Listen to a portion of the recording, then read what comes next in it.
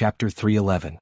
Please throw away the notes on the Overwatch Council's regulations and turn to the last page of the Overwatch Council's internal reference material, Volume 5. The fifth volume was a summary of the cases of the Overwatch Council over the years. It copied the analysis and summaries of the various representative cases of the last few decades. Aimed at the various cases, it explained in detail the origins of the planning, the brewing process, the influence of the variables and the final result. There were many cases in the fifth volume. With the help of the Overwatch Council's intelligence network, as well as the relevant evidence found in the cases, it was enough to explain most of the so-called conspiracies in the world. It was enough to find the true cause of the events as well as the procedures in between, because in reality humans were far less imaginative than they thought they were. But there was also a type of case where people could only dig up one or two sides of the story, and could not explain everything. That was the 3 words written on the last page of Volume 5, 3 words that Fan Xian and Qin Pingping were very familiar with. A fairy trap. A fairy trap referred to a situation in which there were variables that could not be determined by common sense, resulting in a situation that even the gods could not predict. For example, when Qin Pingping led the Black Knights in a 1,000-mile assault deep into the northern Wei Kingdom, they captured Xiao En, who had secretly returned to his hometown to attend his son's wedding. The Overwatch Council had already calculated all the details, and had even calculated that they would have to pay a heavy price. But at the wedding, Xiao En did not actually drink the fine wine that Fei Jie had meticulously prepared. The Northern Wei spy chief controlled his food and drink and everything else around him, with a calm, almost callous degree. But just when the people of Qing thought that this conspiracy could not proceed as planned, the story took an unimaginable turn. Xiao En heard the noise coming from the bridal chamber and began to feel depressed. He began to drink to drown his sorrows. Coincidentally, the captain of the bodyguards responsible for guarding the leather pouch for him had not been able to resist his craving for wine during the journey and had already finished it. So when Xiao En asked for wine, this irresponsible captain of the bodyguards lost his head in fear and gulped down a pouch of wedding wine. And so Xiao En was poisoned, and so Qin Pingping and Fei Jie succeeded. And it was not until a long time later that Qin Pingping and the others learned that the reason Xiao En was so depressed was because his son was impotent.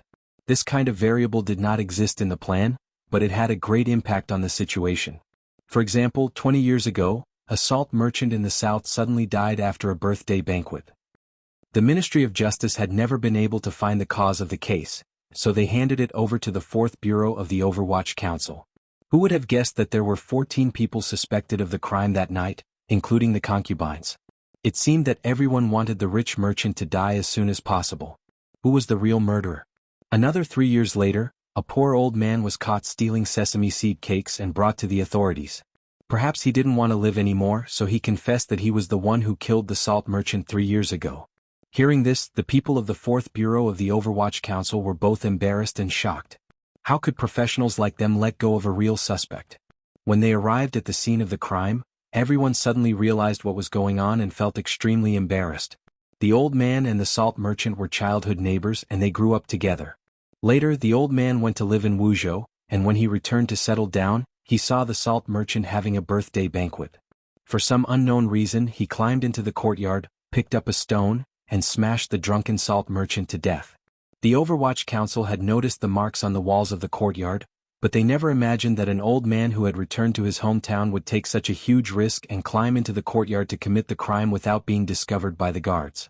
At the time, Yan Ruohai had not yet become the head of the 4th Bureau. He asked the old man curiously, "After I investigated the case, Bao Zheng also asked you questions. Why were you not nervous at all?" The old man said, "What is there to be nervous about? If worst comes to worst, I'll just have to pay with my life." This was probably the first time Yan Ruohai had seen such a fearsome character, but he still found it strange. "Why did you kill him?" The old man confidently replied, "When I was young, he slapped me once." The assassination in the floating temple seemed to be a trap set up by a deity. Because His Majesty had grown suspicious of the Yi family and was afraid that they had a great grandmaster in their family, His Majesty came up with such a shameless plan to frame them. On one hand, he used the name of the harem to transfer Gong Yen away, and on the other hand he set a small fire in the floating temple. As for this fire, Fan Jian and Qin Pingping both knew about it. After the fire started, the top floor became a little chaotic. The assassin from Shi saw this opportunity and finally made his move. He had been in the palace for more than 10 years, and he could not endure it any longer. This kind of life was hard to bear. 3 years passed and another 3 years passed and he did not know when it would end. At the time, Eunuch Hong was protecting the Empress Dowager, and his judgment of Fan Xian's power was slightly off. So when he saw the emperor only a few steps away from him, he made his move. The guards made their move, giving the white-clothed swordsman another opportunity. The white-clothed swordsman made his move. The young eunuch, who had been hiding for a long time, saw the emperor's back less than a foot away from him, and thought of the dagger hidden in the wooden pillar. He thought this was a chance given to him by the heavens. Faced with this kind of naked temptation, how could he, who had sworn to take revenge, cut off his wife and entered the palace, pass up this opportunity? The emperor's absurd act of arson began, and all the people hiding in the dark sensed that there were too many opportunities to take advantage of. Of course, the assassins were determined and brave. Although they had no contact with each other, they chose to attack one after the other. Helping each other was satisfying themselves. As long as they could kill the emperor of the kingdom of Qing, they did not care about their own lives, but they cherished this opportunity that had been created by a freak combination of factors. They came from all over the world and for the same goal, they walked together with determination and tacit understanding. Late at night in Guangxin Palace, Fan Xian lay on the bed looking at the gauze curtain on the bed. He could not fall asleep. He had been recovering in the palace these days after his injury, and he had slept a little too much during the day. The candlelight in the palace was a little dim. His eyes stared at the thin gauze curtain, as if he wanted to use Enmu's ultimate skill to tear it apart and see the truth behind it. Had already fallen asleep. She was far away from him on the big bed, afraid that if she moved at night she would touch the wound on his chest. Fan Xian turned his head to look at her, and with some pity, used his gaze to stroke the long black hair that was exposed outside the pillow. The palace was very quiet. The eunuchs were all asleep, and the serving girls on night duty were resting on square stools. Fan Xian turned his gaze to the sky again and began to talk to himself. His lips opened and closed slightly, but he did not make a single sound. He was asking himself and at the same time sorting out the ins and outs of this matter. The assassin from Shihu, the hidden eunuch, these are all people who have left behind evidence, so there shouldn't be any problems with the Overwatch Council's judgment. In the dark night, his lips opened and closed noiselessly, looking somewhat strange. But what about the shadow? Other than myself, probably no one knows that the white-clothed swordsman is the head of the 6th Bureau, the most powerful assassin in the Qing Kingdom, the shadow who has lived in the darkness for many years and has never been seen by anyone. His eyebrows twisted in a rather attractive manner. An immortal trap? I think this immortal must be a cripple. He laughed coldly at the empty bed. The emperor wants to arrange a trap to remove the Yi family's power in Jingdo, and cut off the eldest princess's possible hand. Presumably even the emperor feels that I have pushed the second prince too hard, and he must know what I will do to Xinjiang after the new year. Thinking of this, Fan Xian couldn't help but suck in a cold breath. He didn't know if it was because of the pain from his wound, or because he was shocked by the emperor's despicable methods. He thought to himself, His Majesty is too despicable, too shameless. Then what do you want to do? He tried to guess Qin Pingping's true intentions. If I asked you face to face, I think you would just sit in your wheelchair and say, in Qin Garden, I told you that I would deal with the matter of the emperor's favor. The emperor's favor? After the unexpected turn of events, you still have the leisure to arrange for the shadow to carry out an assassination, and then let yourself be the hero? Is it really that simple? As the foremost assassin in the Qing Kingdom, it was not difficult to imagine the shadow being able to hide from Eunuch Hong's ears. But Fan Xian didn't want to believe that the shadow's actions were purely to set up a trap. He wanted him to save the emperor's life, and in doing so, receive the unshakable favor of the emperor. The movement was too big and the result was not rich enough. It didn't match Qin Pingping's calculative personality, so he always felt that Qin Pingping was hiding something from him. And you're not afraid that I know it was the shadow? Fan Xian raised his eyebrows. But if you want to assassinate the emperor, that doesn't make sense. Putting aside the problem of a loyal dog suddenly becoming disloyal, given your power, if you wanted to assassinate, you would certainly create a more perfect environment. You want to test the princes on behalf of the emperor? F***ck, you old dog, aren't you being too nosy? And I don't think the emperor wants to be so frightened. After thinking about it, he was entangled in the situation, unable to extricate himself.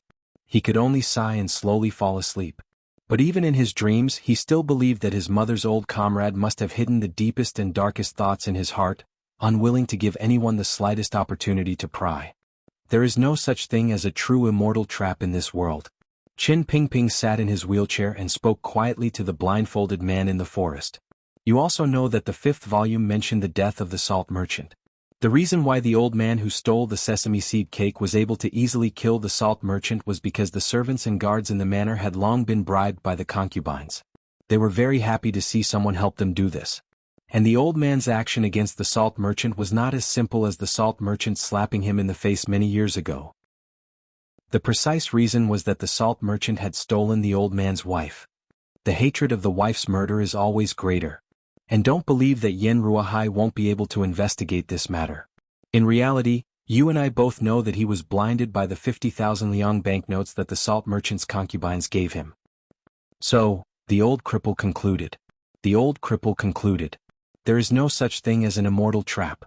Everything was arranged by someone. Even if there were variables that coincidentally appeared, they were all within my control. If I couldn't control them, the emperor would already be dead by now. Wu Zhu coldly said, there is no such thing as a complete immortal trap in this world. I admit that the existence of the Western Hu assassin and the little eunuch almost messed up my entire plan. But fortunately, it did not fundamentally affect the emperor's safety. From your tone, I can't tell that you are sufficiently loyal to the emperor. Qin Pingping smiled. I am loyal to the emperor, but for the emperor's true benefit, I don't mind the emperor being frightened a little. What is true benefit? A sufficiently mature successor? Perhaps it was only in front of an old acquaintance like Qin Pingping that Wu Zhu would speak as much as he did today. Planning? Qin Pingping said seriously. Qin Pingping said sternly, politics is a process of planning. If your majesty wants to drive the Yi family out, just a fire is far from enough. Do you think that if the emperor knew the truth of the matter, he would believe your explanation? Wu Zhu asked coldly. Qin Pingping shook his head. As long as it is beneficial to the emperor, whether or not I am believed is not important. Wu Zhu believed that he and Fei Jie were both such old perverts. In a quiet voice he said, your emperor almost died. Qin Pingping was very used to this treasonous form of address. It had been like this for many years. Wu Zhu would never address him as His Majesty, like ordinary people did. His heart was filled with reverence. The emperor will not die. The old man's words were very forceful. This is something that I absolutely believe. Don't forget, the emperor will never let anyone know of his final trump card. Whether he dies or not, I don't care. Wu Zhu suddenly tilted his head. I only care that he almost died. The two of them represented Wu Zhu's completely different attitudes. Qin Pingping laughed bitterly. Of course, he knew that Fan Xian's accidental injury would turn the old man into a terrifying killing machine. Even someone as sinister as him, when faced with the cold Wu Zhu, he still felt a chill from the bottom of his heart. So he tried to explain. Fan Xian was worried that the emperor would grow suspicious of him because of his rapid rise to power, so I arranged this matter to solve his doubts once and for all. Of course, I arranged the beginning of the story, but I didn't guess the end. He smiled slightly, as if he was very proud that he still remembered the lady's catchphrase. Although this has a lot to do with the shadow, he always wants to fight you, but you won't give him the chance. So, it's rare for him to have a chance to fight your personal disciple, and he is a bit reluctant to do so. Of course, if Fan Xian hadn't chased after you and suffered such heavy injuries, this matter would not have had much meaning. Wu Zhu suddenly said very abruptly, you let the shadow come back. I gave him the chance to fight me. This cold joke almost made Qin Pingping choke. After coughing for a long time, he spread out his hands and said, it was just an accident. Wu Zhu said straightforwardly, if it was an accident, why did he already escape before I came? Qin Pingping's wrinkled face was full of a bitter smile, and he coughed a lot before he calmed down. This was my arrangement because I was worried that you would be unhappy and let something happen to him. You should know that I only have one truly useful person by my side. If you killed him, how could these old bones of mine continue to live? Wu Zhu said nothing. Only the black cloth fluttering in the night wind expressed his dissatisfaction. After I die, the shadow will be loyal to him. Qin Pingping very seriously stated his reward. Wu Zhu slightly tilted his head, as if considering whether or not Fan Xian would accept this compensation. After thinking for a while, based on his judgment, a person as lustful as Fan Xian would certainly be interested in a 9th-level super-strong assassin. He was silent for a while and then said, you found me in the south saying that there was something fun to show me in the capital. Is this the show? Fan Xian always said that you were playing in the south and I thought he was lying to me. I didn't think you were really in the south, said Qin Pingping. What a coincidence. Qin Pingping suddenly leaned forward. I was going to let you watch the show, but I underestimated Fan Xian's power, and I underestimated Fan Jian's shamelessness. That old man knew that the fire was set by His Majesty, and so he rushed Fan Xian upstairs to save His Majesty. The old man laughed shrilly. It's a pity that you didn't see it. Wu Zhu slowly raised his head. You want to kill the Empress Dowager? Qin Pingping shook his head. After all, the Empress Dowager is Fan Xian's grandmother. Furthermore, although she watched from the side as the matter of the young lady happened and did not lend a hand to Taiping Courtyard, she did not personally participate in this matter. Up until now, what I have found is not enough to explain anything. Wu Zhu shook his head. In the future, if you find something or if I find something, no matter what Fan Xian does, I will do it. Qin Pingping knew what kind of determination and strength the words, I will do it, represented, but he still shook his head firmly. Old 5, although you are the most terrifying person in the world, you still should not underestimate the true strength of a country, a palace. And since I am the director of the Overwatch Council, I must consider how the kingdom of Qin can be safely passed down. Don't forget, this is also the lady's last wish. He smiled. So I will do these boring things. So what were you going to show me? Qin Pingping suddenly sighed and his voice sounded a little lonely. Since this show has not yet begun, let's not talk about it now. Wu Zhu's reaction was not like that of an ordinary person's. It seemed that he had no interest in asking questions, and quickly turned around, ready to disappear into the darkness. We haven't seen each other since you took the young master to Danzhou. Qin Pingping suddenly sighed behind him. We haven't seen each other in 17 years and you're leaving so soon? Wu Zhu paused and said 2 dry words. Take care. Then he really did disappear into the darkness. Given Wu Zhu's power and temperament, for him to say take care was already a miraculous thing. At least, Qin Pingping felt a glimmer of warmth in his heart. The old servant of Qin Garden came over and pushed his wheelchair into the room. Qin Pingping seemed to be thinking about something. Suddenly, he let out a sigh of satisfaction and said, Tell me, to be able to successfully lure those 2 extremely patient guards and eunuchs into action, do I count as a very powerful person? But I have to thank that assassin from Shihu. If he had seen Fan Xian go upstairs, he would have continued to lie in ambush, and this would have been very boring. The old servant smiled bitterly. The director's calculations are flawless. Qin Pingping sighed. I was born to be busy and I never forget to pull out the nails for His Majesty. How could I compare to His Majesty? He stayed in the palace for a few more days until the frost grew colder, and there were signs of snow falling in the sky. At Fan Xian's strong request, the Emperor of Qin finally allowed him to go home. After the rescue in the floating temple, anyone with eyes could see that Fan Xian had recovered from his injuries in the palace. The Emperor was furious. From all these details he found that Fan Xian had not only recovered to his original state, but it was even better than before. After all, he had used his own body to block a fatal sword. Even if it was an act of seeking favor, it was a favor that he had exchanged his life for. Not many people would be jealous of him, they were just jealous.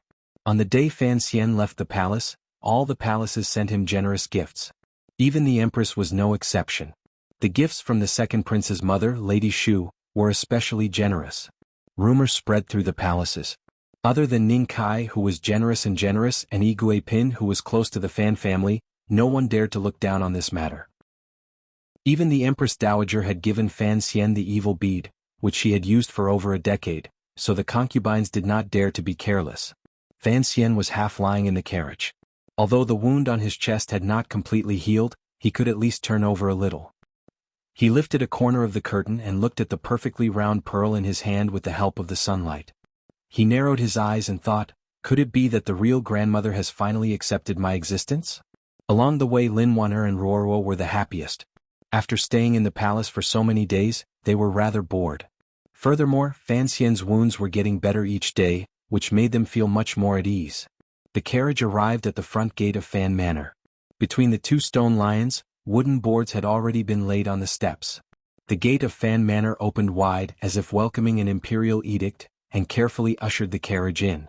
Normally, a carriage could not enter the manor directly from the front gate, but the young master was so injured that it had to be arranged properly. The carriage drove directly to the back of the manor, and Teng Zijing and a few others carefully lifted Fan Xian down. Cici carefully guarded him. She did not have the right to enter the palace and had been worried sick at home. Fan Xian looked at her blushing cheeks and laughed a little. He turned his head and saw his father and Lady Lu. He saw the faint concern in his father's eyes, which was feigned calmness, and his heart warmed. He said quietly, "Father, I'm back. What the old cripple wants to do will be revealed in the 7th volume of Emperor of the Dynasty. The 6th volume is called Pleasure Before the Palace. Of course, after this, the old cripple will stay in the Qin Garden to look at the beauties and not come out for 10,000 years. The true reason for the assassination in the Hanging Temple will not affect Fan Xian's happy life in any way. Of course, this paragraph does not count.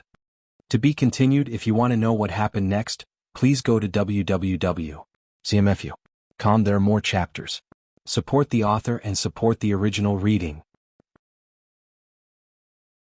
Chapter 312. The development of the matter did not exceed Fan Xian's expectations. The great grandmaster of the Qin kingdom, who traveled the world like a lone swan, still did not return to the capital. The Yi family quietly accepted the arrangement and was forced to separate themselves from the entire defense system of the capital. Of course, in the middle and lower levels of the arrangements, they still had some power left, but they were unable to make too big of a splash. They had already lost the power to directly influence the future of the court.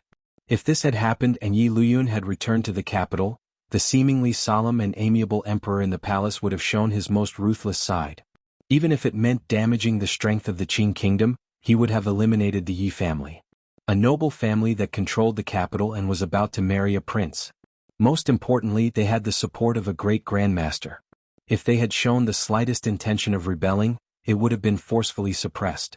In the end, Yi Luyun did not return to the capital. This meant that the Yi family had no choice but to accept the current situation. Of course, for Yi Luyun's sake, the emperor saw that the Yi family had never truly weakened their loyalty, and would not make things too difficult for the Yi family. Yi Zhong was still stationed in Sangzhou, and his title of nobility and military service had not been reduced. His rewards were even greater than before. Even the straightforward and somewhat cute Gong Dian had committed such a great crime, but the emperor did not punish him severely. He only took away all of his military service, gave him 30 strokes of the cane, and demoted him to a commoner. The Yi family felt wronged, but for the stability of the Qin kingdom, they could only make this sacrifice. Fortunately, they could use this opportunity to leave the capital, a place of trouble, and it was not necessarily a bad thing. In reality, the ones who were most disappointed were the eldest princess, who was far away in Xinjiang, and the second prince, who was currently under house arrest in his manor. How preposterous! Fan Xian looked at the council report that Mu Tai had sent him and could not help but shake his head. After the Yi family temporarily retreated, the defense of the capital was something that everyone in the court was watching. The position of commander of the Jingdo garrison had fallen into Qin Heng's hands, and the most important position, the commander of the imperial army and the minister of the imperial bodyguards, which had always been held by one person, had been split in two by the emperor.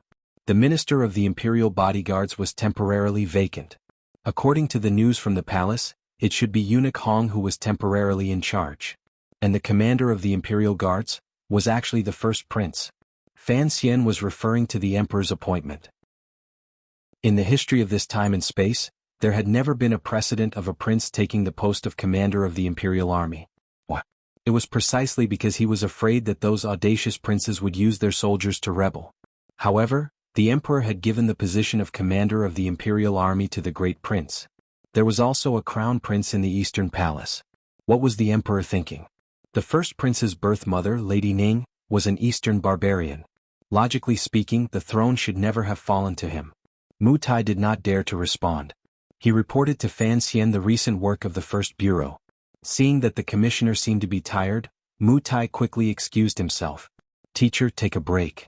In private, Shi Chanli was still used to calling Fan Xian teacher and not sir. He looked at Fan Xian's complexion, which was clearly lacking in qi and blood. His heart ached as he said, "The emperor has given a clear edict for you to not be involved in council affairs for 3 months. It is clear that he wants you to rest well, yet you refuse to listen." His teacher was very fond of him, and as a student he felt a little proud of himself. Fan Xian shook his head and jokingly scolded him, "Why don't you stay at Baoyue brothel? Why do you come to my study every day?" Shi Chanli gave a wry smile and said, "That place, it feels wrong to stay there." Fan Xian laughed and chased him out. He also told him to call Deng Ziyu in. Deng Ziyu entered the study, and Fan Xian's face immediately became serious. He asked, What is the council's conclusion about the white-clothed assassin? Although he knew that it would be impossible for him to dig out the secret in Qin Pingping's heart, it would be a shame to give up the resources that the old cripple had in his hands and not use them to make guesses. Deng Ziyu shook his head and said, although the emperor called out the assassin's identity in the hanging temple. He gave a wry smile and said, Sir, you know that the emperor is not a martial artist. His words cannot be trusted. Sigu Jian did have a younger brother, but he has been missing for many years. Everyone is guessing whether or not he was killed by Sigu Jian when he took over Dongyi. So, the council has been very careful in expressing their opposition. Fan Xian was a little surprised. He was surprised that the Overwatch Council did not get rid of this tale under Qin Pingping's guidance. Or was it that Qin Pingping was confident that the Shadow's true identity could not be guessed, and so he did not do anything? But Deng Ziyu said the second but with embarrassment on his face. Since your majesty has said that he is Sigu Jian's younger brother as officials, it is not appropriate for us to directly object.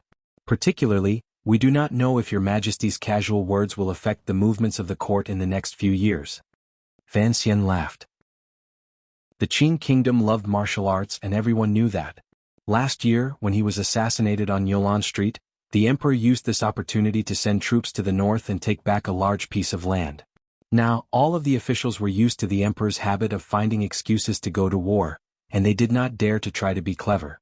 As for the matter of the hanging temple, Fan Xian should have personally gone to the Overwatch Council to interrogate the eunuch and look at the assassin's body. But he knew how muddy the waters were, and he was still thinking about whether or not he should get too involved. Another reason was that, in his current physical condition, none of his family, including his father, would allow him to leave the manor. He did not dare to leave. Young Master Fan, who valued his life as much as gold, had lost all of his jinqi. He did not know when he would be able to get it back. He was extremely disappointed, and he was especially careful about his own safety. Of course, Fan Xian would not reveal his true situation to anyone. The door to the study was pushed open with a creak. The guards outside did not respond. Fan Xian lay on the bed and turned his head to look. It was indeed Wan'er and his sister. Deng Ziyu saw the faint anger on the faces of his wife and daughter, and he knew it was time for him to leave. He bowed and respectfully retreated. Fan Xian wanted him to tell Bingyun to come to the manor, but he did not have the opportunity to do so. You said you would take care of yourself, but you just don't want to. The sister-in-law and sister-in-law worked together to change his dressing and feed him medicine. They also tried to persuade him. Fan Xian gave a wry smile and said, maybe it's because I didn't think of a good name. I can't stay idle. Not only could he not stay idle. Ever since Fan Xian left the palace and returned home, the Fan Manor became the busiest place in the capital. Every day, officials from the 3 departments, 3 temples and 6 ministries came to visit the commissioner. Countless nobles came to visit, and officials, regardless of faction, all came to show their goodwill. On the south street in front of the Fan Manor, the black carriages were like clouds, and the gift boxes were like dragons. The people who came to the Fan Manor gave him all kinds of precious medicine. There was no way Fan Xian could eat all of it by himself. Aside from the truly valuable ingredients, the rest were given to the Baoyue brothel. The assassination in the Hanging Temple made Fan Xian once again the most powerful official in the Qin kingdom. Compared to his sudden rise to become the commissioner of the Overwatch Council, this time, he had saved the emperor as a cornerstone. He appeared to be much more solid and stable, which made the officials of the Qin kingdom secretly fear him. The officials were not blind or deaf. After Fan Xian was injured, he was kept in the palace for many days. And according to the news from the palace, the emperor did not sleep much the night Fan Xian was treated. Only Qin Pingping, the lonely old man, could compare to the emperor's favor. Many people were carefully trying to curry favor with the Fan Manor, but in their hearts they were not completely convinced. Especially the brave young people, they could not help but be jealous of Fan Xian's good luck. When the emperor was assassinated, why were they not by his side? This time the family earned a lot of money. Fan Xian was speaking seriously and he was not joking. In his previous life, if a county was sick, it would cost at least tens of thousands. Furthermore, he was a high-ranking official in the Qin kingdom, where bribery was becoming more and more common. It's been hard on you, master? Lin Wan'er smiled lightly, and fed him some medicine like she was coaxing a child. She was of noble birth and did not care about the flattery of the officials. Fan Xian, who was recuperating, was not in the mood to receive the officials who claimed to be there to see him but were actually expressing goodwill. These officials all had their own backgrounds, so Minister Fan could only suffer. Other than routine ministry work, most of his time was spent greeting the guests. Fan Ruoruo complained, "These people came once and they took turns to come again. Aren't they afraid of annoying me? All the officials are fine." Lin Wan'er suddenly thought of something and her face showed admiration. She looked at Fan Xian and smiled. "The scariest one is the royal doctor. That old man is a very patient man. He came 4 times and you refused to see him. In the end, even the emperor sent word to him that you would not go to the Imperial Academy of Medicine, but he still refused to give up. As a matter of fact, I heard from Master Teng that the royal doctor came again today. He is sitting in the study room and he refuses to leave. A cup of tea has turned into water, and he pretends not to see Master Teng's expression." She sighed. "What a powerful man." Fan Xian laughed bitterly. Although he didn't say anything, he admired the thick-skinned Qing Kingdom's #1 imperial doctor. That night in the palace, the royal doctor had no confidence in his medical skills, but that did not affect his decision to stay in Guangxin Palace and secretly learn from him. Later, he discovered the wonders of Fan Xian's medical skills, and made up his mind to bring Fan Xian to the Imperial Academy of Medicine. At the very least, he wanted Fan Xian to pass on his strange medical skills. His determination was strong, and he repeatedly visited Fan Xian and refused to leave. His methods were shameless and strange. In the eyes of the doctors of the Qing Kingdom, surgery was naturally incomparably magical, but Fan Xian knew that he was just lucky at the time, and there were some crucial problems that made it very difficult to spread this knowledge in the current world. He tilted his head to look at his sister, who was carefully adjusting the bandages around his wound. He suddenly thought of a possibility but immediately shook his head. The 3 of them were alone in the study room and the atmosphere was just right. Unexpectedly, someone gently knocked on the door. Fan Xian furrowed his brows. "A guest has come to visit," the servant outside the door reported respectfully. This time even Lin Wan'er furrowed her brows. "Didn't I say I wouldn't see anyone?" Fan Xian smiled bitterly at the great prince who had come uninvited and said, "It's so convenient to be in the palace. You didn't go to the plum garden to see me, why have you come today?" Lin Wan'er also pouted. "Brother, there are many people in the manor right now. Why have you come to join in the fun?" The great prince looked at her helplessly. He had watched this sister grow up. She had only been married for a year, and all her thoughts were on her husband's family. There isn't much to talk about. The brother and sister bickered a bit more, and the great prince had no choice but to admit defeat. Using a trick of moving flowers to catch jade, he said in a low voice, "The great princess has also come with me. She is talking to Lady Fan. Sister Qin, you should go and see." The great princess he spoke of was the woman who had come all the way from northern Qi for a marriage alliance. Fan Xian was slightly surprised. He hadn't thought that the man and woman had cultivated such feelings before marriage, and that the palace allowed them to come and go as a pair. He then thought of the few conversations he had with the great princess on the way back, and couldn't help but be surprised. Lin Wan'er and Fan Ruoruo were incomparably curious about this foreign princess, whom they had only heard of but never seen. Furthermore, they knew that the great prince must have something to say to Fan Xian, so they rose to leave. The study room quieted down. Fan Xian raised his right hand slightly, indicating that the great prince should have some tea. In a quiet voice he said, "Congratulations, Your Highness." Naturally, he was congratulating the great prince for taking the position of commander of the imperial army. The great prince's eyebrows rose and then immediately relaxed. He said lightly, "What is there to congratulate? I was originally the general of the Western expedition." Fan Xian smiled. "Although I have been demoted by 2 ranks, how can the central command of the imperial army be the same as the Yin Mountains on the border?" The great prince looked at him, unsure if there was some other meaning hidden in his words. After a moment he said, I do not want to be the commander of the imperial army. I would rather go to the north and replace Yan Xiaoyi." Fan Xian shook his head, thinking that the emperor had sent Yan Xiaoyi far away and had the Yi family firmly under his thumb. He was guarding against that crazy woman in Xinjiang. "If you go to the north, of course Yan Xiaoyi will be happy, but the emperor will be very unhappy. Don't tell me that the great prince came to see a sick person like me today to talk about his unhappiness in the workplace." He laughed lightly. "I can be a competent listener.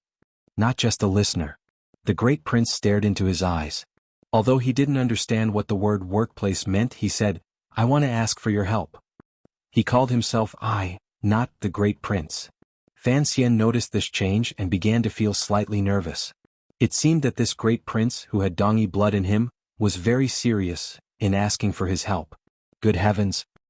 He sighed bitterly in his heart and looked at the great prince. Your Highness, the commander of the imperial army is a very important position. The emperor trusts your loyalty, and that is why he made this arrangement. Fan Xian is an official, how can I make such presumptuous comments? The great prince shook his head. Fan Xian, to tell you the truth, when I first returned to the capital, I did not think much of you. When I was in the West, I heard that there was an immortal poet in Jingdo. But I am a general and I have never believed in such romantic things. How can they help the people of the world and the court? He then changed the subject. But after returning to the capital for a few months, I saw that your actions were ruthless and pure, and that you were very talented. Not to mention the fact that you made things difficult for the second prince, but the incident in the hanging temple changed my opinion of you. And in the palace, you were able to cure your near-death injury. The prince, whose face was slightly dark, said solemnly, Now, I cannot think of anything in this world that can trouble you. So in this matter you must help me. Faced with countless compliments, Fan Xian fell silent. Qin Pingping had once said that the great prince in front of him was different. Since he was young, he had purposely stayed away from the palace.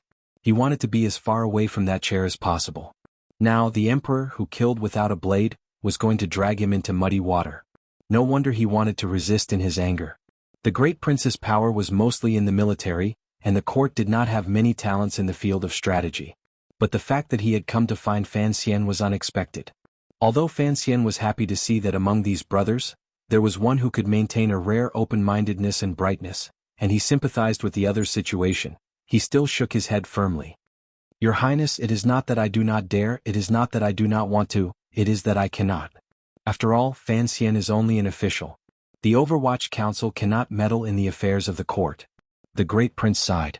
His visit today was a bit presumptuous and even risky. But looking around the capital, other than Fan Xian, who else could he go to? Could it be that in the end he could only go to Qin Garden again? The emperor has made up his mind and no one can change it. I think your Highness does not need to go to Qin Garden again. But I am a bit curious, your Highness, what decision did you make today? In your eyes, I don't think I'm a kind and benevolent official. Fan Xian seemed to be able to guess what he was thinking. The great prince slowly drank the fragrant tea in his cup and said, Fan Xian, you can hide it from others but you cannot hide it from me. Do not forget I was also in the hanging temple at the time. Based on the fact that you first saved my little brother and then father, I know you are a person worthy of trust. Fan Xian was silent. He did not think that the values formed in that world would make the emperor and the great prince both have a strange kind of trust in him. The great prince came today to express his attitude to the Overwatch Council. At the same time, he hoped to get some useful hints from Fan Xian. However, since Fan Xian maintained his silence, it was not good for him to be too rash. With Wanner acting as a bridge between them, if the situation in the capital changed in the future, he did not expect the Overwatch Council to help him. But if Fan Xian could reveal some useful information, that would be enough. I heard the royal doctor is in your manor, and has already come a few times? He awkwardly changed the topic. His long years on the horse had made him not very familiar with the curves of officialdom. Fan Xian laughed in his heart and explained, He wanted me to take a position in the Imperial Academy of Medicine. After the emperor refused, he wanted me to go teach students there. It was supposed to be a casual conversation, but the great prince became serious. He said, Fan Xian, I also think you should go to the Imperial Academy of Medicine. That night I stood guard outside Guangxing Palace. Seeing the serious expressions of the royal doctors, I knew your medical skills were very good. He curiously asked, Actually, many people in the capital are wondering how you could allow Miss Fan to work on your own stomach. The royal doctors have already made you sound like a god. Fan Xian gave a wry smile and said, Don't believe them. Everyone knows that Fei Jie is my teacher. If they were 4 years old and were digging up graves every day, opening up corpses that were soaking in water, they would be as good as I am. So that's how it is. It seems that nothing can be explained by the word genius. The great prince sighed and continued, Of course, the Imperial Academy of Medicine is not as powerful as the Overwatch Council, but it is more peaceful. The idea of the royal doctor is very simple. If your medical skills were taught, who knows how many lives could be saved. He looked into Fan Xian's eyes seriously and said, Saving people is better than killing them. And I have been in the army for many years, so I know what a good doctor means to those injured soldiers. Why would I teach them medical skills? To benefit the world. The royal doctor must be thinking the same thing? Exactly. Your Highness, so your secondary purpose today is to help the royal doctor persuade you. No wonder the topic changed so strangely earlier. Fan Xian laughed. Seeing him laugh so proudly, the great prince's face gradually darkened. He said, "Do you think we are all talking nonsense?" In fact, it was close to nonsense. Asking Fan Xian to give up his position as commissioner of the Overwatch Council and become a medical professor was something that no one could have persuaded him to do. But the royal doctor and the great prince, these two pedantic people, had said it directly. Fan Xian stopped laughing and found that the wound on his chest was slightly painful. He was shocked and said, "I am not making fun of you. On the contrary, I do have some respect for the royal doctor." There were many problems that could not be solved in surgery. The first was anesthesia, the second was disinfection, and the third was the equipment. Currently, the standards of this world were not enough to solve these problems. Fan Xian used chloroform to anesthetize him, and he used hard resistance to disinfect him. These were all built on the foundation of his strong physical strength. If it had been an ordinary person, they would probably have been drugged to death or died from complications. As for the equipment, it was even more difficult to solve. Fan Xian and Fei Jie had thought about it for a few years, but in the end they could only use the power of the third bureau to make a set. If they could not even stop the bleeding, what was the point of making an operation? Using words that the great prince could understand to explain these reasons, the great prince finally understood. This kind of medical skill was a relatively powerful one. It used the injured person's body to fight against the drugs at the tip of the knife. If Fan Xian had not practiced martial arts since he was a child, he would not have been able to survive. Thinking of the soldiers in the Western Expedition Army who had been injured by arrows and died, he felt some regret. He slapped his thigh and sighed. Is there no better way? For some reason, Fan Xian's mind floated back to his sister's surprisingly steady hands. He comforted him. There are some basic things. In a few days, I will have Ruoro go to the Imperial Academy of Medicine to consult with the royal doctors. The great prince nodded and said, "Earlier, you seemed to be disapproving of the words benefiting the common people." This was the doubt in his heart. On the surface, Fan Xian was a powerful official who put profit above all else. But after observing him from the sidelines, the great prince felt that his ambitions were not limited to this. Fan Xian was quiet for a while, then said quietly, "There are many ways to benefit the common people. Saving lives is not the only way." The great prince did not understand. "For example, Your Highness. You have been in the West for many years, fighting with the Hu people and killing countless people," he said with a smile. "But you have prevented the Western Hu from invading. Is that not benefiting the common people?" No matter how steady the great prince was, he had to accept this flattery. Another example is me. Although everyone thinks the Overwatch Council is just a sinister and terrifying secret agency, if I can use it in my hands and do my best to lean on the right path, make the Qing Kingdom unbreakable, and the people can live and work in peace and contentment, is that not benefiting the common people? Perhaps the goal is the same, but there are many ways. The more Fan Xian spoke, the more excited he became. He was very much like the middle school Chinese teacher from his previous life. He told the story of Lu Sun abandoning medicine to become a scholar with a smile on his face. Of course, it was an old story from 1,000 years ago that he had come across in an ancient book written by Zhuang Mohan. The great prince was stunned. Saving the people's bodies is not as good as saving the people's spirits? He slapped his thigh and said, "But the Qing Kingdom is not as weak as the country in the story. Why is there a need to use words to educate people?" These words were true.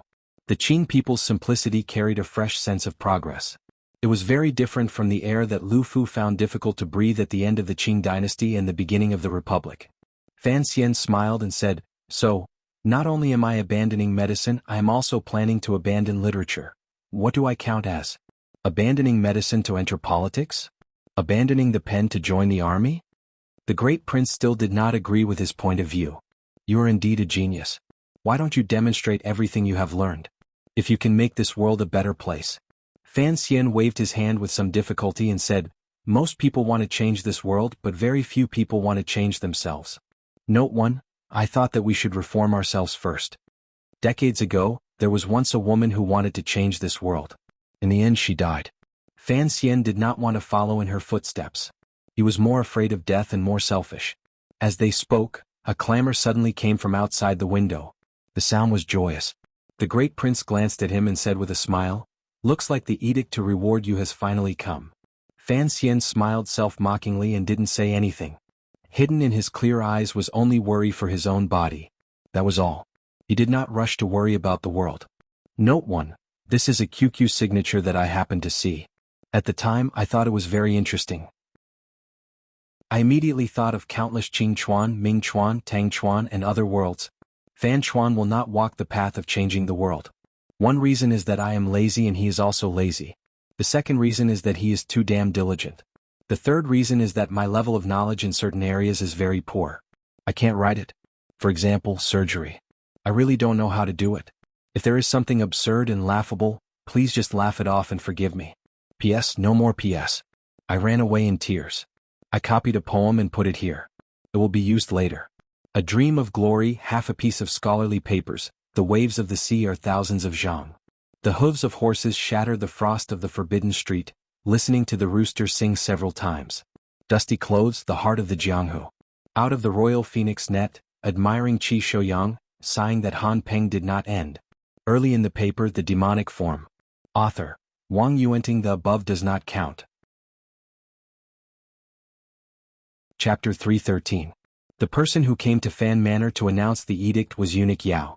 With the sound of 3 cannons, the Fan Manor busied themselves for a while before setting up the incense table and setting up the routine. Everyone in the manor waited in the great hall. The great prince and the northern Qi princess did not find it convenient to stay in the manor, so they left. However, the imperial doctor remained resolutely in the study. The imperial edict entering the manor was a major event. Even Fan Xian was forced to be carried out of his bedroom. Fortunately, the palace remembered that he was recovering from his injuries, so they ordered him not to get out of bed to receive the edict. It could be considered a special favor. He listened to Eunuch Yao's sharp voice and found that the emperor had indeed rewarded a lot of things this time. It took a while for him to finish reading them. Naturally, he did not take these rewards to heart, so he did not listen carefully. On the contrary, he felt that the eunuch's voice was very hypnotic. Lying on the warm and soft couch, his eyelids were slightly closed. He was about to fall asleep. Minister Fan coughed gently and used his gaze to remind Fan Xian. After a slight shock, Wanner gently pinched Fan Xian's palm. Only then did he manage to open his eyes. In the end, he only heard something about 500 bolts of silk, how many mu of land, how many gold ingots, how many silver ingots. In the end, there was nothing new. The Fan family lacked everything but not silver. This was something that the Qing people knew, so the emperor was not prepared to make too much compensation to Fan Xian in this area. He only had Fan Xian restore his title of nobility and conveniently raised Fan Jian by 1 rank. Father and son shared the glory. After the official edict was announced, everyone in the hall silently dispersed. Only then did Eunuch Yao begin to quietly read the emperor's secret edict. The secret edict was not secret, but the benefits of this edict could not be announced everywhere. Fan Xian's spirit rose. Hearing that the emperor had transferred 7 tiger guards to him, only then did he feel that the emperor was not too stingy. In his joy, he unconsciously left out the emperor's other 2 edicts. Presently, what he was most worried about was his own personal safety. Next year he was going to Jiangnan. Who knew if he would be able to recover his Jinqi at that time? Uncle Wu Zhu was increasingly not taking his life seriously. He still had to rely on himself. Outside the garden, Fan Xian saw the 7 familiar tiger guards. The leader was Gauda. These tiger guards had accompanied him on a diplomatic mission to northern Qi a few months ago, so of course they were acquaintances.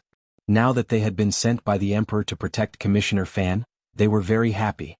Staying with Sir Fan Jr. was much more comfortable than staying in the darkness behind the emperor. Furthermore, Sir Fan Jr. was skilled in martial arts, so they did not have to worry too much. Led by Gauda, the tiger guards with long knives on their backs half knelt on the ground and saluted Fan Xian in unison. "Greetings, Commissioner." Fan Xian coughed twice and smiled. "Rise. We are all old acquaintances. From now on, my life depends on you." The tiger guards thought Sir Fan Jr. was joking, but they didn't know how to respond. They laughed dryly, not knowing that Fan Xian was speaking the truth. With the 7 tigers by his side, even if Haitang suddenly went crazy and wanted to kill him, he would not be afraid or helpless. "Go see father first." Fan Xian gazed at Gauda and said in a quiet voice, "Although normally you shouldn't do this since you are going to follow me, there is no need to be too cautious." Gauda nodded. He was very grateful to Commissioner Fan for pointing it out. He walked excitedly toward the front of the manor in a rush to see his old boss. "Embroidered pillow?" Fine wine. Clothes? There's even a musical instrument? Fan Xian was in his room. Only now did he begin to listen carefully to the list of rewards. He glanced at his wife and forced a smile. Although I was once a functionary, I never knew how to play this. It's just the rules of the palace, Lin Wanner explained. Lin Wanner explained. Seeing Fan Xian's hesitant expression, she did not say that the rewards included things like toilet bowls. At this moment, the garden in the back of the manor was a mess. Teng Zijing was outside the manor arranging for people to receive the rewards from the palace, while the Teng family was busy in the storeroom sorting things. If there were some important things, they had to come to the room to ask for the young mistress's permission. Seeing the wife of the Teng family sweating profusely from running in the cold, Fan Xian couldn't resist sighing and saying, "Is this a reward or punishment?" The wife of the Teng family beamed and said, "Even if it's a stitch or a thread, it can't be sloppy. This is all a blessing from the palace. In all of Jingdo, who else can receive so many rewards at once? The young master has gained a lot of face this time." "Rewards can't be eaten," Fan Xian said self-mockingly. "Using one's life to exchange for face, it's better to not want it." Lin Wanner opened her mouth almost at the same time as him. Both husband and wife looked down on this reward. One probably still felt that the emperor's uncle had bad intentions and hoped that the more generous the reward, the more her husband would block a knife for him in the future. "The emperor is truly stingy," Fan Xian said with a smile. "When you reported the amount of gold and silver, I listened carefully. That amount is truly pitiful." Lin Wanner smiled and said, "You still care about that? Just a meaning. The more complicated the reward, the more it shows the emperor's concern for your injury. How can I not care?" Fan Xian raised his brows and said, "Our family is completely relying on that bookstore to support us. It's not good to have to go to the front manor and ask my father for a use, right? He does have a lot of silver in his hands, but I can't always live off the elderly." The words "live off the elderly" were simple. Lin Wanner vaguely understood. She smiled and saw that there were no idle people in the room. In a quiet voice she teased, "Don't you have a brothel? I hear that one can earn tens of thousands of liang of silver a month." Fan Xian laughed in spite of himself. "That's Xiao Shi's. Don't push it on me." Lin Wanner faked a spit at him and muttered, "In front of your own family you're still pretending. Don't you find it tiring?" "I have to pretend at all times. It's best if I can even fool myself. Why did Big Brother find you earlier?" Lin Wanner opened her eyes wide and asked curiously. Fan Xian thought for a moment and said, "He doesn't want to be the commander of the Imperial Army. He wanted to see if I had any ideas." Lin Wanner furrowed her brows slightly and said, "Given Big Brother's personality, he certainly doesn't want to stay in the capital." Fan Xian smiled coldly and said, "Who wants to stay in the capital? However, the emperor does not feel at ease leaving such a son, who is so good at fighting, to always lead troops outside." These words were rather bold and sinister. Wanner's heart couldn't help but tremble. "You're becoming more and more careless with your words. I can only speak more plainly in front of you," Fan Xian sighed. Fan Xian sighed. "I am willing to help His Highness, but I am just an official. I have no right to speak on these matters. I really do not know how His Highness is so blinded by lard that he has the courage to speak so clearly to me. Perhaps Big Brother thinks, for my sake, you won't harm him." Lin Wanner smiled bitterly. Ever since he was young, his way of thinking has always been this simple. The water in Jingdo is too deep. I've swum for half a day and found that I still haven't reached the bottom. Fan Xian furrowed his brows and said, "When we go to Jiangnan in the spring, you and I will go together. We will strive to stay there for a while longer and truly stop for a while. I just don't know when the time comes. Will the court give you the identity of an imperial envoy to investigate the palace treasury first or directly give you an empty position?" Lin Wanner analyzed seriously. "If I have the identity of an imperial envoy, I can't bring my family. If in name I have to stay in Jiangnan for a long time, it's fine for me to go." Fan Xian shook his head and said, "Who cares how they arrange it? In any case, I am going to take you." "These words are unreasonable," Lin Wanner said with a smile. There was a bit more sweetness in her heart. She also understood that given Fan Xian and her identity, no matter how much they broke the rules, no one dared to say anything. However, she didn't know whether or not the ladies in the palace would agree to her going to Jiangnan. Her body had been weak since she was young. The furthest she had gone was the winter she had spent in the Tsang Mountains last year. Hearing Fan Xian say that it seemed that she might go to the legendary picturesque Jiangnan to see, she was very happy. "Don't overstep the bounds. She suddenly thought of something.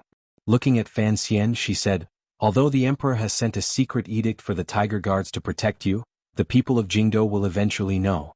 Although you are heavily injured and the tiger guards have a good reason to come, the tiger guard's identity is different.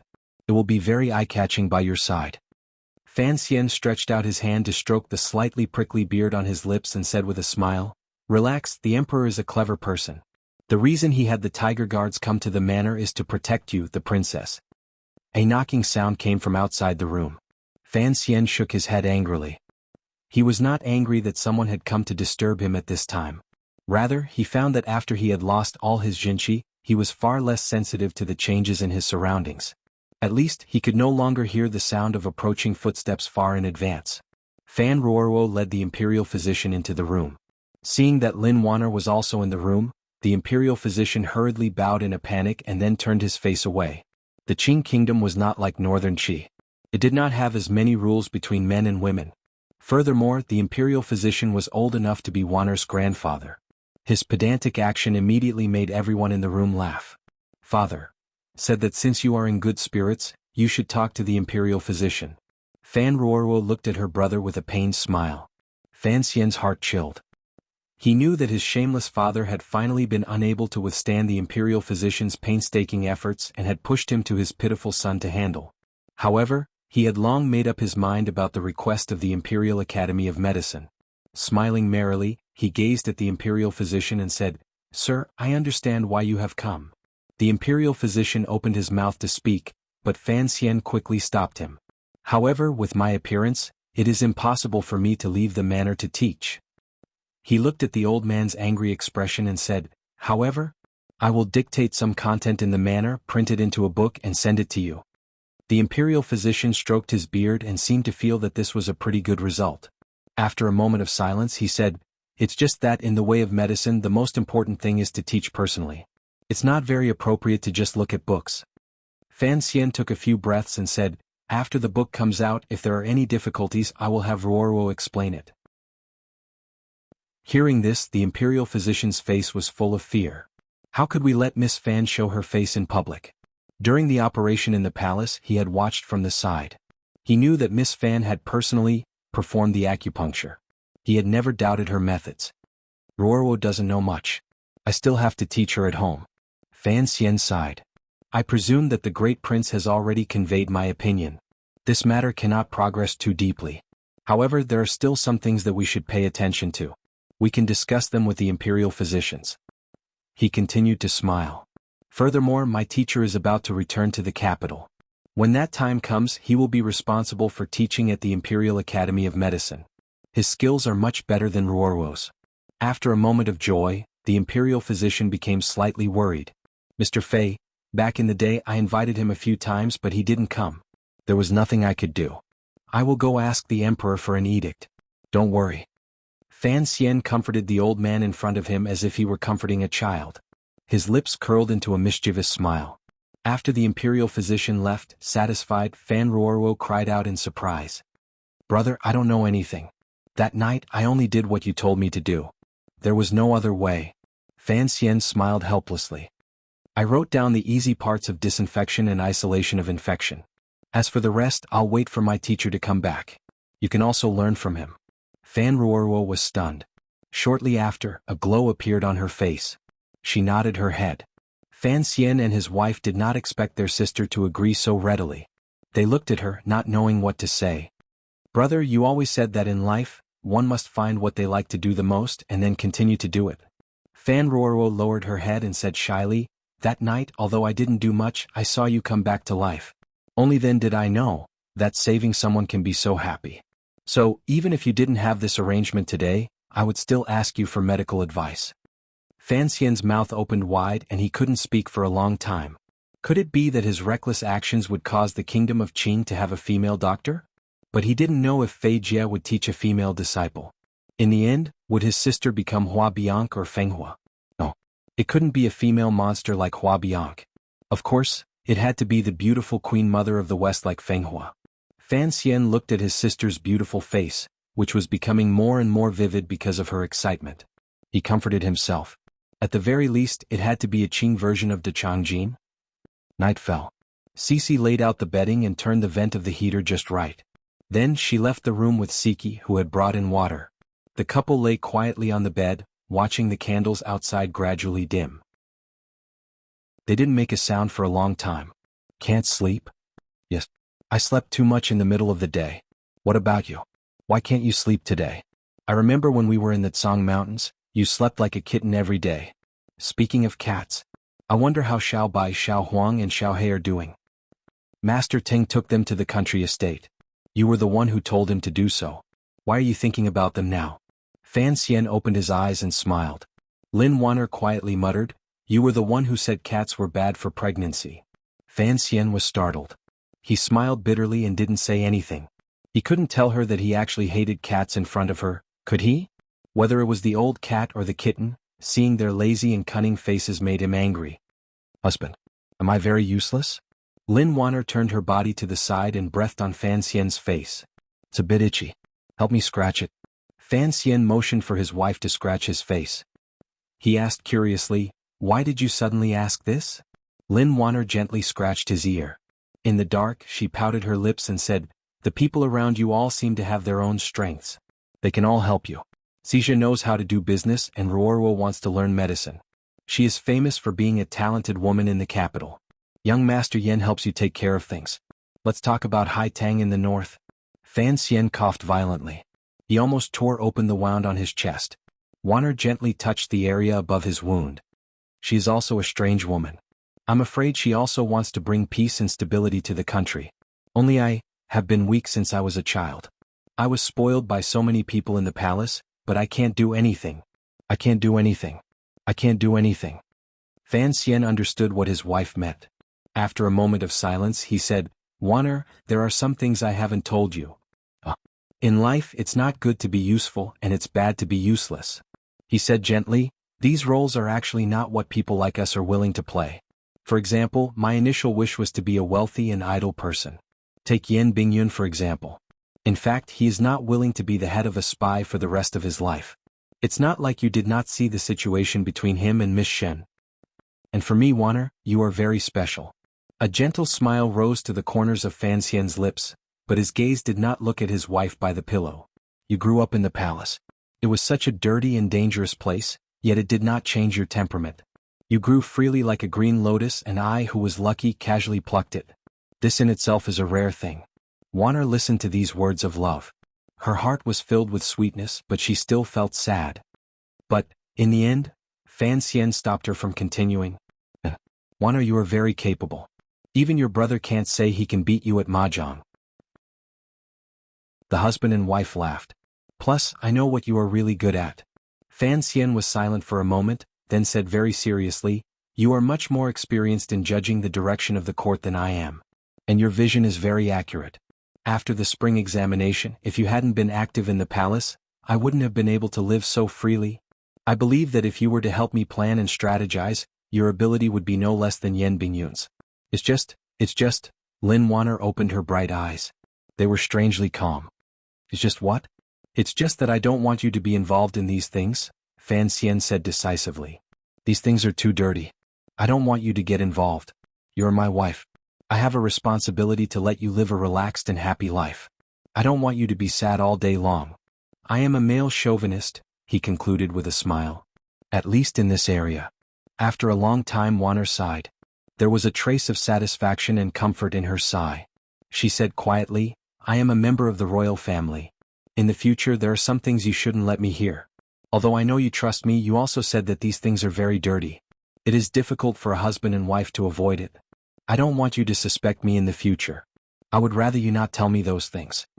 Her marriage to Fan Xian was arranged by the emperor. There was a clear hint of politics in it. But the heavens were kind, allowing this young man and woman to use a chicken leg as a matchmaker and talk about their love through the window. Compared to a normal political marriage, it was much more stable. But in the face of politics, what did it matter how close a husband and wife were? This kind of tragedy was not rare in history. Furthermore, the eldest princess was her birth mother, so Wanner's words were not pretentious at all. She was not taking a step back in order to advance. She was truly thinking for Fan Xian.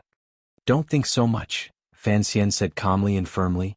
Fan Xian calmly and firmly said, If a person lives one's life and cannot even trust the person closest to them, then what need is there to continue living such a pitiful life? What he wanted to say was, if he had a chance to start his life over again, but he had to constantly be on guard against the person next to him, then he would rather not have been reborn. The first snow fell in Jingdo. Small snowflakes floated to the ground. They melted as soon as they touched the mud and were difficult to accumulate. The damp and cold in the private residences gradually grew heavier. Fortunately, the Qing kingdom was at its peak and had abundant supplies.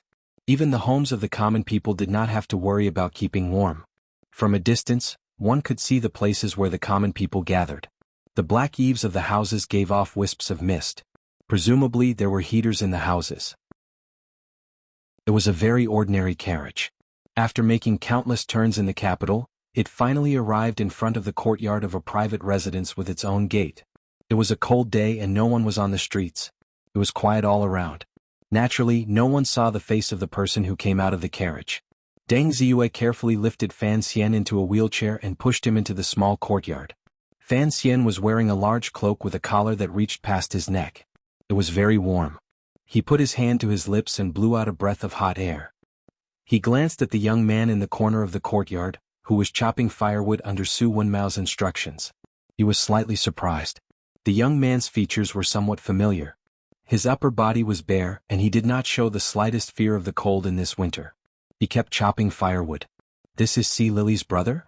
Fan Xian narrowed his eyes and looked at the young man. It seemed that he wanted to see the shadow of the girl from Northern Kingdom in him.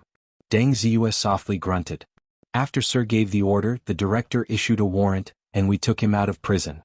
Lady C has entered the Northern Qi Royal Palace. His identity is a bit sensitive, and it is not easy to settle him down. After asking for instructions last time, we arranged for him to be sent here. Fan Xian nodded. This small courtyard was his only private property. Apart from himself and the Qinian unit, probably only Qin Pingping knew about it. It was the safest place. The reason why he had come here today despite his injuries was because His Majesty had transferred the Tiger Guards to him. Although the existence of these Tiger Guards could ensure his safety, there were certainly eyes and ears for His Majesty among them. Thinking that it would be difficult for him to come here so easily in the future, he had braved the snow to come here today. This Master C is a reckless man. For his sister he ran from Northern Qi to the Kingdom of Qing. There is no guarantee that he won't run out of this courtyard in a few days. Fan Xian clenched his fist and coughed lightly. Keep a close eye on him. If he makes any strange movements, kill him. Deng Ziyue expressionlessly responded. He pushed Fan Xian into the room, and the wheelchair rolled over the muddy snow on the ground. An Overwatch Council official came out to greet him. Seeing the commissioner in the wheelchair, he couldn't help but feel a chill in his heart. It seemed that he was hallucinating that the Kingdom of Qing had produced another terrifying Qin Pingping. To be continued. If you want to know what happened next, please log on to www.cmfu.com. More chapters. Support the author. Support the original reading. Chapter 314. The manor next to Xinjiang Road in the capital had never had many people staying there. The main task here was to pass on Fan Xian's orders and receive information from Shangjing's Wang Qinian. Sea Lily's brother and the others all lived in the wing. The room was set aside for Fan Xian to work in, so naturally, there was no way to light a fire. Although they knew the commissioner was coming today and had already sent out a heater, there was still a lot of cold in the room, and it couldn't be dispersed. Fan Xian sat in his wheelchair, feeling the cold in the room. He couldn't help but shake his hands and smile bitterly. You can't even bear to light a heater? Is the manor that poor? Deng Ziyu was warming an inkstone on the stove. He called for his subordinates to bring some hot water to melt the frozen brush. Hearing Fan Xian's words, he smiled bitterly. Sir, you've been busy these days and you've been injured. The servants didn't prepare for you to come today. With great difficulty he was almost done. Fan Xian propped his head up and watched Deng Ziyu desperately grind the ink block against the warmed inkstone, mixing it with warm water. It was as if he was sharpening a knife. After a while he finally ground out some juice. Fan Xian nodded with satisfaction. It seemed that his new confidant's skill was not much worse than that of a royal doctor. He dipped the melted brush into the inkstone, dipped it in some ink and wrote a few words on the snow-white paper. Damn, the ink froze again. What kind of weather is this? Fan Xian was furious. He threw the charred brush on the table and cursed. How come it's not this cold at home? Deng Ziyu felt a gust of cold wind blowing around the room. He carefully replied, "The furnaces in the Fu are much better. When we first bought this courtyard we did not prepare them. We did not even have time to heat up the Kong bed." "I'm not sleeping here," Fan Xian said angrily. Fan Xian said angrily, "You and Lao Wang are both so stingy. Back then I gave Wang Qinian 1,000 liang of silver, and he only spent 120 liang to buy this rundown courtyard. Do you want to freeze me to death?" Deng Ziyu felt some sympathy for his predecessor, who was far away in northern Qi and was being scolded by the commissioner every day. He carefully said, "It's peaceful. It's not just quiet." Fan Xian glanced at him and said hatefully, "It's called cold. If the officials in the capital were to see this, I'm afraid they would really think the Overwatch Council is just a small yamen." He had a few important letters to write today, so he couldn't care less. He tried his best to use the brush, but in the end he couldn't use it smoothly. After struggling for a while he finally gave up. He slammed the desk and shouted, "Give me that brush." Deng Ziyu dawdled for a while and finally took out a pen from his close-fitting clothes. As he was about to hand it to Fan Xian, his expression became cautious. "This pen is expensive. I heard that the palace treasury doesn't have much left. Please use it sparingly." Fan Xian snatched it and looked at him with disdain. "It was just a pencil. Why was it so expensive? When we go to Jiangnan and find a few more graphite mines, the pencil business of the palace treasury will naturally start again. At that time I will ask the palace treasury to make 2 baskets for you to carry. 1 basket for you to write until you die, and the other basket for you to play on the street." The pencil glided across the snow-white paper like the toes of a beautiful woman dancing on smooth ice. Occasionally, it scraped up a few traces of ice and snow. Deng Ziyu knew that the commissioner was writing a secret letter, so he tactfully retreated. In the cold study, Fan Xian was the only one writing with the broken end of the pen. The mist that came out of his mouth appeared and disappeared on the paper. It looked very strange. The contents of the letter were also very strange. Although it was a secret letter from the Overwatch Council, the implications of the letter were too great. Furthermore, the writing of the pencil could be erased, so Fan Xian was not at ease. The language used was rather vague, and important sentences such as the time involved were all in code words. The letter was addressed to Wang Qinian, and it was about the Cui family. Because the Cui family had been persecuted in the capital, in order to help the second prince and Xinjiang raise money, they had no choice but to move a large amount of smuggled goods to northern Qi. However, the channels there had never been opened, so there was a phenomenon of stockpiling goods. Currently, the goods that the Cui family had moved from Xinjiang, as well as the warehouses in the north, accounted for about 1/6 of the annual production of the palace treasury. From this ratio, it could be seen how bold the eldest princess had become after all these years of controlling the palace treasury. She did not hesitate to seek personal gain. The current situation was the result of Fan Xian and Yan Bingyun spending a few months attacking the second prince and squeezing the Cui family dry. He had been waiting for this moment. He wanted to eat the other party clean in one bite, not even spitting out a bone. At the end of the letter to Wang Qinian he wrote, "It's time to eat." Fan Xian sat in his wheelchair, slightly tilting his head. He gently rubbed the area above the wound on his chest. It was wrapped in bandages and it was a little itchy. After writing the letter, his hand was already numb from the cold. Suddenly he began to miss the time in Danzhou when Cici would help him copy books every day. When he was copying books, this girl would place his hand in her embrace to warm it. His hand was plump and it felt good to the touch. His heart fluttered and he picked up the brush to write again. This second letter was addressed to Haitang Duo. However, when he wrote, his heart held a wanton heart, so the words in the letter were a little presumptuous and occasionally provocative. Ever since he had returned from northern Qi, his correspondence with Haitang had never stopped.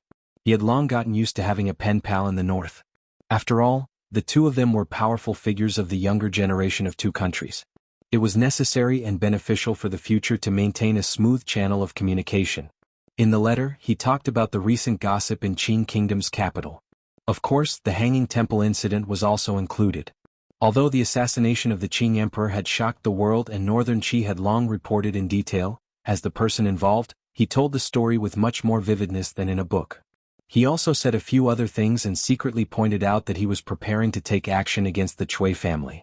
He wanted her and the unknown boy or girl emperor to cooperate with him.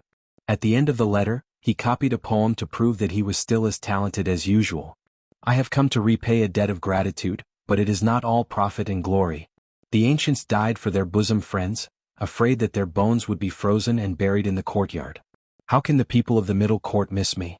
Heavy coats and thick shoes float with beautiful tassels. I have heard that the north is even colder.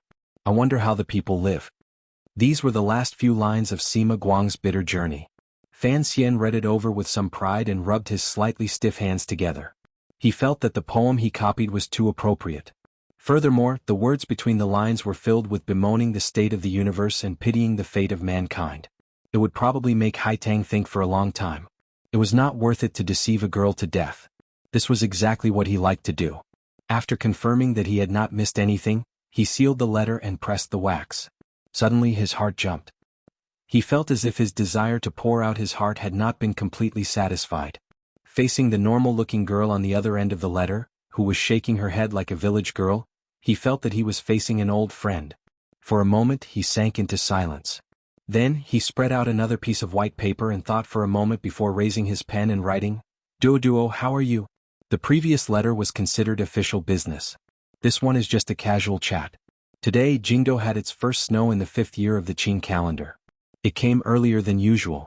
I thought that the snow in Shangjing would be even heavier and the weather even colder. That day in your vegetable garden, I saw a few wintersweet at the corner of the fence. I wonder if those wintersweet blossoms have bloomed and moisturized the monotonous appearance of the white snow. How are the ducks you raise? Be careful, don't freeze to death. My side is fine.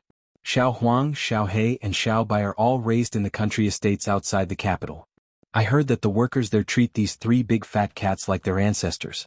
How could there be any problems raising them? Everything is fine for me. I eat and sleep, sleep and eat. My house is quiet. These 2 days, my sister has been busy in the Imperial Academy of Medicine. I heard that she has become a rare sight in the capital. Wana went back to Lin Manor today.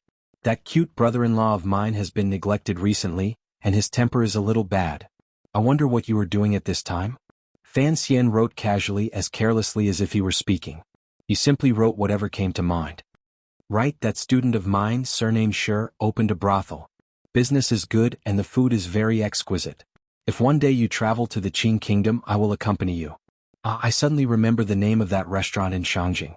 I have forgotten the name of that restaurant, but I do remember that the wine was good that day. I said a lot of nonsense to you, but I don't know how much you remember. Speaking of which, I have read your previous letters a few times. I can't bear to read them. You are a saintess. Don't learn the style of those noble young ladies. They always like to put poems in their letters. Although I have the fake title of immortal poet, I have no interest in correcting essays.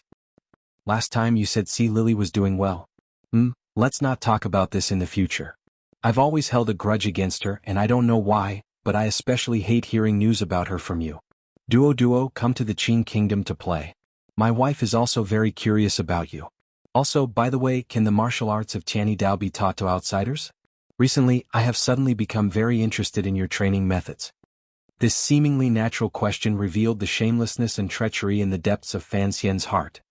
The snow outside seems to be getting heavier. The young man outside is still chopping firewood. Young people are always hot-blooded. Although I'm still young, I don't know why, but my heart is showing signs of old age. Looking at the people around me, it's hard for me to be interested. I'm tired, bored. The wind and snow outside are howling, perhaps urging me to start writing. Alright then, let's stop here. The stove in the room is too broken and the temperature can't be raised. Although I still want to talk to you, I feel that there's no need to go against the coldness of God. Also, please help me take care of him. Thank you and may he be well. Although the letter was natural, there was still a lot of useful information mixed in. He read the letter again and added a sentence at the end, Wang Qinian, if you dare to peek again, I'll ask Mutai's nephew to peek at your daughter bathing. Why is there one more than usual? Deng Ziyu opened his eyes wide and looked at Fan Xian. He counted the letters in his hand. There are 2 for Miss Haitang? Why are you asking so many questions? Fan Xian said. Same old routine. Escort her all the way to Shangjing. Deng Ziyu nodded and walked out of the room. He handed the sealed letters to the member of the Qinian unit who had been waiting outside. The man counted the letters in his hand and asked the same question. Why, are there 2?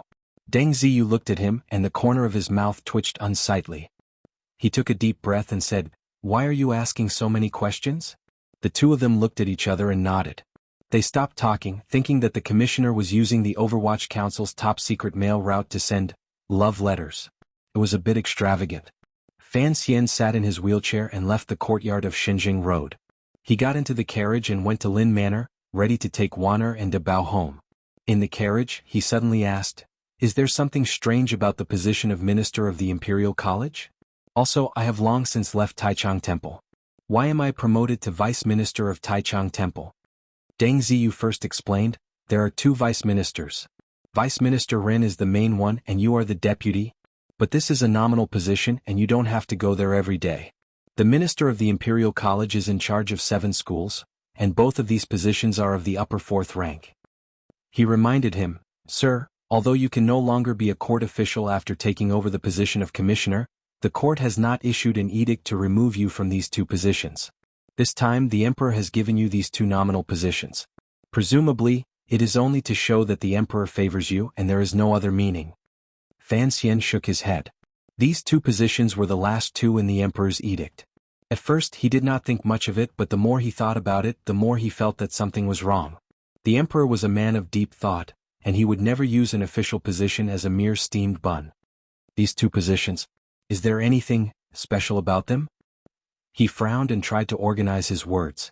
After thinking for a long time, Deng Ziyu replied with some uncertainty, "The position of vice minister is common, and there is nothing special about it. It is just that Taichung Temple is in charge of miscellaneous matters in the ancestral temple, and it is more convenient to enter the palace. The minister of the Imperial College has not appeared in recent years. After a few new policies, the positions have become a bit messy." He suddenly slapped his thigh and said happily, "I remember now. In the past, the minister of the Imperial College had to enter the palace to give lectures to the princes, and he was the assistant of the Grand Tutor." Fan Xian was stunned and his mouth opened wide. He was speechless for a long time. He finally understood why the emperor had arranged these 2 positions for him. Vice Minister of Taichung Temple and Minister of the Imperial College. Wouldn't that make him the teacher of the princes? More accurately, wouldn't he be responsible for disciplining the little bastard 3rd prince? Thinking of this, he turned pale with fright and cursed, "I don't have the time to enter the palace every day. Aren't we going to Jiangnan? How could you arrange such a terrible thing for me to do?" With a creak, the carriage seemed to have been stopped by his scolding. The curtain was lifted slightly and in the light snow, he saw that the front of the carriage was blocked by a eunuch and a few palace guards. Eunuch Yao looked at Fan Xian in the carriage and his eyebrows trembled in fear. In a trembling voice he said, "Sir, let me find a good one. Come with me quickly, the emperor has summoned you to the palace." 2 chapters behind schedule. I didn't control it well. To be continued. If you want to know what happened next, please go to www.cmfu.com. There are more chapters. Support the author, support the original reading. Chapter 315. I woke up late today. Someone was having a birthday celebration at home and I wasn't feeling well, so I woke up late. Eunuch Yao had gone to the Fan Manor first. He did not find Fan Xian in the manor. He didn't know where the commissioner, who was currently recovering, had run off to. Even the minister did not know. That special lady Fan Jr. was also not in the manor. He could not find anyone to ask about Fan Xian's whereabouts. But the emperor was still waiting in the palace. Eunuch Yao was worried sick. After finding out that Lady Fan had returned to Lin Manor, he led the guards in that direction. Coincidentally, they bumped into this carriage at the intersection. If the guards hadn't recognized one of Fan Xian's attendants, they probably would have missed it. Seeing Eunuch Yao gasping for breath, Fan Xian sighed. "I still have to go back to Lin Manor. Why am I being summoned now?" The emperor had summoned him and he had responded so calmly. Eunuch Yao was worried sick. He had never seen an official who didn't take the summons of the palace seriously. He had always been on good terms with Fan Manor, so he couldn't say much. He only said, "The emperor's edict has been out for a long time. If you go any later, I'm afraid the emperor won't be happy." Fan Xian grimaced. "Of course I have to go." He couldn't bear to see the old eunuch standing in the snow. He invited him into the carriage and the group headed for the palace. He arranged for someone to go to Lin Manor to inform his wife. "Lao Yao, tell me the truth. What happened?" Fan Xian rested against the wall, his eyes narrowed. He didn't look at the head eunuch. Fan Manor had always fed the eunuchs well, so he didn't feel like handing over any more banknotes. Eunuch Yao didn't dare accept banknotes from Fan Manor anymore. He laughed. How would a servant know? You'll know when you go." Fan Xian shook his head and pretended to be angry. You don't do things properly. He paused. I need to ask about something. Eunuch Yao pricked up his ears. He looked around the carriage to make sure there was no one else around. He lowered his voice. Sir, what is it? I'll tell you anything I dare to say. Last time in the hanging temple, what happened to the eunuchs? Fan Xian frowned. Eunuch Yao shuddered. After a slight pause, he raised his palm and placed it flat against his throat, making a cut. Fan Xian's expression did not change, but no one knew what he was thinking. He knew that this was the inevitable result. There was an assassin among the eunuchs, so the people present naturally could not escape death. He was afraid that the palace would have to purge a large number of them. Where's old Dai? No. Eunuch Yao sighed and said, he is an old man. The emperor can trust him. However, he has been implicated and can no longer stay in Taiji Palace. Thinking about how the imperial censorate reported on the matter of his good-for-nothing nephew 2 months ago, his life in the palace was very difficult. Later, the emperor, with great difficulty, gave Lady Shu face and promoted him to use again. He glanced at Fan Xian. Fan Xian didn't say anything. Eunuch Yao did not know just how deep the fate of banknotes between Fan Xian and Eunuch Dai was. Who would have thought that there would be another assassination attempt? Old Dai's luck can be considered to be extremely bad. As a matter of fact, he's been stripped of all his duties and he's been flogged a dozen times. He's been sent to the treasurer's office. Such an old man doing hard labor in this cold weather. Eunuch Yao and Eunuch Dai had entered the palace the same year. Although there was usually conflict between them, seeing the other person collapse at this moment, he couldn't help but feel a bit sad. He rubbed his sleeve at the corner of his eyes. Old Dai, endure for a few days and wait for the emperor's anger to subside. It's good enough that I can keep my old life. Fan Xian shook his head and then asked, then who is on duty in Taiji Palace now? Hongzhu. Eunuch Yao looked at Fan Xian's confused face and explained in a small voice, a young brat. This year he started running the path of Taiji Palace and being on duty. The emperor likes him for being efficient and efficient. The matter of issuing edicts is also given to that. Hongzhu? Fan Xian asked curiously. Eunuch Yao shook his head and said, what right does he have? The carriage had just passed Zinjiku when it was called to a stop by Eunuch Yao. Deng Ziyu was a bit dissatisfied. After all, the square in front of the palace was very wide. In this snowy winter, to have the commissioner, who had not yet recovered, sit in a wheelchair was truly too much. They weren't afraid of him freezing. Officials, there's nothing we can do, Eunuch Yao said with grievance. Feeling wronged, Eunuch Yao said, after what happened last time, the imperial army was reorganized. Now these soldiers are all staring at everyone like wolves. Looking at the situation, they want to scare away everyone who enters the palace. Fan Xian listened for a bit and then said, don't make things difficult for Eunuch Yao, let's get off. Deng Ziyu glanced angrily at the palace doors. He carried Fan Xian off the carriage and placed him on the wheelchair. He quickly opened the large black cloth umbrella and covered the commissioner's head. Behind him, there were already Overwatch Council officials pushing the umbrella. Snowflakes hit the black umbrella and made a slight sound. Eunuch Yao didn't have such good luck. He used his hand to cover his head and rushed toward the palace doors with a few guards beside him.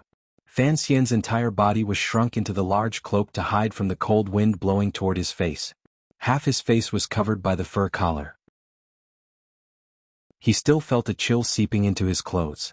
The light above his head was dim and the sound of snow falling was mournful.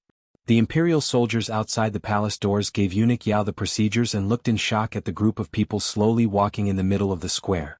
In the wind and snow, the group of cold-faced plain-clothed officials was pushing a wheelchair. There was only a black umbrella on the wheelchair that firmly blocked the snowflakes falling from the sky. Not a speck of snow fell on the person in the wheelchair. The director wasn't summoned into the palace today? The captain of the imperial army asked in surprise. It's Commissioner Fan. Everyone was startled. The captain of the imperial army quickly led a group of people to welcome them. They helped the person in the wheelchair block the wind and snow outside and brought this group of people to the palace doors. After a slight inspection, they were allowed to enter the palace. The northern wind blew and the snowflakes floated. Deng Ziyu pushed the wheelchair and walked through the long side path beside the main hall. As the color of the palace walls grew darker and darker, he finally stopped in front of the door on the right side of the palace wall. A eunuch had long opened a large plain umbrella and securely covered Fan Xian's head. Surrounded by people, he carefully led the young injured person into the back palace. Deng Ziyu stood outside the door of the back palace and watched the commissioner move further and further away under the escort of the eunuchs. Although his expression was calm, no one knew what he was thinking in his heart. A snowflake floated down and landed on the corner of his eye, making him narrow his eyes. Not in the royal study? Fan Xian furrowed his brows and temporarily ignored the cold wind blowing toward his face. He asked eunuch Yao beside him. Earlier, there had been news that the emperor had long waited for Commissioner Fan and had already lost his temper. The young eunuchs received Fan Xian and did not dare to be slow. It was as if their feet were on flaming wheels as they sprinted toward the depths of the palace. The wheelchair they pushed creaked, and the eunuch holding the large plain umbrella swayed left and right. If it were not for the fact that the terrain in the palace was flat, this mad dash would have long torn open Fan Xian's wound. Eunuch Yao ran until he was out of breath. He replied, In the bedroom. Fan Xian's heart was slightly surprised. His expression was not very good. Eunuch Yao watched and only remembered that this young official was still injured. The emperor could not wait, but if he allowed the commissioner's injury to worsen, he would not have a good time either. Only then did he quickly have everyone slow down. He scolded Fan Xian in the face and turned his face to the side in an attempt to curry favor. Sir Fan Jr., are you all right? Fan Xian nodded and said, Not that expensive. In a moment, everyone had arrived at a place in the palace garden. It was not the bedroom where the empress was but where Yi Guipin was. Eunuch Yao hurried forward and went inside to report. Not long after, someone came to receive Fan Xian. Today the emperor was wearing a set of casual clothes and was sitting on a warm couch, talking casually with Yi Guipin. The third prince was sitting obediently to the side, copying something. Seeing the eunuchs push Fan Xian in, he stopped talking and calmly turned his head to look at Fan Xian. You're injured. Why aren't you staying in the manor to recover? Why are you running around? An emperor seemed to be reprimanding a young official, but he was actually concerned about him. Logically speaking, the official should be grateful to him. Fan Xian laughed coldly to himself. If he really cared about him, why would he wait 17 years to show this? If he really cared about his injury, why was he in such a hurry to summon him into the palace? But his face was still slightly moved. He calmly replied, Your Majesty, I've almost recovered. That's why I sneaked out for a stroll. I was just about to go to the Lin Manor to pick up one or return to the Lin Manor? There's no one in the manor, except for that idiot. The emperor didn't seem to like associating his niece with the Lin Manor. He looked a little unhappy. Yi Guipin peeked at the emperor's expression and laughed foolishly. She changed the subject. Fan Xian, you haven't recovered from your injury, yet you're running around. Aren't you afraid Minister Fan will beat you? The emperor was a little surprised. He immediately laughed. Fan Jian, how could I bear to? Although it was a joke, there was another meaning behind it. Fan Xian shivered slightly. He piled a smile on his face and didn't respond. The emperor glanced at the third prince, who was copying a book to the side. He said to Fan Xian, A few days ago you organized a few books of classics at the Imperial College. I had Qingping study them these days. The tutor thought they were too deep. What do you think? Qingping, go see the commissioner. The third prince's surname was Li, and his name was Qingping. According to the customs of the kingdom of Qin, princes were very respectful to their officials. The emperor's order was not surprising. The third prince quickly put down his brush and carefully walked in front of the wheelchair. He bowed to Fan Xian. How can I do this? Fan Xian sat in the wheelchair, unable to avoid it. You are now the Minister of Education of the Imperial College. This is part of your duty, the emperor said calmly as if he was talking about something normal. Yi Guipin could tell that the emperor wanted Fan Xian to be the third prince's teacher. Thinking of Fan Xian's reputation in literature and martial arts, as well as his influence in court politics, Yi Guipin couldn't help but smile. The more she looked at Fan Xian, the more she liked him. The emperor saw her expression and couldn't help but laugh. Look at how happy you are. The reason Yi Guipin was favored was because, at least on the surface, she didn't hide her thoughts. When she was happy, she was happy. Hearing the emperor's teasing, she didn't panic. She laughed and said, Thank you, Your Majesty, for finding a good teacher for Pinger. Fan Xian listened to the two elders talk to themselves. He felt bitter in his heart. He wondered why no one had asked for his opinion on this matter. The third prince came over holding a scroll. Fan Xian took it and glanced at it. He raised his head and reported, Master Zhuang's knowledge of the classics is excellent. The Grand Tutor thinks that it is reasonable for him to have a deeper understanding. However, these are only introductory things. It is not a problem for the third prince to study them in advance. The ruler and official exchanged a few more casual words. Fan Xian responded carefully, but he knew that the emperor would certainly have something to say to him. As expected, after drinking a bowl of hot soup, the emperor opened his mouth in a seemingly casual manner. The snow outside has stopped. Chushua Ingshi Fanxian, accompany me to the garden for a stroll. Yes, your majesty. The emperor stood. Igui Pin smiled slightly and placed a large red embroidered fox fur robe on his body. By the time they left Shufang Palace where Igui Pin lived, the snow had already stopped. The ground of the royal palace was clear and wet, but there was no accumulated snow.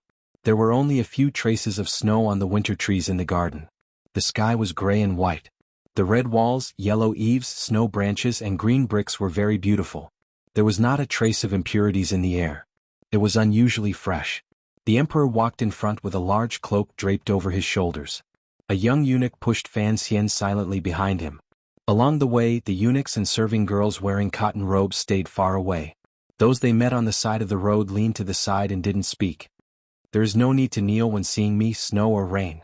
Seeming to guess what Fan Xian was thinking, the emperor quietly said, "This is a rule I set after I ascended the throne. Kneeling here and there every day, don't they find it annoying? If their clothes get dirty and torn, don't they need silver from the palace treasury to buy them?" Fan Xian sat in the wheelchair and quietly loosened a cloth button on his collar. After the snow and wind had stopped, he felt a little hot. Hearing the emperor's words, he knew that the topic was going to turn toward the palace treasury, but he shamelessly refused to follow up. Seeming angry at Fan Xian's silence, the emperor coldly asked, "Where is the second son of the Fan family now?" At this time, they had already arrived at a garden in the most secluded part of the palace. In front of them was a small lake. On the lake was a stone bridge that led to the pavilion in the center. There was some residual snow on the pavilion, but it was difficult to hide the black stone's austere aura. To be continued. If you want to know what happened next, please log on to www.cmfu.com. There are more chapters. Support the author. Support original reading. Chapter 316. The light snow had just stopped, and the cold air in the palace accumulated. The might of heaven was indeed difficult to withstand. However, Fan Xian sat in the wheelchair and felt very warm. The high-collared cloak he wore blocked the wind and snow, and he even felt a little hot. As for the emperor's questions, he had long been mentally prepared. He had never expected his family to secretly transport Fan Xizha out of the capital and hide it from many people. "I just received a letter the day before yesterday. He has already settled down in Shangjing." Fan Xian glanced at the young eunuch behind him, intentionally or unintentionally. The emperor was in the mood to travel in front of him, so he did not notice the exchange of glances between the two people behind him. The young eunuch was Hong Zhu. He looked at Commissioner Fan's smiling gaze. For some reason, his heart suddenly chilled and a glimmer of fear grew in him. Hong Zhu knew that this commissioner was warning him that some words could not be passed into other people's ears. This young eunuch had been at the emperor's side recently and deeply understood that a ruler should maintain a silent attitude. He quickly lowered his head, not daring to meet Fan Xian's gaze. Hong Zhu also wanted to climb up the mountain that was Fan Xian. How would he dare to go around announcing things that were not good for the Fan family? "You just said it like that?" The emperor walked toward the other side of the lake as he lightly said, "I originally thought that although there are many things that the people under heaven know, some superficial effort still has to be done." Fan Xian lowered his head and rotated his neck, letting his cheeks rub against the soft fur on his collar. "Your Majesty has asked, and I dare not speak a word of falsehood." The emperor suddenly stopped walking. The young eunuch quickly pulled on Fan Xian's wheelchair, not daring to sit next to the emperor. Fan Xian didn't sit firmly and furrowed his brows. "You don't tell lies to me, but you dare to brazenly lie to the people under heaven?" The emperor turned his head and looked at Fan Xian with a not quite there smile. The few wrinkles at the corners of his eyes revealed a slight smile, but also a hint of questioning. Fan Xian raised his head and looked directly into the emperor's eyes with a bit of impoliteness. "There are many foolish people under heaven. I am only loyal to the emperor, not to the common people." But someone once said. The emperor's gaze suddenly became a bit strange. "The people are most important, the state comes second, and the ruler is light." Nonsense. I don't know who was so daring. Fan Xian frowned slightly. Of course he knew who would be so daring. The original creator was Mencius, and the plagiarist was his mother. "The Ministry of Justice is still searching for your brother." The emperor laughed and turned around to continue walking forward. "Are you not afraid that I will punish you?" Hong Zhu pushed the wheelchair and followed. Fan Xian listened to the squeaking of the wheels and felt a headache coming. He shook his head and said, "The Emperor is wise and will certainly understand my difficulties." Difficulties? The Emperor laughed coldly. "I'm afraid that it is only now that the second prince feels that he has difficulties that he cannot voice out, right? Ah, this subject is guilty." Fan Xian knew that at this moment he should pretend to be slightly frightened like those officials who were close to the Emperor in Qing Palace dramas. But he knew that it was the Emperor's own idea to bring the second prince down from his throne. He was just a knife. Moreover, in the heart of the Emperor he was not a simple official. After all, that relationship was at work. Thus he did not feel a glimmer of fear or nervousness. So, no matter how much he put on his acting, it was still superficial and a bit exaggerated. He dragged out the words, "This subject is guilty," a bit too long. The sense of drama was too strong. The Emperor lowered his voice and scolded, "Even if you're acting, you don't know how to be more serious." Fan Xian replied with a pained expression, "This subject is guilty." Repeating it over and over meant that the subject was guilty and the subject was guilty. Fortunately, the three of them had already stepped onto the wooden bridge in the middle of the lake and temporarily stopped talking. Although Jingdo was already very cold, it was the first snow, so the lake water was certainly not cold enough to freeze. It was still green under the bridge, rippling coldly. Although the wooden bridge was built smoothly and sturdily, the wheelchair still felt a bit unsteady on it. Fan Xian's hands gripped the handles of the wheelchair tightly. His eyes stared at the gaps between the wooden bridge, thinking that if the eunuch behind him suddenly turned into an assassin, he would be in trouble. In front of them, the eunuchs and serving girls who had come to clean and decorate the pavilion bowed from a distance and then disappeared without a trace. They did not dare to stay by his side. The Emperor sat on a cushioned stone bench and used his gaze to indicate for Fan Xian to bring himself a cup of hot tea to drink. He used 2 fingers to pick up a pine nut and slowly peel it. The eunuch, Hong Zhu, tactfully retreated to the side of the pavilion. One reason was to keep watch, and the other was to be ready at any time for any orders from his masters in the pavilion. "How is it?" the Emperor asked. Fan Xian seemed to have been scalded by the tea in his cup. He furrowed his brows and immediately replied, "Your Majesty, are you referring to my injury or the latter?" Fan Xian replied very directly. "We have already prepared to act. The council order has already been sent down. This matter has not gone through the council, so it shouldn't attract too much attention." The Emperor nodded. Fan Xian continued to explain the details. "Currently, all of the goods within the borders should be able to be intercepted. However, I'm afraid that if the northern Qi people get wind of it, they will also make a lot of money from it. After all, the Cui family has stockpiled a lot of goods in the north." In these words, he hid a very important piece of information. Even if you beat him to death, he would not tell the Emperor that this was his plan to split the spoils with the northern Qi Emperor. There are 3 routes to the north. Currently, the 4th Bureau has already begun to control them. As for the people in the palace treasury, because they have been with the people on that side for too long, they are not at ease. For now they have not been used. He furrowed his brows and explained Yan Bingyun's plan in great detail. However, before he finished, the Emperor had already waved his hand and said, I don't want the details, I only want the results." Fan Xian paused and then said, "Please rest assured, Your Majesty. At the latest, within a year, we should be able to recover most of the palace treasury's income." The Emperor coldly shook his head. For the palace treasury to return to its former glory is an impossible matter. I think you understand the reason. Fan Xian lowered his head. The Emperor asked, "Let me ask you, why are you so certain that I will support you acting against the second prince and the eldest princess?" "Because the court needs silver." After a moment of silence, the Emperor grunted through his nose and said, "If the court wants to do things and expand the borders, they need silver. These years Yunrui has emptied the palace treasury too much. I could not stand it anymore, so I wanted you to take over this mess. You did not disappoint me. First, you had the courage to take over. Secondly, you acted ruthlessly enough and did not fear the other party's identity. This is what I like about you. Thank you, Your Majesty, for your appreciation." Fan Xian could only thank the Emperor because the matter involved the eldest princess. After all, she was his mother-in-law, so he could not rashly comment. The Emperor picked up a pine nut and put it to his lips. He slowly savored the fragrance. Outside the pavilion, the wind had stopped and the snow had disappeared. There was a slight chill in the silence. "Yi Zhong has returned to Tsangzhou. I have made Prince He the commander of the imperial army. I heard that there is a lot of discussion in the capital. Did you hear anything? The emperor seemed to ask very casually. Fan Xian smiled bitterly and replied, of course discussion is unavoidable. After all, it does not seem to conform to old practice. Your opinion? Fan Xian was shocked. How could he have the right to give his opinion on such a matter? He quickly said, Your Majesty is far-sighted and calm. I dare not speak rashly. Speak. I forgive you of your crimes. The emperor did not look at Fan Xian's delicate face.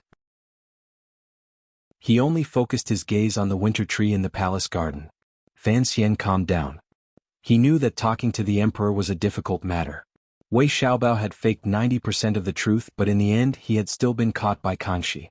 And the things he had done in secret, sneaking into the palace, the agreement with Northern Qi, the conversation with Xiaoan, these were all hidden from the emperor in front of him. If it came to light, who knew what would happen to him? But the emperor in front of him was truly unfathomable. If Fan Xian did not have that natural advantage, he would not dare to play with him. The so-called advantage was that he knew the true relationship between him and the emperor did not know that he knew this. Thus, Fan Xian could play the role of a loyal official. The more apologetic the emperor felt towards him, the more benefits he could obtain. The great prince does not wish to stay in the capital, Fan Xian said directly. And for a prince to be demoted to a lower rank is against the rules. Most importantly, the palace is the heart of the kingdom of Qing. We must be careful. His words were very direct and even a little out of line. But the emperor did not have much of a reaction. He only coldly said, He does not wish to? 9 out of 10 things do not go one's way. He does not wish to stay in the capital. Do you think he can bear to see me, his father, guard the capital alone? Fan Xian, as a lobbyist, you are not very good. Fan Xian looked embarrassed. He knew that the great prince's visit to Fan Manor had not been hidden from the emperor. Don't make trouble with the second prince. If he calms down. The emperor closed his eyes and put an end to what had happened in the capital. Yes. Fan Xian nodded. He had already achieved his goal. What more was there to make trouble for? You have done a great service in the Hanging Temple incident, the emperor suddenly said. The emperor suddenly said, but as the commissioner of the Overwatch Council, you allowed an assassin to sneak into the capital. Before it happened, the second bureau did not find out anything. This is your dereliction of duty. The two cancel each other out, so I can only reward you with those useless things. Do not feel resentful. I would not dare. Fan Xian replied seriously, it was a failure on my part. As for the injury, it was because I was not skilled enough. That was why I was injured by the white-clothed swordsman. The emperor suddenly became interested and asked, that swordsman, we have not found out who he is. You have fought with him. Can you guess anything? Outside the pavilion, a cold wind suddenly rose. Fan Xian's back suddenly became numb. A drop of sweat rolled down his neck and dripped down the inside of his undershirt. He did not know what the emperor's real purpose was, but he felt that if he was not careful, he would lose everything. The white-clothed swordsman was the shadow. No matter what reason Qin Pingping had for setting up this trap, he would not tell the emperor the truth before he told Fan Xian. But if the emperor vaguely guessed this, how should he answer? If he said he did not know, would it shake the position he had worked so hard to establish in the emperor's heart? It was only a moment of shock, but Fan Xian concealed it well. Your Majesty, didn't you say that the white-clothed swordsman was Sigu Jian's younger brother? The emperor laughed coldly. Back in the day when Dongyi was in chaos, Sigu Jian's sword was merciless.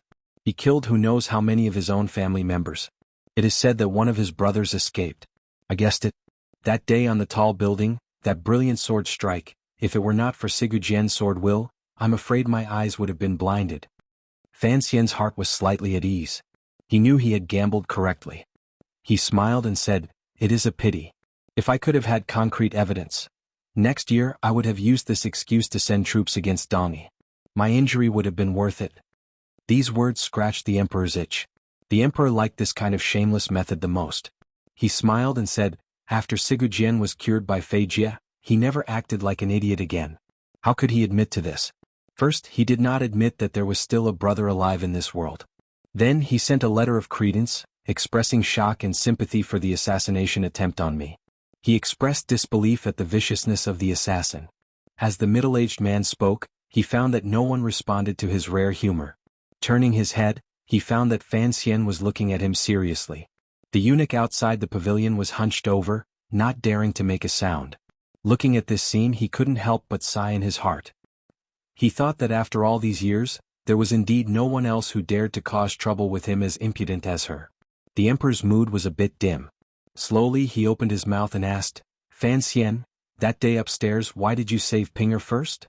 Fan Xian sat in his wheelchair and asked for forgiveness. After a long silence he replied, in the situation at that time if I had come to your majesty's side, I would only have been able to block the sword in front and not the knife behind me. The third prince was in danger. The emperor smiled self-mockingly. Is my life not as valuable as Pinger's? Fan Xian smiled bitterly and once again asked for forgiveness. I deserve to die. At the time, the situation was tense and I didn't react in time. By the time you rushed in front of me, the initiative had already been lost. Were you not afraid of death? Fan Xian thought for a moment and then finally said these treasonous words. He looked into the emperor's calm eyes and said bitterly, at the time I was thinking that if I could block that sword with my little life, it would be great. If I couldn't, to be able to go with your majesty to another world to see the scenery, that could be considered a great honor. The emperor paused slightly and then laughed loudly. His laughter shook the sky and traveled far outside the pavilion. The eunuchs and serving girls waiting in the corner of the garden in the royal palace heard the emperor's rare happy laughter and couldn't help but look at each other. They didn't know what joke Commissioner Fan had told to make the emperor so happy. The emperor stopped laughing. The more he looked at the familiar expression between Fan Xian's brows, the more comforted he felt. Slowing his voice he said, on this trip to Jiangnan be careful. Don't rush to the front for everything. I heard you were also as noisy in the north. You're a proper official, yet you don't know how to cherish your life. Fan Xian felt slightly embarrassed. He knew the emperor's words were reasonable. Of the officials of a country, how many would be as accustomed to taking risks as he was in the past? However, deep in his bones he liked to travel alone. When all was said and done it was because he didn't trust others. However, there were still a few months until the Jiangnan trip. The emperor's parting edict seemed to have come a bit too early. Your Majesty.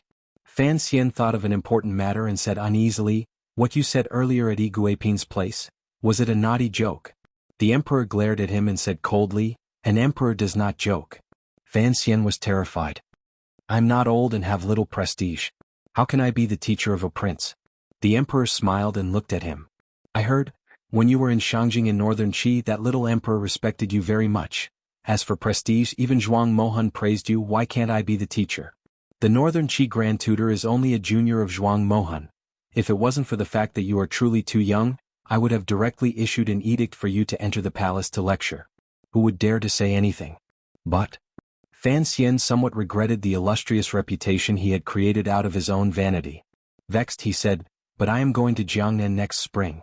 It would not be good to delay the third prince's studies. The emperor waved his hand. Take Pinger with you. I have already spoken with the Empress Dowager. Fan Xian opened his mouth wide and didn't say anything for a long time. Do well, the emperor said with a calm expression. After the Jiangnan matter, stay in the capital for another 2 years. I will let you enter the Hall of Governmental Affairs. He stared into Fan Xian's eyes and said in a gentle tone, I do think highly of you. After a moment of silence, Fan Xian nodded his head without any pretense. He knew that the conversation was over, so he prepared to take his leave and go home. Unexpectedly, the emperor waved his hand again and lightly said, Today is the beginning of winter. There is a banquet in the palace. You can eat in the palace. I have already sent someone to your home to pick up water. Fan Xian's heart jumped again. He didn't know what this meant or if it didn't explain anything. The Empress Dowager wants to see you, the emperor said. He coughed again to cover it up. She wants to see what exactly Wanner's husband looks like. The emperor sat in the royal carriage and left. The pavilion quieted down. Only Fan Xian and the little eunuch responsible for pushing the wheelchair remained. Fan Xian watched the direction the emperor left in. A cold self-mockery flashed through his eyes. Although it had happened suddenly, he still had some hope that the middle-aged man would let him see that painting. Perhaps the middle-aged man would say something to him? Who would have thought that in the end, it would still be this kind of benevolent and loyal subject? There was a faint disappointment in his heart. The royal family had always been heartless.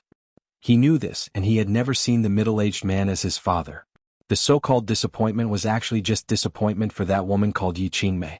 Looking at the emperor's attitude toward him, he knew that he was a fickle person.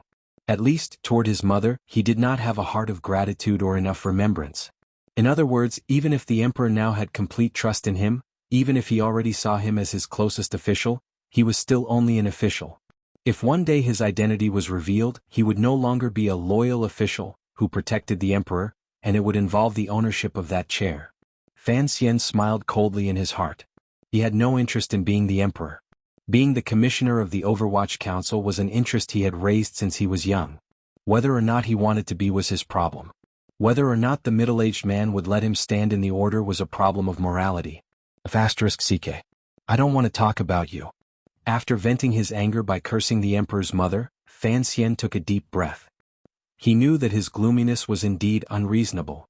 Because Lady Ning was a Dongyi prisoner of war, the great prince had been automatically stripped of his right to inherit the throne by many people.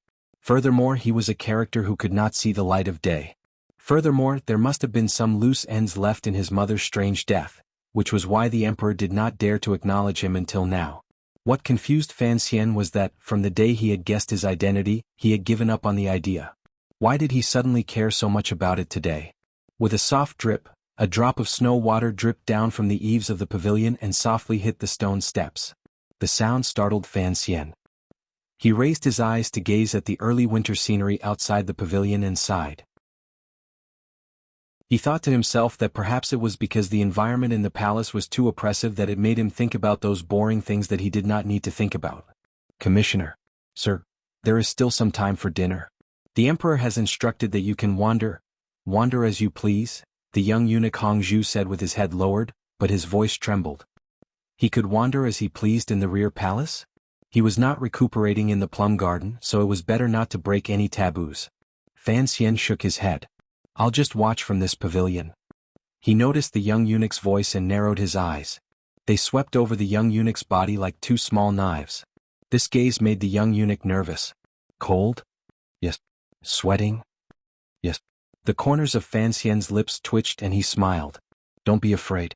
Since the emperor is at ease letting you listen here, naturally he trusts you. That was true. The conversation between the emperor and Fan Xian in the pavilion seemed like a normal family affair, but the information hidden within was very rich. For the first time, Hongzhu learned that the battle between the Overwatch Council and the Second Prince, as well as the matter of the palace treasury, had been tacitly approved by the emperor. Commissioner Fan was incomparably intelligent and had secretly agreed with the emperor's actions. And it seemed that Commissioner Fan was about to make some big move again. If these things got out of the palace, it would probably cause a huge uproar. I'm not afraid, Hongzhu replied pitifully. Fan Xian looked at the young eunuch's pitted face and suddenly asked curiously, eunuchs also have pimples? Pimples? Hongzhu was slightly startled and immediately understood what he meant. Somewhat annoyed, he replied, I'm not sure either. It was quiet outside the pavilion. In the distance there were palace maids moving about. All around, the cold lake was cold and awe-inspiring. There was a gentle breeze coming from the lake, entering the pavilion and circling around his body. Slightly calming the irritation in his heart, Fan Xian smiled. You are Hongzhu? Recommending the urban lifestyle novel Snake and Scorpion. The author is richly carved. It tells the story of a strong woman in the business world. Everyone is welcome to collect, click and recommend. The link is here, http Confio. Audiobook. SP. BL_ID equals 151,321. Chapter 317. Hongzhu had not thought that even the commissioner would know his name. His face immediately felt a bit of glory. He laughed and replied, Yes, it must be difficult for the commissioner to know my name. His Majesty's close attendant is a vital point. Fan Xian said, I am the commissioner of the Overwatch Council. Of course, I have to be careful. Furthermore, a few days ago, an assassin appeared among the young eunuchs in Taiji Palace. Hongzhu was startled and didn't dare reply. Fan Xian warmly said, Since the emperor trusts you, then I trust you as well. Right, I heard that old Dai is currently doing hard labor? Hongzhu glanced at him and said probingly, Yes, it's quite tragic. Yes. Fan Xian nodded. I'm not afraid of any taboos. I've had dealings with old Dai before and he's a good person. Please help me take care of him in the palace. Hongzhu was overjoyed.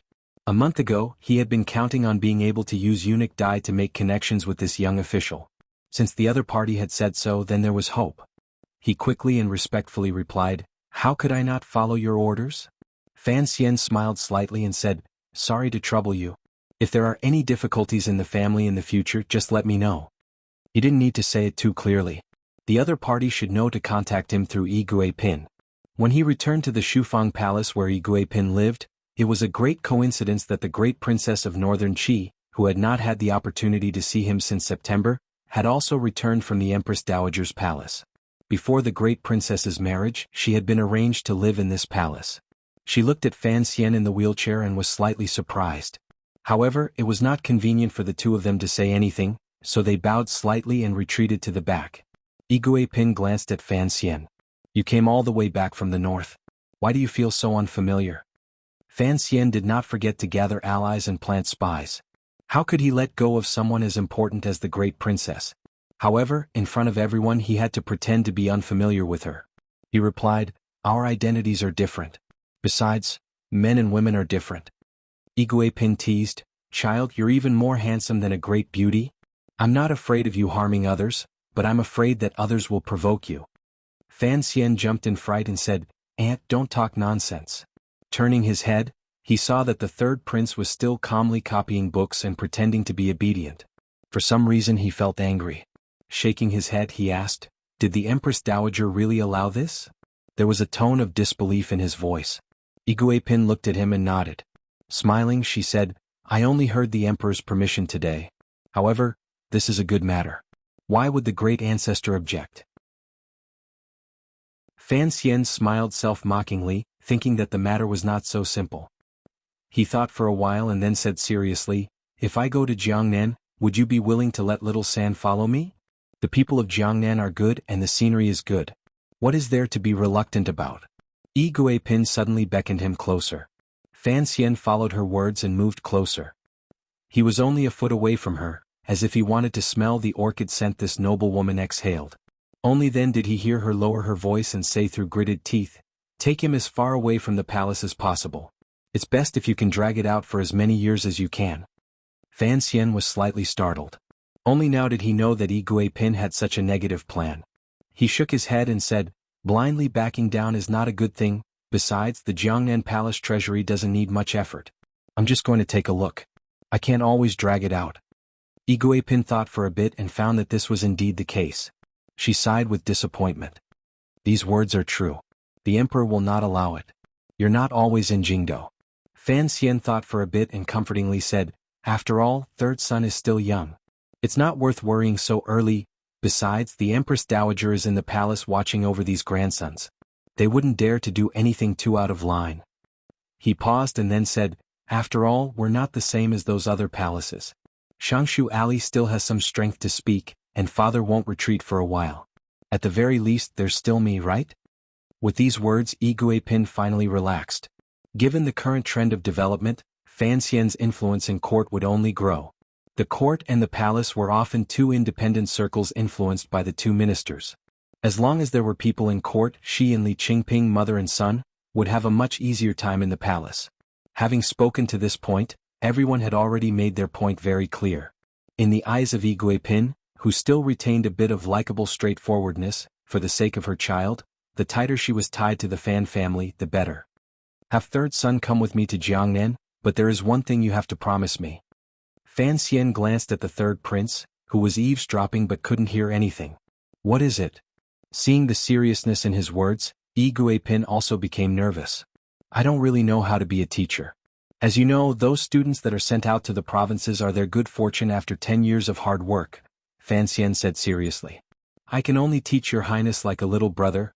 It's hard to avoid being disrespectful." Hearing the words, "teach like a little brother," Yi Guipin beamed with joy. She had no idea of Fan Xi's wretched state in the north and nodded repeatedly. Fan Xian looked at her like he was looking at a fairy, wondering why she was so happy like she had won the lottery. Probingly he said, "Maybe, sometimes. I will fight. You can do whatever you want with your feet." Yi Guipin said straightforwardly and said with a smile, "As long as nothing bad happens to me, I'll let you do whatever you want." She then sighed and said, "You don't know, the incident at that brothel a few days ago gave me a big fright. Normally, I only knew that he was on good terms with the second prince. Who would have thought that the second prince, that bastard, would actually urge Ping Er to do that? Ping Er is so young, what does he know? In the end he was still used as a knife by others. Fortunately you quickly suppressed this matter. Otherwise who knows how angry the emperor would be. Fan Xian smiled silently, thinking that this son of yours was not a kind person. Although he was only 8, the things in his mind were complicated. He then heard Yi Guipin say in a low voice, teach him to be more obedient. Even if he becomes the useless King Jing, at least he can have a lifetime of peace. Fan Xian listened to these words and couldn't help feeling a bit emotional. In this world only a mother was good. This line was indeed not wrong. A child without a mother was like a blade of grass. His own life experience also proved the truth of this line. It was still early before dinner time, and there was still no news from the Empress Dowager's palace. Fan Xian was happy to have the peace and quiet. He stayed in Shufang Palace and chatted idly with Yi Guipin. The two of them were relatives, so there were fewer taboos. Furthermore, in the entire Chile royal palace, it seemed that only Yi Guipin's palace still had some human touch. Servant greets Princess Qin. Following the crisp greetings of the serving girls in the outer room, Lin Wan rubbed her 2 small hands and walked in. Today she was wearing a jade-colored layered dress and a large red silk jacket. On the cuffs of her sleeves, there were 2 strands of fox fur. It was furry and cute. Fan Xian sat in the wheelchair and stretched out his hands. Wan'er moved forward and placed her hand in his warm palm. Her movements were very natural. Fan Xian gently rubbed the girl's slightly cold hands and asked curiously, you came just like that? The colors were similar to red and green. However, the red was a bit more vivid, and the jadeite exuded nobility. It was much more pleasing to the eye when worn on Wan'er's body. However, entering the palace to eat, one should always dress more gorgeously. Lin Wan'er pouted and said, I waited for you at home for a long time but no one came. Later, Su Wenmao called someone over to say something. Only then did I know you had been summoned into the palace. I brought the bao back to the manor. Just as we reached the door we were stopped by a eunuch. We were dragged into the palace to see the Empress Dowager and Empress First. Fortunately, the other ladies were all serving in the Empress Dowager's palace, so we didn't have to go to each palace to pay our respects. We were in a hurry along the way and didn't have time to change. Right, where's the bao? Fan Xian was most concerned about his silly brother-in-law. Don't worry, Ruoro is at home. Lin Wan'er accepted the hot towel the serving girl handed over and carelessly wiped her face. She sat down beside Yi Guipin and tilted her head with a smile. What are you talking about? Yi Guipin didn't rush to reply. She first scolded the serving girl a bit. Using a hot towel to let the princess wipe her face on such a cold day, she wasn't afraid that she would be stirred up by the cold wind when she went out later. Only then did she turn her head and smile as she recounted the emperor's arrangements. Lin Wan'er glanced at Fan Xian in astonishment. It settled just like that? Fan Xian nodded and shrugged his shoulders. There was nothing he could do. Dragging down his family, it looked like his trip to Jiangnan in the future would certainly be very exciting. A eunuch came to pass on a message inviting the 5 nobles of Shufang Palace to Hongguang Palace to eat. Yi Guipin quickly pulled the 3rd prince's hand to the back room to freshen up. She also had to dress herself well. Taking advantage of this time, Fan Xian lowered his voice and asked, the matter I told you to talk about with the Empress Dowager, how is it going? Lin Wan'er looked around and shook her head. In a quiet voice she said, you wanted to break off the engagement but you didn't discuss this with me earlier. Suddenly doing something like this, how could the Empress Dowager allow it? Besides, I am, after all, a junior. Talking about this matter is not very polite. Fan Xian sighed and said, if Ruoro doesn't like it, what can I do as her brother? However, I did tell you about this matter a bit late. I wanted to take advantage of the Baoyue brothel incident. Hongqing is currently making the palace unhappy, so I wanted to take advantage of this opportunity to take care of this matter. I didn't think it would be so troublesome. The emperor has appointed a marriage. How can it be broken off just like that? Wan'er furrowed her brows. You spoil Ruoro too much. Fan Xian chuckled and said, I only have this one sister. If I don't spoil her, who will? I think it's better for you to come into the palace. Wan'er stared at the back room and confirmed that no one was listening. Only then did she quietly say, let the old master directly tell the emperor that the 2 of us are not enough. Fan Xian said with distress, although the 2 families have fought like this, father really does like Hongqing. Even when Hongqing goes to the brothel every day, he doesn't think it's a big deal. He always says he watched him grow up and the 2 families are very close. He can't let the 2nd prince cause the 2 families to separate. Lin Wan'er laughed and said, you used to be the most famous person in Lujing River. Of course you don't think this is a big deal. After saying this, she realized that it was inappropriate for a daughter-in-law to tease her father-in-law, so she laughed and covered it up. Fan Xian was worried about his sister, so he didn't make fun of her. His brows were full of helplessness. These days, Ruoruo had made a name for herself in the Imperial Academy of Medicine. He hoped that Haitang would be able to handle things well, or at least delay the marriage for a while. Why did uncle summon you into the palace? Lin Wanner asked the question she really cared about. I'm afraid it's not just about the third prince. Fan Xian quietly looked at his wife. Suddenly he reached out his hand and gently stroked her smooth chin. He smiled and didn't say anything. Was she supposed to tell her that her dearest uncle had asked her dearest husband to use all his skills just to make her biological mother destitute? Fortunately Yi Guipin and the others had already dressed up and came out. Fan Xian turned to look and saw Yi Guipin and the great princess of Northern Qi walk out hand in hand. The two women with their jewelry, clothing and makeup shone brilliantly. Their features were like a painting, dignified and noble. He couldn't help but praise them in his heart. The so-called splendor of jewels was nothing more than this. The great princess looked at him and smiled. She walked out of the hall, shoulder to shoulder with Wan'er, whom she already knew. The winter solstice was as big as the new year. On this day, everyone in the Qin kingdom rested. The courts stopped, the army rested, the borders closed and the merchants rested. It wasn't just the capital. Even Northern Qi, far away in the north, was peacefully living a happy life. According to the customs of the Qin kingdom, mutton was to be eaten on the winter solstice. In the streets and alleys of the private residences in Jingdo, countless strands of hot fog floated up from the spacious or cramped kitchens. They circled around the various pots 3 times and then found the only way out, drilling through the cracks between the windows. The hot fog carried the pungent smell of dried chili, the gamey smell of fresh mutton, the strange smell of medicinal herbs and the sweet smell of carrots. The 4 scents mingled and were incomparably beautiful. They filled the streets and alleys of countless courtyards, making all who smelled them salivate. Inside Hongguang Palace, behind the table at the very end, Fan Xian stared with a pair of confused eyes. He looked at the mutton that had been cut into the shape of an ear with the tips of his chopsticks. He looked at the mushrooms and rare vegetables floating in the white soup in his bowl. He couldn't help but sigh in his heart. The mutton in the palace was indeed different from that of the common people. The workmanship was much more exquisite, but it also lacked the warmth of incense. Without tofu and carrots, how could he eat the mutton? The biggest problem was that the mutton was already warm. He couldn't burn his mouth and lips until they were numb. What would be the point of drinking it? So, he just barely finished the soup in his bowl and picked up some chopstick sauce to mix with the rice. He chewed slowly and carefully, delaying the time of this boring family feast. His eyes were focused on his nose was focused on his lips, and his lips held the tips of his chopsticks. He was incomparably focused, but the corners of his eyes didn't wander. He quietly listened to the conversation of the members of the royal family in the palace and didn't interrupt. He was as lonely as the wheelchair not far behind him. Hongguang Palace was the Empress Dowager's palace. It was the grandest building in the rear palace.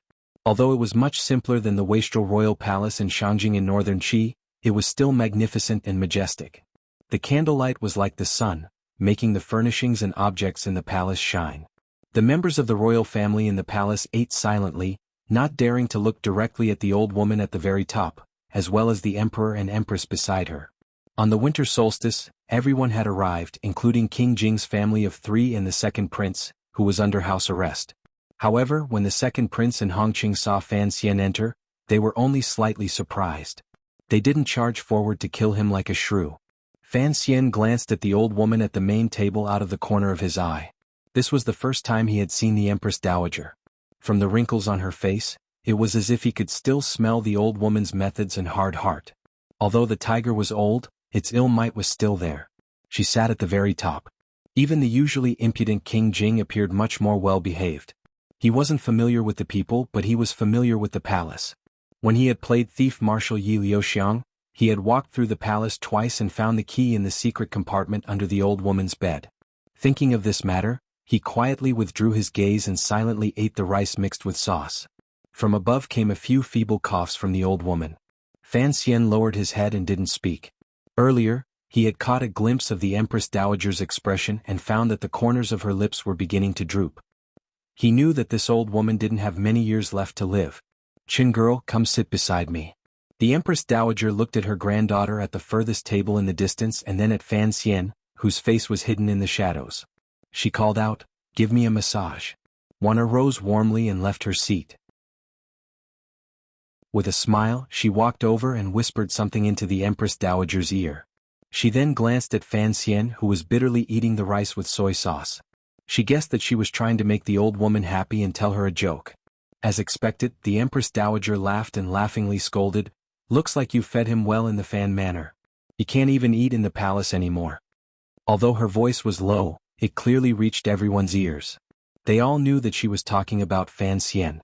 Fan Xian's heart jumped, and a smile bloomed on his lips. It seemed that it wasn't a lie that Wan was the most favored in the palace. As long as the Empress Dowager and the Emperor liked her, her position in the palace would naturally rise. But he still felt a little nervous. Today was the first time he had seen the Empress Dowager.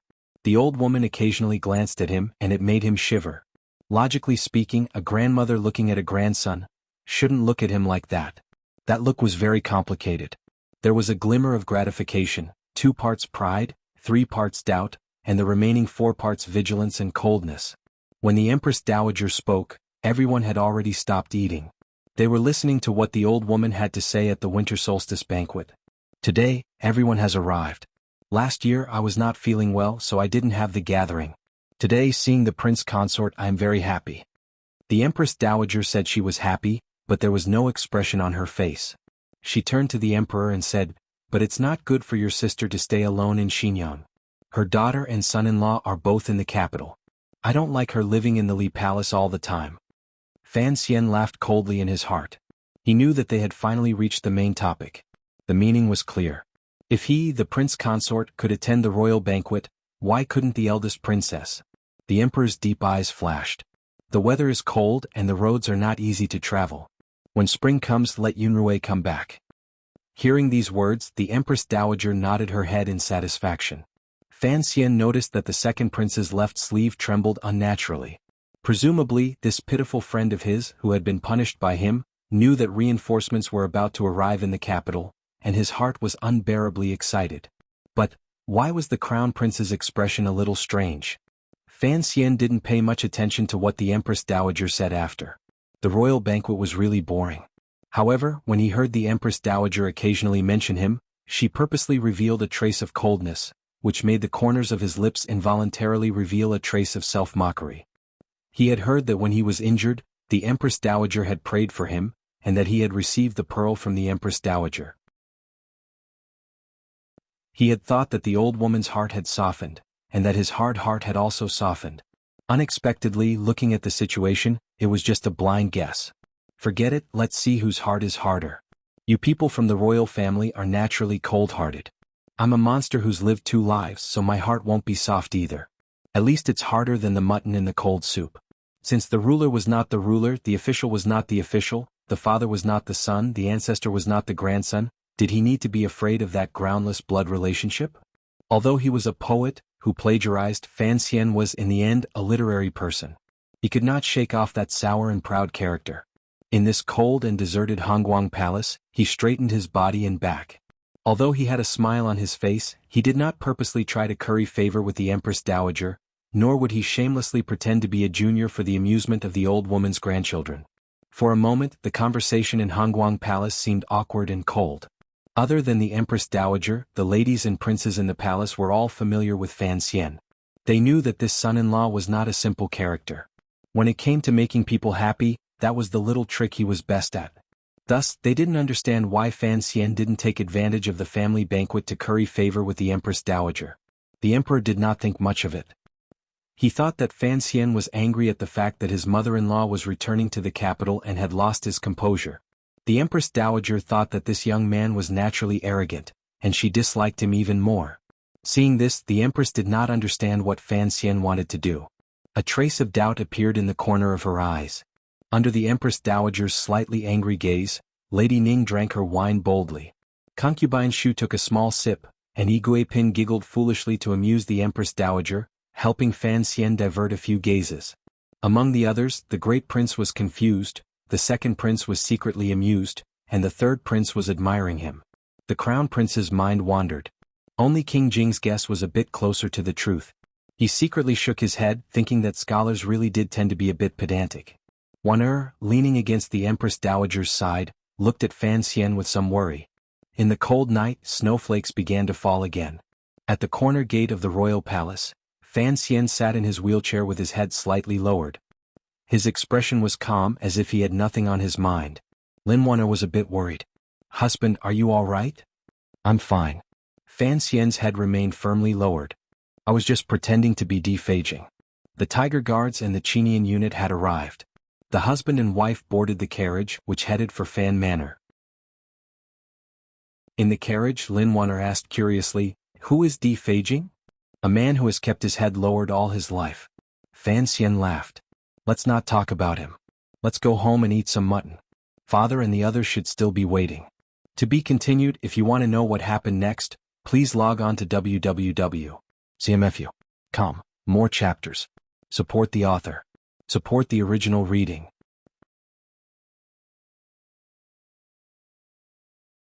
Chapter 318.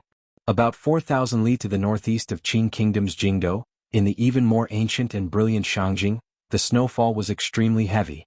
Snowflakes as thick as goose feathers fell to the ground. The streets and alleys of Shangjing seemed to be covered with a layer of pure white wool carpet. However, the snow did not accumulate on the manors with heated stoves. The black eaves of the houses were exposed, and the two contrasted particularly beautiful. From the city gate, one could see the palace built against the mountain in the distance. The pure black eaves of the palace were a deeper shade than the black eaves of the houses. On the snowy cliffs of the mountain, layers of winter trees were covered in frost and snow. The waterfalls had gradually softened into icy creeks. The stone paths were slanted and lonely.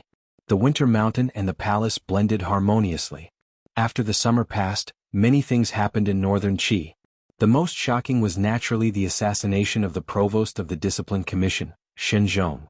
Commander Shang Shanhu, who had galloped through the streets that night, was still under house arrest. The attitude of the court and the palace was clear. After Shen Zhong's death, he was immediately charged with numerous crimes. The Shen family was destroyed, and only Lady Shen, whom the people of Shangjing were familiar with, had suddenly disappeared without a trace. Shen Zhong's sudden death was a heavy blow to the embroidered uniform guards. The already weak Northern Qi Secret Service had been secretly dealt a blow by the young emperor. After losing a shrewd leader, they appeared even weaker. Even the Empress Dowager's voice had become much quieter. In the past few months, all the members of the Brocade Guard had been nervous. No one had come to take over the yamen, and no one knew how the court would deal with it. Fortunately, the court had finally issued a decree a few days ago. The son of Marquis Ningho, Wei Hua of the Honglu Temple, had officially taken over the position that Shen Zhong had vacated. In the rumors of Shangjing, the Empress Dowager had wanted Marquis Ningho to be the provost, but the young emperor had refused. Now that the decree had clearly stated that Marquis Ningho's son would take the position, it inevitably caused some discussion. No one knew whether or not the mother and son, who quarreled every day, had finally come to some kind of tacit understanding and compromise. Today the Brocade Guard roused themselves, bringing out the fierceness and dominance of the past, and began to carry out a new mission. More than 100 Brocade Guards dressed in brown official robes surrounded Xiushui Street, allowing the snow to fall on them. Xiushui Street was not simple. The shops on it all had deep backgrounds, especially the 7 shops in the middle. They were all royal merchants of Qin. The two countries were currently in a honeymoon period. Logically speaking, the Brocade Guard was in the midst of reorganizing themselves, and should not have come to cause trouble. But the development of the situation exceeded everyone's expectations. The shopkeepers along the street stood up, rubbing their hands in the wind and watching nervously as the Brocade Guard took away the owner of the tavern. He was Sheng Huiran, and was one of the head of the Qing Palace in Shangjing. Shopkeeper Yu of the glass shop leaned against the old door and said in a trembling voice, "How dare you arrest them?" The shop assistant said softly, "It was said that there was a large stockpile of goods in the south of the capital. There were no customs documents, not even tax receipts. The Brocade Guards followed that line to Shangjing and dug out this boss Sheng." The wind and snow blew against his face and circled around his body. It seemed to be even more translucent than the glass bottle behind shopkeeper Yu. He looked at the gradually retreating Brocade Guards with a worried expression. He was well aware of the matter of the palace treasury smuggling to the north. This was a business that the eldest princess had single-handedly carried out. However, Northern Qi had always tacitly agreed to it and enjoyed the benefits of low prices. Why had they suddenly acted today? In the beautiful imperial palace of Shangjing, the young emperor was lying on a warm blanket, one hand holding a pastry to his mouth, the other holding a book, reading it carefully and attentively. The new provost of the discipline commission, Wei Hua, carefully glanced at him and deliberated for a moment before summoning up the courage to interrupt the emperor's absent-mindedness. In a quiet voice he said, "We arrested a few people, but all this time the Cui family and Xinjiang have helped the court a lot, so it was a bit embarrassing. So, according to the Empress Dowager's orders, those with status were released in the end." The young emperor didn't look at him, but the corners of his brows furrowed in disgust. He said, "Women are too kind. Since we've already fallen out, what's the point of looking at old feelings?" He was criticizing the Empress Dowager, so Wei Hua didn't dare to respond. The emperor shook his head, his gaze still lingering on the book. He continued, "But it doesn't matter whether we arrested them or not. How much of the goods did we seize?" "A lot." A glimmer of excitement flowed through Wei Hua's eyes. The information was accurate. The southern barbarians didn't expect us to break the old rules and were caught unprepared. They suffered quite a bit. He suddenly thought of something and asked hesitantly, "This is a bit absurd. Even if Fan Xian wanted to fight with the eldest princess for the palace treasury, there's no reason for him to give us such a large gift. Given his current power in the Qing kingdom, he could completely swallow the goods himself and not let them flow north." The emperor still didn't look at him. He said coldly, "To give me such a large gift, naturally, he has something to ask of me. There's no problem with the timing. According to the news from the south, Fan Xian made his move before we did. The southerners shouldn't suspect that I'm working together with him to split the loot. They'll only think that I'm taking advantage of the situation." But he suddenly put down the book in his hand and narrowed his eyes at Wei Hua. The warning in his eyes was clear. "Only 5 people in the court know about this. I don't want the news to get out because of you." Wei Hua was terrified. He prostrated on the ground and swore an oath. "Please be at ease, Your Majesty." Although he was the son of Chang Ningho, he was actually closer to the emperor. He knew that the emperor was giving him a chance to take control of a powerful yamen like the Brocade Guard. It was up to him to see if he could grasp it. "Are the Qing envoys still protesting?" the emperor suddenly asked with interest. Wei Hua nodded and smiled bitterly. "Sir Lin is making a ruckus in Honglu Temple every day, crying out for the Cui family. He says that the court didn't investigate and forcefully seized the Cui family's goods and money. It's outrageous and has greatly affected the friendship between the two countries." The emperor cursed. "What is the Cui family? They're the biggest smugglers in the kingdom of Qing. I'm helping the southern barbarians discipline their people. Instead of thanking me, they're blaming me. These southern barbarians really don't know any manners." Wei Hua smiled bitterly. He thought, "You're helping a foreign country discipline its merchants, but you're not willing to give up the goods and money you've already eaten. How is that reasonable?" Lin Wen was the envoy of the kingdom of Qing stationed in Shangjing, but he didn't know the inside story. Of course, he had to fight for the people of his country. The most troublesome one is that advisor Wang Qinian. Wei Hua suddenly had a headache. "Sir Lin is making a ruckus in Honglu Temple, but Sir Wang is running to Taichung Temple every day, asking to enter the palace to see His Majesty. He says that the Cui family is a famous merchant of the kingdom of Qing. As officials of the kingdom of Qing, they must protect the interests of the Cui family." The emperor was startled. He was so angry that he laughed. "Interesting. How interesting. Not only is Fan Xian interesting, but his confidant is also so reckless. It's his own master who wants to kill the Cui family. But with this ruckus, not only has he helped Fan Xian clean up his mess, he's also tainted me." But toward his counterpart in the south, Wei Hua was still wary. He couldn't help but say, "Your Majesty, if the whole story of this matter is secretly sent back to the kingdom of Qing and the emperor of the Qing kingdom finds out that Fan Xian has been generous to his country and secretly colluded with our court, I'm afraid he'll be furious. Perhaps he won't be able to climb back up again." The negotiations between the two countries in the summer let him know how cold and ruthless Fan Xian, this gentle and refined scholar, was. So much so that after he took over as the commander of the Brocade Guard, he immediately saw Fan Xian as his greatest enemy. He constantly thought about how to make Fan Xian unlucky. Now that he thought of this evil plan that would make it difficult for Fan Xian to rise again, he couldn't help but feel excited. He looked at the emperor with a face full of hope. What disappointed him was, the emperor still only shook his head. Take a longer view, the emperor said with a mocking tone. With a mocking tone, the emperor said, the goods of the Chui family are already within our borders. What is the use of seizing them? Do you think I care about the silver of these merchants? In the past, the court has always had dealings with the eldest princess. Both sides have received many benefits. Do you not understand the reason why we want to cooperate with Fan Xian this time? The emperor picked up the book on the table. As he read, he quietly said, the palace treasury of the southern court will soon belong to the Fan family. If you don't have enough confidence in destroying him, then it's best to be a bit more polite to him. The people of my country are still counting on Commissioner Fan to endlessly send cheap goods year after year. After Wei Hua left, the emperor's expression seemed to relax a lot in an instant. He stretched inelegantly and gave a big yawn. At this moment, a beautiful woman dressed in a luxurious palace dress lifted the curtain and walked out. Looking in the direction the new commander had left, she blinked and asked curiously, what were you talking about? It sounds like it has something to do with Fan Xian.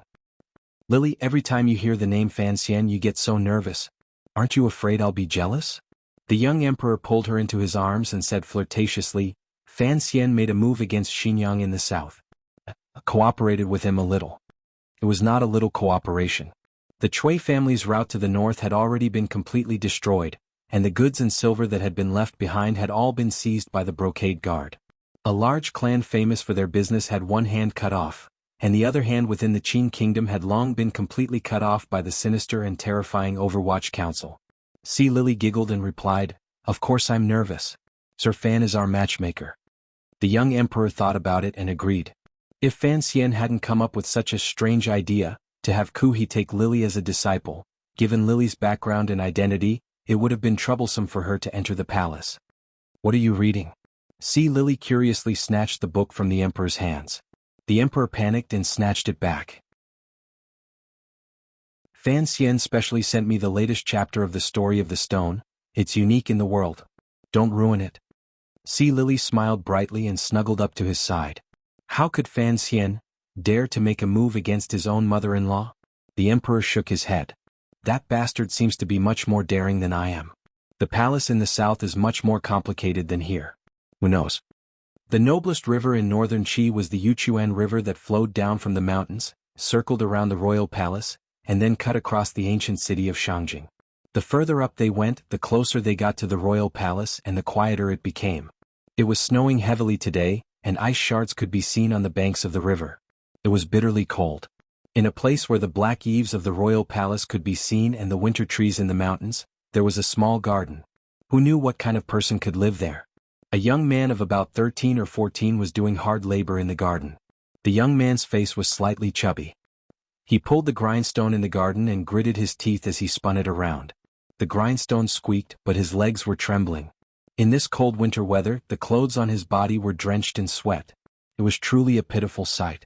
After spinning around a few times, the young man finally couldn't stand it anymore. He pushed the handle in his hand and turned his head. There are no beans again.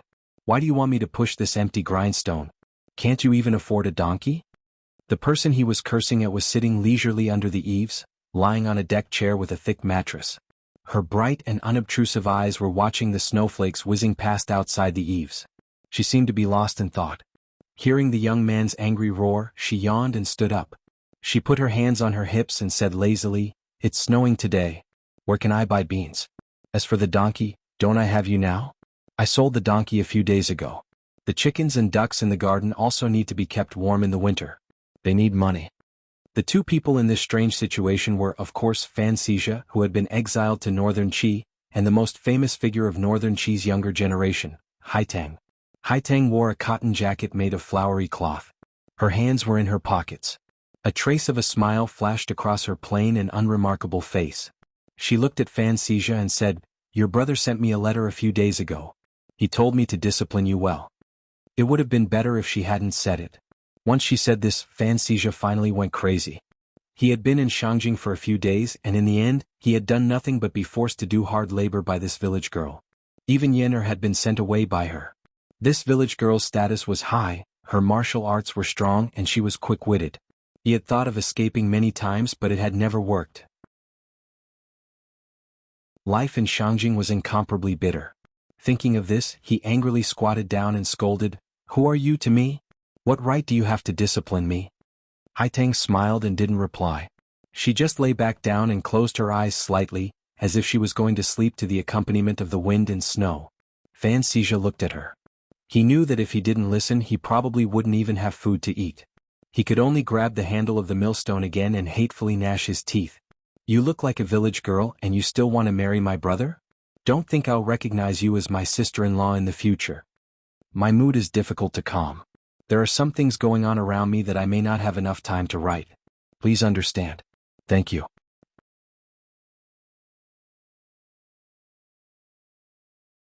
Chapter 319. The snow was still falling. Fan Xizha, who was by the stone mill in the garden, had finally completed 50 revolutions. Panting, he held onto the stone mill, feeling his entire body aching.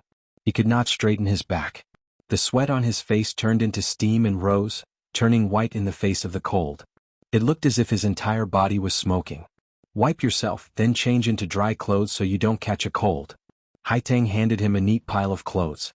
Fan Xizha shook his head angrily and went into the inner room to change. Not long after he came out yelling, "There's no place to bathe. What should I do if I stink?" Haitang glanced at him and smiled. "It's winter and the things your brother made haven't been shipped to Shangjing." Fan Xizha couldn't help but shake his head again. "My brother drove me north, not to let you torture me." "An uncut jade is worthless," Haitang said calmly. "I remember when we were chatting in the royal palace, Fan Xian once said something that I thought was very reasonable." "What did he say?" Fan Xizha asked curiously. "When heaven is about to place a great responsibility on a man, it first torments his will, strains his muscles and bones, starves his skin, empties his body and messes up his actions. Thus the heart is moved and one can do what one cannot." Actually, when Fan Xian said these words he was thinking of the northern seashore, the crabapple spring scene among the reeds. But Fan Xizha and Haitang did not know of that person's filthy thoughts. Fan Xizha heard these words and felt a chill rush to the top of his head. In a trembling voice he said, "Tonight, you won't have dinner yet, will you?" Haitang smiled slightly. "We won't be eating here tonight." As they spoke, someone outside the garden respectfully said, "Second young master, I will be the host tonight."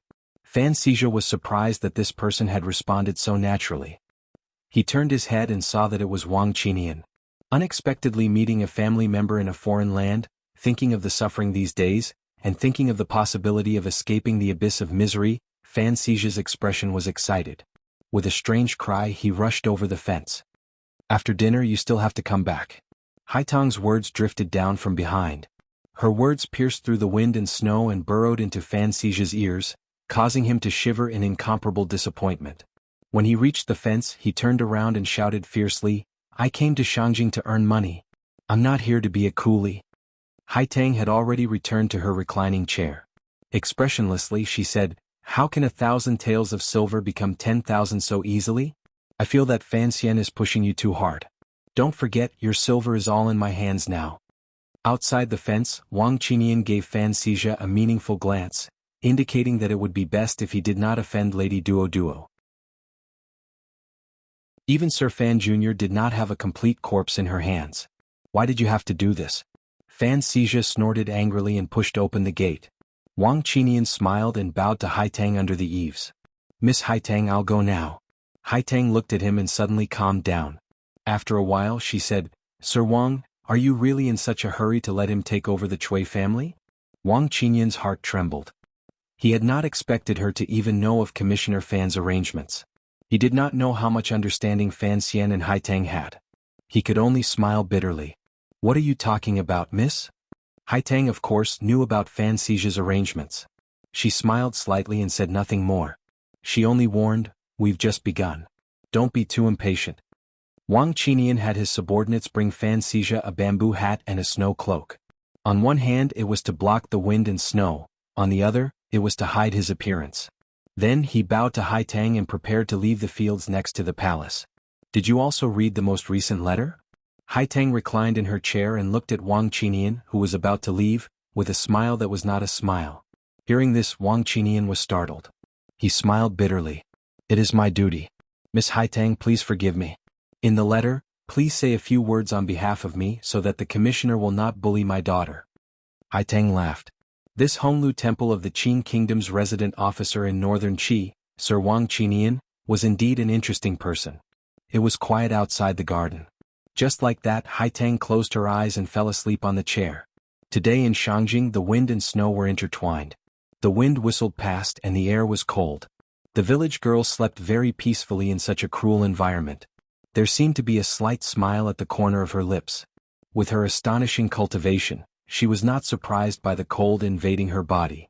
On the contrary, she was closer to nature than ordinary people, such as the gentle nature of spring, or the harsh world of winter. Snow, piece by piece, gradually filled the sky. Under the eaves, the girl in a flowery jacket slept very comfortably. After an indeterminate amount of time, Haitang slowly opened her eyes. Her clear eyes reflected the falling snow outside the eaves, and the growing ice on the eaves. She could not help but feel a flash of joy and satisfaction. "Teacher, you're here." Outside the garden, on the stone path beside the Yuchuan River, a thick layer of snow had long been laid. At this moment, a person was slowly treading on the snow. The wind and snow seemed to have disappeared in an instant. One could only hear the rustling sound of each step landing on the snow. The person's feet were not wearing shoes. He stepped on the snow like this, determined and sincere. In a moment he had reached the front of the garden. Stretching out a hand, he gently pushed open the fence door and walked directly to the eaves. He stretched out a palm and gently stroked the happy Haitang's head. "I've come to see you." One of the 4 great grandmasters in the world, Imperial Advisor Ku He, who was viewed as a god by the people of the world. If Fan Xian saw this scene, he would certainly silently criticize the other person's appearance for being so ordinary and unremarkable. He was far worse than Marshal Zhu. He couldn't even compare to Yi Liuyun's elegance of riding a boat halfway across the waves. Particularly after he took off the straw hat on his head and revealed his large bald head, there was not a glimmer of an otherworldly feeling. He was just a simple and common old man. However, the pure white plain clothes on his body and his bare feet declared his identity as an ascetic monk. Ever since he returned from the temple, he had not undergone a single ascetic monk. Haitang bowed deeply to her teacher with incomparable respect. Then she invited the most powerful figure in the world into the room and served tea. Like a little girl, she sat on the ground beside him with a face full of innocence. Only in front of this great grandmaster would Haitang be so obedient and natural. Ku He's face was thin.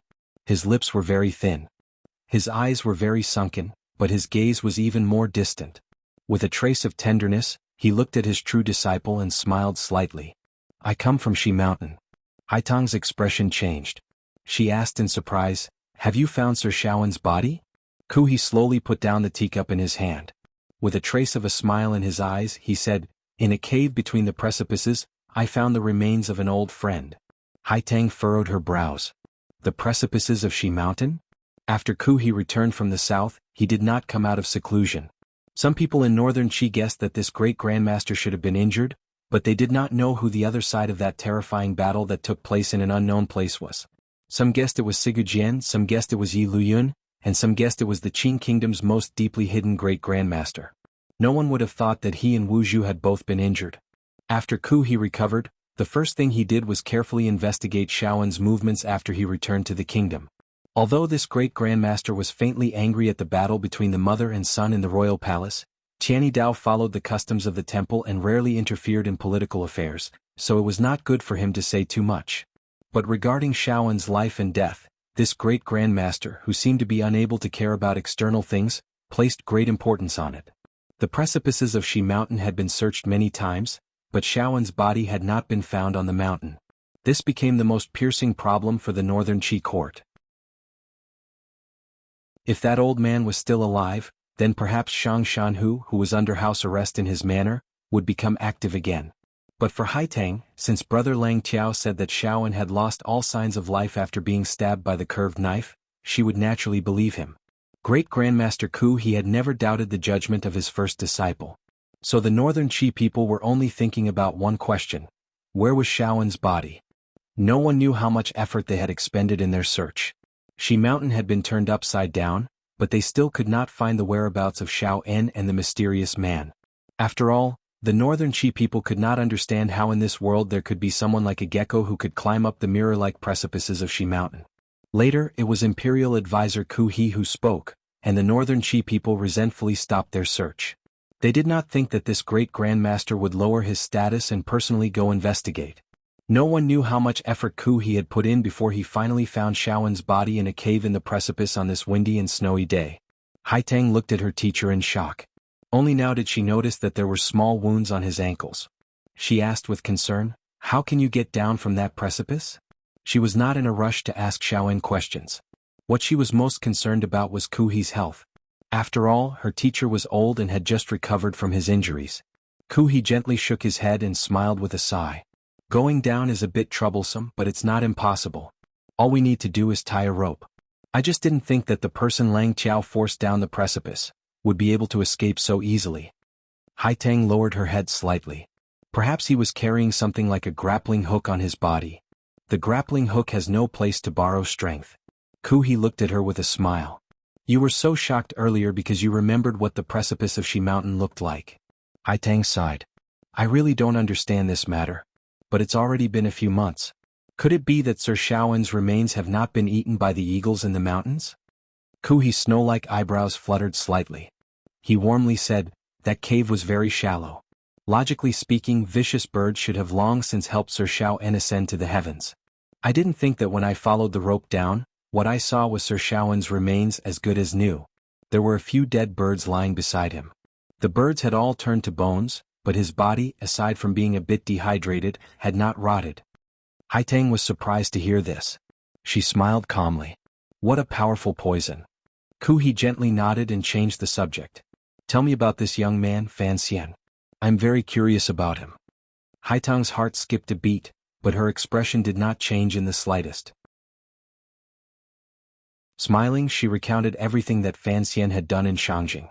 Knowing that she could no longer hide anything for Fan Xian, she quietly said, "That night after Xiaowen left the capital, Fan Xian stayed with the diplomatic mission, but no one saw him with their own eyes. When I went the next day, he was lying in bed. Back then, elder brother believed that the black-clothed man who fell off the cliff with Xiaowen was him, and he really is an expert at using poison. Of all the people in this world, only Xiaowen and Ku He had ever come into contact with the temple. Now that Xiaowen was dead, only Ku He remained. The emperor had painstakingly rescued Xiaowen and brought him back to northern Qi, but Ku He had tried his best to kill him. Now that she knew that Fan Xian might be the last person Xiaowen saw before he died, and Ku He was so careful about the secret of the temple. Haitang did not know what trouble her words would bring to Fan Xian. But she knew that this seemingly gentle teacher in front of her was, in reality, a wise man who held the pearl of wisdom in his hands. He had changed the subject earlier, naturally, to remind her. Unexpectedly, Ku He did not continue this topic. Instead, he gazed at her meaningfully and smiled. He took another sip of the tea in his cup and said, "Duodwa's tea is getting better and better." "You flatter me, teacher," Haitang replied gently. "I think I know who Fan Xian is," Ku He suddenly said very gently. His words came out of nowhere and Haitang did not understand. She stared at her teacher in a daze. Ku He slowly stood up and a mellow smile rose to his face. "Before this young man came to northern Qi, I went out and was injured. I think you must be very curious as to who in this world can injure me." Imperial advisor Ku He represented the spirit of northern Qi, so the matter of his injury had always been hidden. Although Haitang knew, she had never heard the details from her teacher's mouth. Now that she heard it, she immediately focused her attention. It was a blind man. Ku He turned and gazed at the wind and snow outside his disciple's garden. He slowly said, "It was a blind man I met many years ago and have never forgotten." Haitang was shocked. She thought that it was already a shocking thing for someone in this world to be able to injure her teacher. She had not expected that the other person was not a great grandmaster known to the world, but a blind man. Ku He continued to speak leisurely. "It is very strange that this terrifying blind man seems to have forgotten some things. He has forgotten that many years ago I once met him." Haitang listened quietly. This blind man has already disappeared for many years. The smile on Ku He's face rose again. "I did not expect that he would suddenly appear in this world again, and that the first person he came to find was me. Speaking of which, my heart, which has long been like an old well without ripples, is actually faintly proud." Haitang became more and more confused. This blind man once taught that idiot Sigujian a lesson. He once beat Yi Luyun until he abandoned his sword and finally became a great grandmaster. Ku He sighed. "I guessed it was him back then, but I did not expect that he would come to find me this time. This is completely different from his secretive style in the past."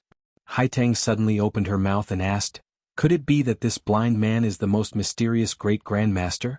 Kuhi shook his head. His eyes, which seemed to be able to see through everything, also revealed a trace of confusion. No, the blind man has never needed this kind of false reputation. As for the most mysterious of the four of us, he should still be in the Qing Kingdom's royal palace. Haitang did not understand. Since no one had ever seen the mysterious great-grandmaster, why were the people so sure that he existed, and that he existed in the Qing Kingdom's royal palace?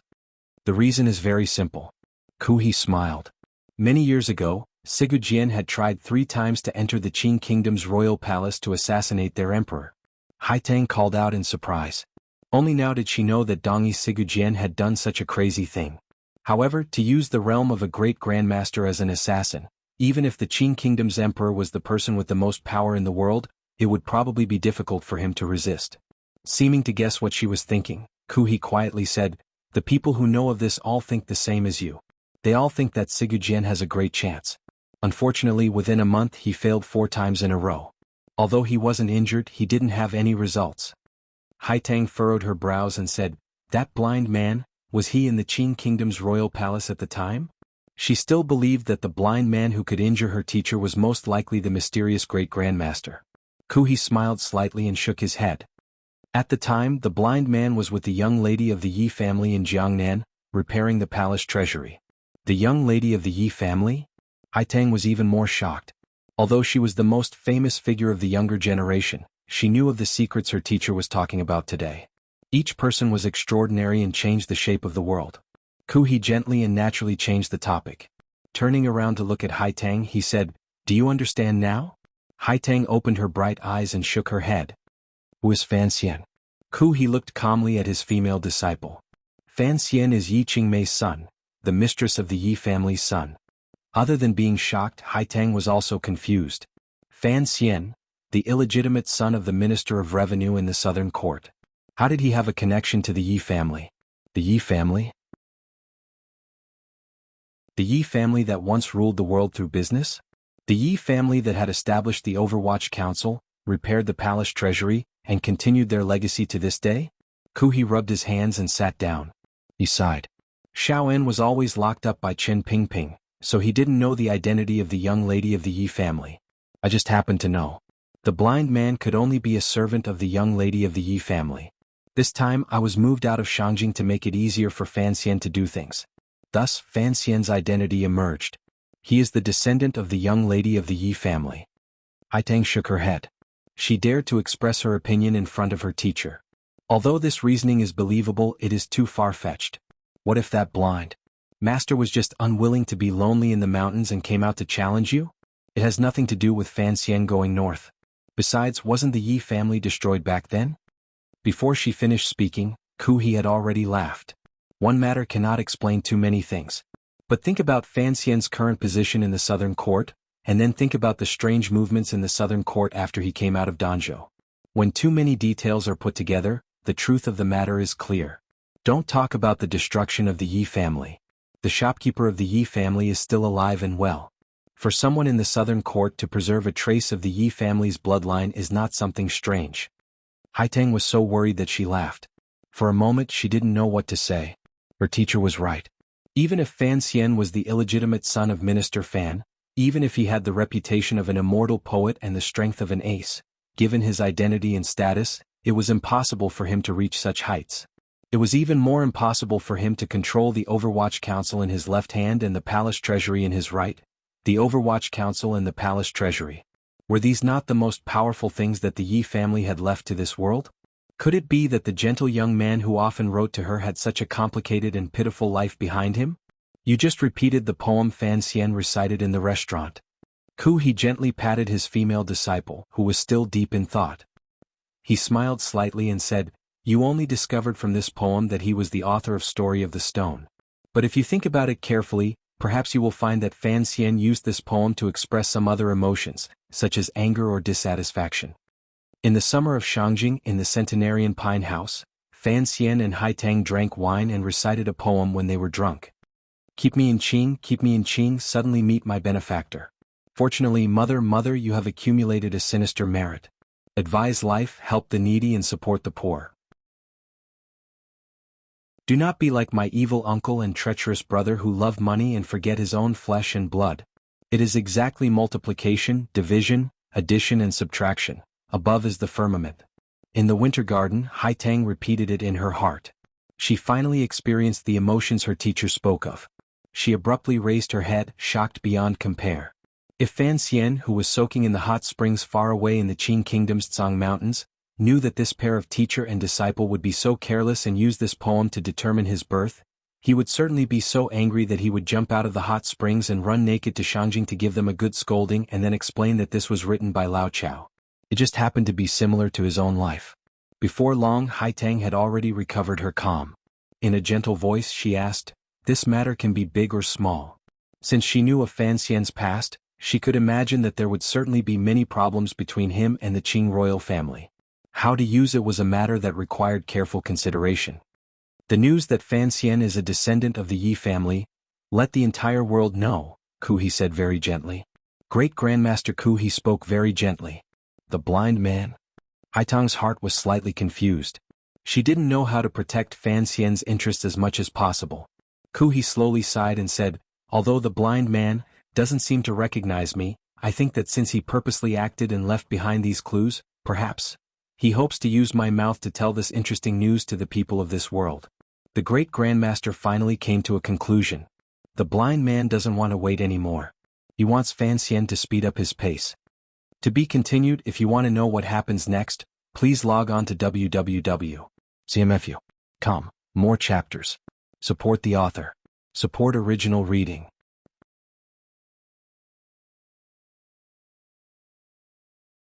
Chapter 320.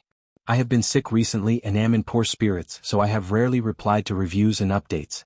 Everyone please forgive me. After the wind and snow in the fields, the fragrance of tea still lingered in the room and floated in the quiet space. After a long time, Hai Tang quietly said, I understand. Ku, he did not look at her face. Smiling slightly, he said, didn't Fan Xian ask you for the heart of Tianyi Dao in his letter? Give it to him. Give it to him? The two clean words made Hai Tang raise her head in shock. She didn't know if her teacher was joking or had lost his mind. The supreme heart of Tianyi Dao? That was a secret that could not be passed on. Was he going to give it to a powerful official of the southern court so easily? Ku, he smiled slightly and said, this is something his mother gave me. It is only right that I return it to him. Besides, for the Qi kingdom, the more powerful Fan Xian is, the more headaches the southern royal family will have. It can satisfy my wish and also be beneficial to the country. It is the best of both worlds. Why not do it? Hai Tang opened her mouth slightly and couldn't speak for a moment. She knew what her teacher's true intentions were. A chill grew in her heart. This teacher and disciple had only guessed the relationship between Fan Xian and the Yi family. They did not know Fan Xian's other identity, so they unilaterally thought that after his identity was exposed, Fan Xian could only be a ferocious tiger within the Qing kingdom. Back then, when the Yi family had disappeared like smoke, the Qing royal family would have to bear the greatest responsibility. In the eyes of the northern Qi people, the more powerful Fan Xian was, the more trouble Qing kingdom would have and the safer their country would be. Teacher, if Fan Xian cannot withstand it this time, what do we do? The Yi family's property had all been taken over by the Qing royal family. Logically speaking, once the news that Fan Xian was a descendant of the Yi family got out, the Qing royal family would kill him in the shortest amount of time possible. Ku, he shook his head and sighed quietly. The nobles who toppled the Yi family seemed to have all died in that night of bloodshed in Jingdo a dozen years ago. I truly cannot guess what the subsequent events will be like. Does the Yi family still have enemies hiding in the royal palace in the south? Perhaps that blind man wants to use this matter to force those people to appear. As the imperial advisor of northern Qi, Ku, his first consideration was the interests of northern Qi and the kingdom of the mother and son in the palace. As for what kind of predicament Fan Xian would face, it was not within his considerations. The old man smiled slightly and said, even if Fan Xian is unable to face the oncoming attack, with the blind man standing firmly behind him, even if he fails and wants to die, it will not be an easy matter.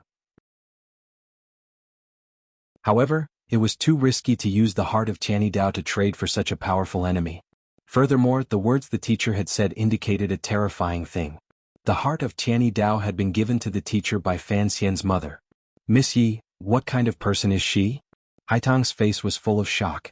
Ku, he furrowed his brows slightly and thought hard for a long time before he quietly said, At the beginning, I thought she was a little fairy who did not touch the world of mortals. Later on, I discovered that was not the case. Heaven Meridian Warrior? He's not a Heaven Meridian Warrior. He continued to smile and said, the young lady of the Yi family is a mysterious woman who far exceeds normal geniuses. After a long time, Haitang respectfully saw Imperial Advisor Ku He out of the room. Looking at the teacher's bare feet stepping in the snow, the girl said in a gentle voice, Teacher, Sir Xiao En? In the snow, Ku He's figure paused slightly. A moment later, he said in a gentle voice, He is with Master Zhuang. These two brothers were strangers in life, but they traveled together in death. It is not bad. Haitang lowered her head and did not say anything to hide her shock. It was not until today that she learned of this matter. This is a matter of the older generation. You young people have your own world. The heart must be personally handed to Fan Xian's hands. After Ku He said this, he took a step and disappeared into the wind and snow. Flipping his straw hat, he covered his old and smooth head. In the valley of the Tsang Mountains in the Qing Kingdom, mist rose from the vast expanse of white snow. Dozens of beautiful red-crowned cranes spread their wings and danced. They floated down a few meters from the ground. As if afraid and timid, they tentatively extended their long feet and stepped on the large hot springs surrounded by cedar trees below the mist. The temperature of the hot springs was just right. It was a little hot. Fan Xian's eyes were closed. His upper body was bare as he soaked in the hot springs.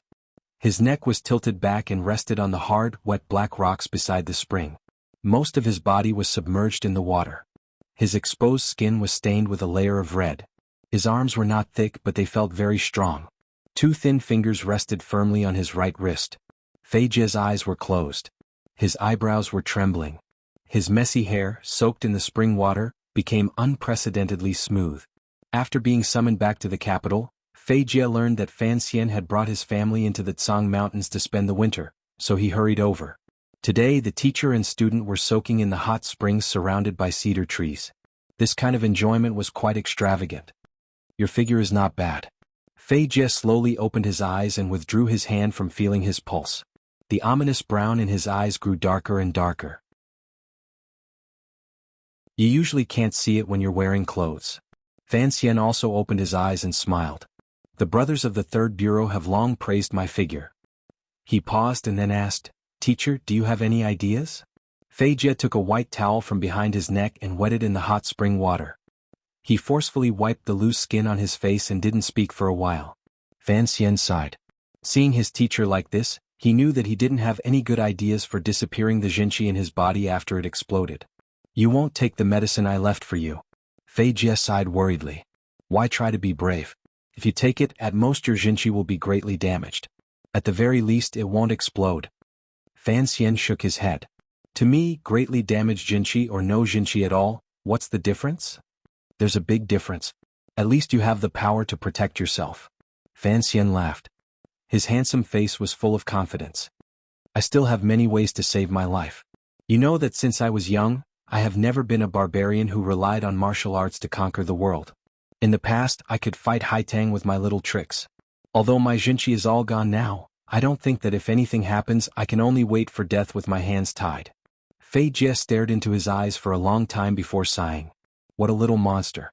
For a warrior, the importance of Jinqi goes without saying. Even if you have the Tiger Guards and the Sixth Bureau watching, you should still show some sadness and disappointment. That's unnecessary emotion. Fan Xian recalled Uncle Wu Zhu's teachings when he was young. Faintly he said, if I can't be cured, then I have to accept this reality. Sighing and groaning won't help change the situation. Fan Xian, who was in the hot spring in Tsang Mountain, did not know that in the distant north, that unfathomable pair of master and disciple had already determined his identity as if it was child's play. They wanted to use this identity to throw the Qing court into chaos and push him against the Qing royal family. Regardless of whether or not Haitang would delay this matter, the distance between the two countries was too great. No matter how fast the rumors flew, at least for now, it could not reach the Qing kingdom.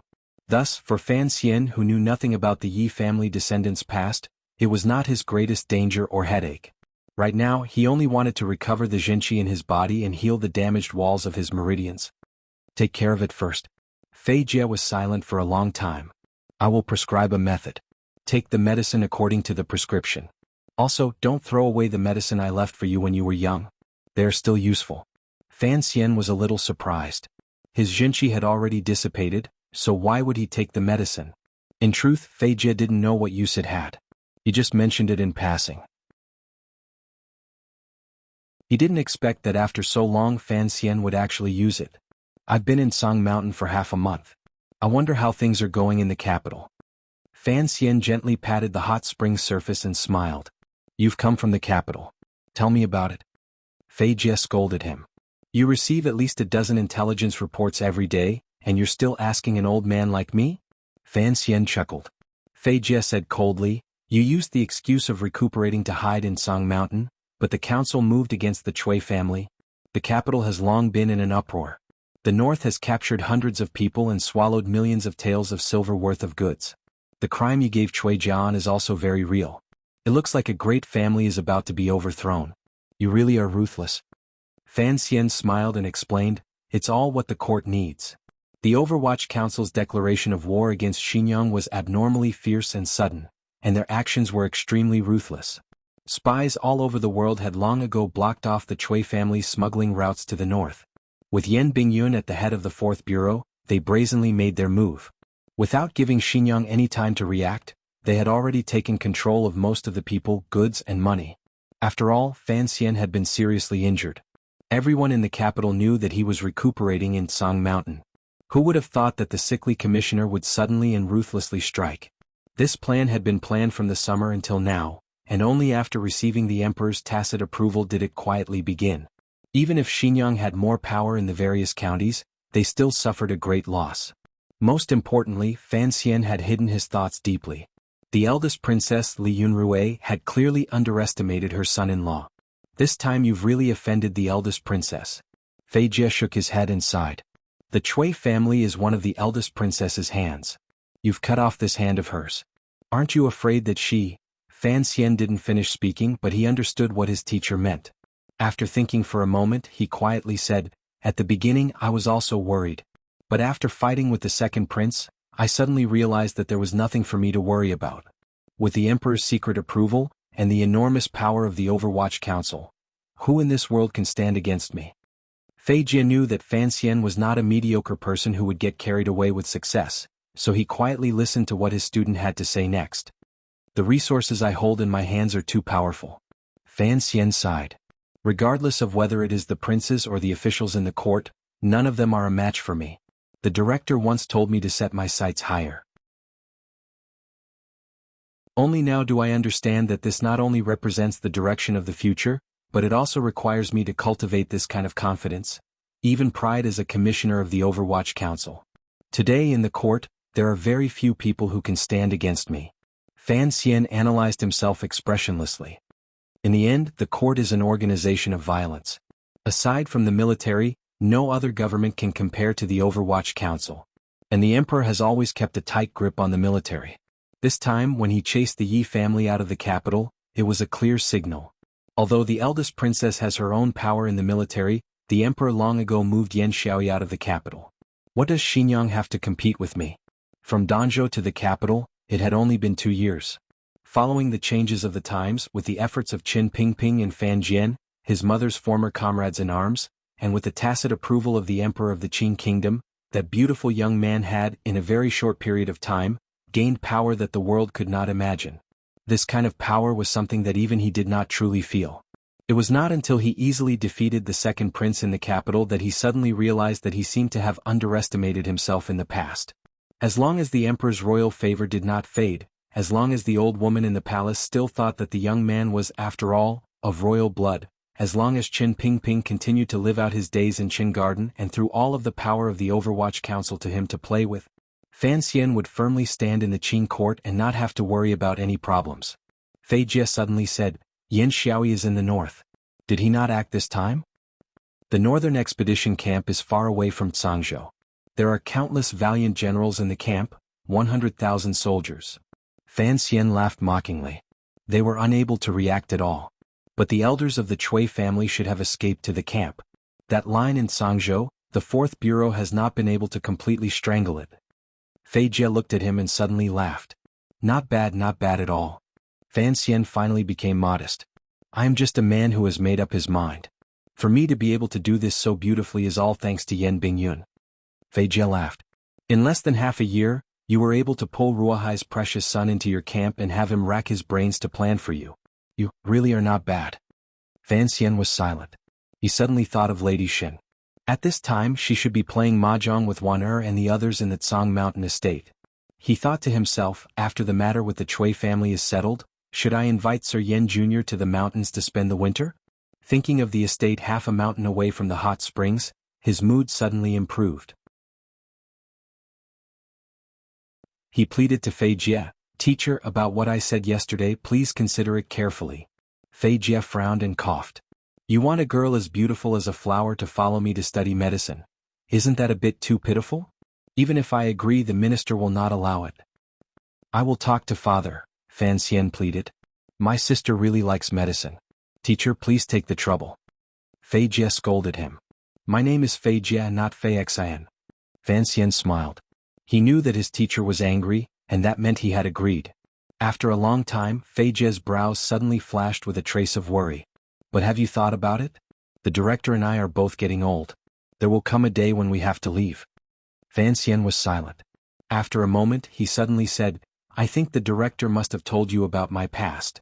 Fei Jie nodded expressionlessly. "At least up until now, His Majesty has been good enough to you."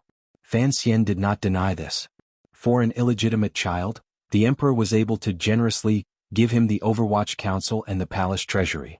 This kind of power, which even princes could not have, was enough to make up for the so-called status problem in the hearts of ordinary people. But the problem was that Fan Xian was not originally a person of this world. What he asked for was actually simpler. When he looked at problems, he would also be simpler. These two enormous organizations were originally my mother's, not the Qing royal family's. Giving them to me is something that should be done. If you don't give them to me, then you are shameless. Fei Jie did not know what he was thinking. He sighed and said, "Back in Danzhou you said you wanted to be a doctor or a chef.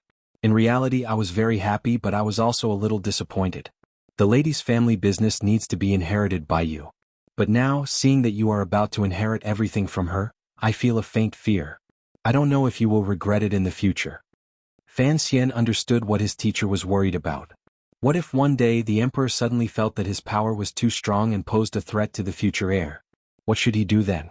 He smiled and comforted Fei Jie. "Don't worry. At least for a few years I think the emperor will trust my loyalty." He touched the scar on his chest. It was still a little itchy. After soaking in the hot spring, it appeared even redder and more sinister. "Don't forget, she is the Empress Dowager's favorite daughter," Fei Jie warned. "Furthermore, she is a madwoman. On the battlefield she is no match for you. She will use some crazy methods just like in the past years on Yulon Street." Fan Xian suddenly fell silent. A moment later he said, "There is Wan in the courtyard. Naturally she won't do anything. As for inside Jingdo, even if she goes crazy she still has to fear the emperor. If she really wants to vent her anger, the best chance is to kill me while I am injured and not under the eyes of the emperor in Jingdo." Fei Jie sighed. "It's good that you understand this point." Fan Xian smiled and said, "The current me is not so easy to kill." With a swish, it was as if a servant had taken a knife and carefully cut open a piece of rice paper. 1 li behind the hot spring in Song Mountain, on the pure white and sparkling snow in the pine forest, a bright red liquid suddenly floated across. It landed on the ground and quickly died and soaked. The color was difficult to erase. An assassin clutched his throat and made a gurgling sound. He fell dead on the snow with a muffled thud. The swordsman of the 6th Bureau of the Overwatch Council slowly withdrew his cold sword from behind a tree. He bowed to Gauda, who was a few feet away, and disappeared into the snow again. The 7th. Gauda's face was serious. He still carried the long knife on his back. He said to his subordinate, "In a moment take it to the back of the mountain and burn it." "Yes." Gauda was silent. Recently there had been more and more assassins sneaking into Tsang Mountain with the intention of assassinating Commissioner Fan. He also knew where these assassins came from. Xinjiang was indeed somewhat crazy. After the Chui family was destroyed, they chose the most direct method of revenge. Unfortunately, they had clearly underestimated the defensive power around Commissioner Fan. The 7 Tiger Guards were the personal bodyguards the emperor had assigned to Fan Xian. However, in this small-scale battle of assassination and counter-assassination, the truly terrifying ones were the swordsmen of the 6th Bureau of the Overwatch Council. These swordsmen's profession was assassination. They were the official assassins of the Qin kingdom. Now in the snowy mountains they were facing the assassins sent by Xinjiang. Naturally they were incomparably skilled at killing them. Their defense was watertight. In less than 3 days, they had already killed 7 assassins without suffering any injuries themselves. Gauda looked at the smear of blood on the white snow and sighed. He was the emperor's personal guard in the palace. It was not until today that he realized that these tiger guards were very powerful when used to kill enemies head-on. However, when it came to assassination and protection, they were still a bit lacking compared to the people of the 6th Bureau of the Overwatch Council. As the leader of the tiger guards, he knew that if these 6th Bureau swordsmen fought him head-on, none of them would be his match. The problem was assassins would never fight head-on. Gauda silently thought that if the head assassin of the 6th Bureau came to assassinate him, he would not have a sliver of a chance of survival. After Fan Xian was injured, the level of defense around him had already increased by a few levels. Particularly after Qin Pingping's outburst of anger, the 6th Bureau of the Overwatch Council finally reacted in shame. They directly placed 12 swordsmen around Fan Xian. In the past, this level of defense was only used by the emperor when he traveled. After the emperor frequently used the tiger guards in the entire world, only Qin Garden would have such tight defenses. After Fan Xian learned of this, he did not give any orders. He only ordered the people of the Qinian unit to withdraw. Not a single person of the 1st Bureau was allowed to follow him into the mountains. Only Deng Ziyu and Su Wenmao were left to be responsible for communication. As for Qin Pingping's anger, he treated it as a joke. You old cripple, had someone stab me, and now you're scolding your subordinates for not protecting themselves. How shameless. As Gauda was silently marveling at the power of the Overwatch Council, there were others who had similar thoughts. The leader of the assassins that Xinjiang had sent to the Tsang Mountains was wearing a white robe. Hidden in the snow, he carefully observed everything in the mountains. He was a death soldier from Xinjiang. He had long given his life to the eldest princess. But seeing the scene just now, he couldn't help but feel a chill in his heart. It had already been 3 whole days. Never mind assassinating Fan Xian, the Xinjiang assassins had not even been able to see Fan Xian's face. The continuous, silent deaths of his subordinates made the leader of the assassins for the first time think of retreating.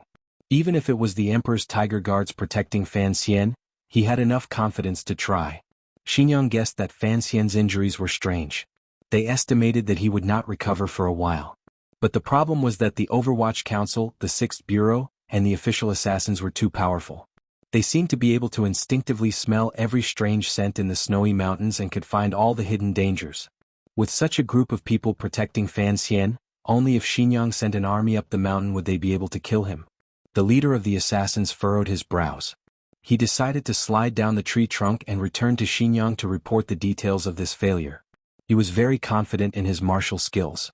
As long as he made detailed arrangements for the 6th Bureau of the Overwatch Council, he would certainly be able to kill Fan Xian next time. His body moved slightly and a speck of snow drilled into his neck. It was slightly cool then extremely cold. A black metal drill, separated by a thick layer of snow, accurately pierced into his neck. To be continued. If you want to know what happened next, please log on to www.cmfu.com. More chapters. Support the author. Support the original reading.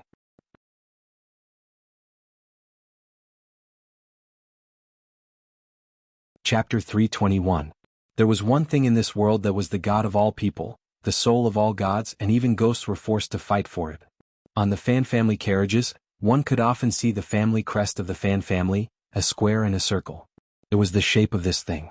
Master Fan was the Minister of Revenue and controlled the national treasury. Young Master Fan was about to go to Jiangnan to take over the palace treasury. The wealth of the kingdom of Qing was controlled by this family, and even the family crest was full of the stench of money. Money. Money that people loved and hated. Money that could make people go to heaven and go to hell. Money that could make people laugh on a mountain of knives and dance crazily in a sea of fire. Not only did the people love money, but the court loved money even more. That was why they set up so many taxes. They wanted to scrape off 3 layers of land. As for the court of the kingdom of Qing, since the founding of the kingdom, they had begun to tax salt, iron, and tea in addition to land and corvée labor. Later, because of the sudden rise and fall of the Yi family, the palace treasury became the court's largest source of money. As for the glassware, liquor, toys, and ships produced by the palace treasury, the court naturally imposed heavy taxes. Furthermore, they were always guarded very strictly, and the Overwatch Council was in charge. So when the Chui family's smuggling was investigated by the Overwatch Council, it shocked the world. It was not until today that the people of the Kingdom of Qing knew that there was such a big gap in the palace treasury, and that the court had lost so much money in taxes. The imperial censorate was silent, and so were the officials who had been bribed by Xinjiang. But there were still some officials from different factions or with righteous hearts who began to submit petitions, asking the court to investigate the matter thoroughly. Although no one dared to mention the eldest princess' name in the petitions, the spearhead was pointed directly at Xinjiang. In comparison, the young emperor of Northern Qi also took advantage of the situation. The matter of Commissioner Fan of the Overwatch Council recovering on Song Mountain was intentionally or unintentionally left out. Although everyone knew that Commissioner Fan was the mastermind behind this operation, making it easier for him to take over the palace treasury next year, no one dared to say anything. On the contrary, the impulsive students of the Imperial College had already begun to prepare petitions, asking the emperor to transfer control of the palace treasury to young Master Fan. Fan Xian's reputation was indeed much better than that of the eldest princess. Naturally, part of this was due to the snowy words of the past. And in recent days, rumors began to spread among the tea houses and dining tables of the capital. It was said that Xinjiang had begun to send out crazy assassins to murder young Master Fan. The efficiency of the 8th Bureau of the Overwatch Council was indeed high. Not everyone could completely understand the conflict between Fan Xian and the eldest princess. Many lofty scholars had always been puzzled as to why the people of the world were so passionate about this kind of thing, to the extent that they would not hesitate to shed blood for it. For example, Shi Chanli. Although he was now a famous figure in the entertainment industry in the capital and the owner of the Baoyue brothel, he still did not understand this point. Why was the eldest princess so reluctant to let go of the palace treasury? Recently, he had even used such ruthless methods to deal with his son-in-law. She used the Chui and Ming families to smuggle to Dongyi and even overseas. Why did she dig so much silver from the palace treasury? Over the past 10 years, where did all the wealth she had plundered go? Nurturing soldiers. Fan Xian looked at the only student by his side and explained, "The army is all the emperors and the courts. Although Yan Xiaoyi is the noble governor of the north, if he wants to do anything in the future, I'm afraid he won't be able to stand up to the emperor's edict. You know, in our country, particularly in the army, how high the emperor's prestige is. If you want to contend with this kind of prestige, there is only one thing in the world that can have a certain effect. That is money," Fan Xian said with a smile. "A large amount of money. The monthly income of the officers under Yan Xiaoyi is so high that you would probably be dumbfounded if you heard about it. It is precisely because of this that Yan Xiaoyi is able to control the military power in his hands as firmly as possible." Shi Chanli stopped copying notes with his right hand and laughed bitterly. He had entered the mountains this time because he had been entrusted by the Imperial College to write the biography of Fan Xian, the current civil official of the Qing Kingdom. Ever since Fan Xian published Bangxian's Hai Shu Hua, his position in the world of poetry in the Qing Kingdom had been firmly established.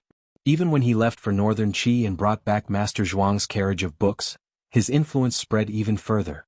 Of course, the Imperial College was proud of this young Master Fan, who had risen from the Imperial College's principal to the Ministry of Education. They did not want to miss out on this kind of resource, so they decided to write a biography of Fan Xian, which would be published by Dambo Bookstore and distributed to the world. This was to win over more students in the north and Dongyi in the coming year, and also to bring more scholars to the Qing Kingdom to participate in the spring examinations. But after Fan Xian was injured, he hid in the Tsang Mountains and did not go to the Imperial College for a long time. Even Shu the scholar could not find him, so he had to use his connections here and there to find Fan Xian's only student in the capital, Shi Chanli. Shi Chanli also felt that this matter was very promising, and with the Imperial College's personal invitation, he felt that it was much more glorious than being the owner of a brothel in Baoyue brothel. So he eagerly ran into the Tsang Mountains. He was lucky that he did not see the corpses in the snow. How could he have predicted that things would develop differently from what he had imagined? Although he had begged his teacher to stay in the study, his teacher did not talk about his life, his studies, or his poetry. Instead, he talked about the secrets of the court, such as how the Overwatch Council defeated the second prince, and why the eldest princess refused to let go of the palace treasury. Shi Chanli did not have the courage to write these things down on paper. Even if he did, the Imperial College would not dare to publish them even if they had 800 heads. He looked at his teacher and said in a chilly voice, Teacher, these things can't be written into the biography. As for the matter of writing a biography, Fan Xian felt that it was ridiculous. He thought to himself that he was so young. Were the scholars of the Imperial College going to seal his coffin? Seeing Shi Chanli's awkward expression, he laughed and scolded him, "Right my ass." He cursed and then said, "Is the Imperial College so free that it has nothing better to do? When will they be able to sort out Master Zhuang's books? The Danbo bookstore is waiting to open the printing, and the Emperor is also rushing them. It's not like you don't know that the Emperor wants me to sort them out within 3 years. These freeloaders only know how to flatter me and don't know how to do proper work." Shi Chanli carefully explained on behalf of the Imperial College, "Master Zhuang's books have already begun to be printed in batches." Fan Xian shook his head and continued, "Then tell me about the absurd matter of writing a biography for me.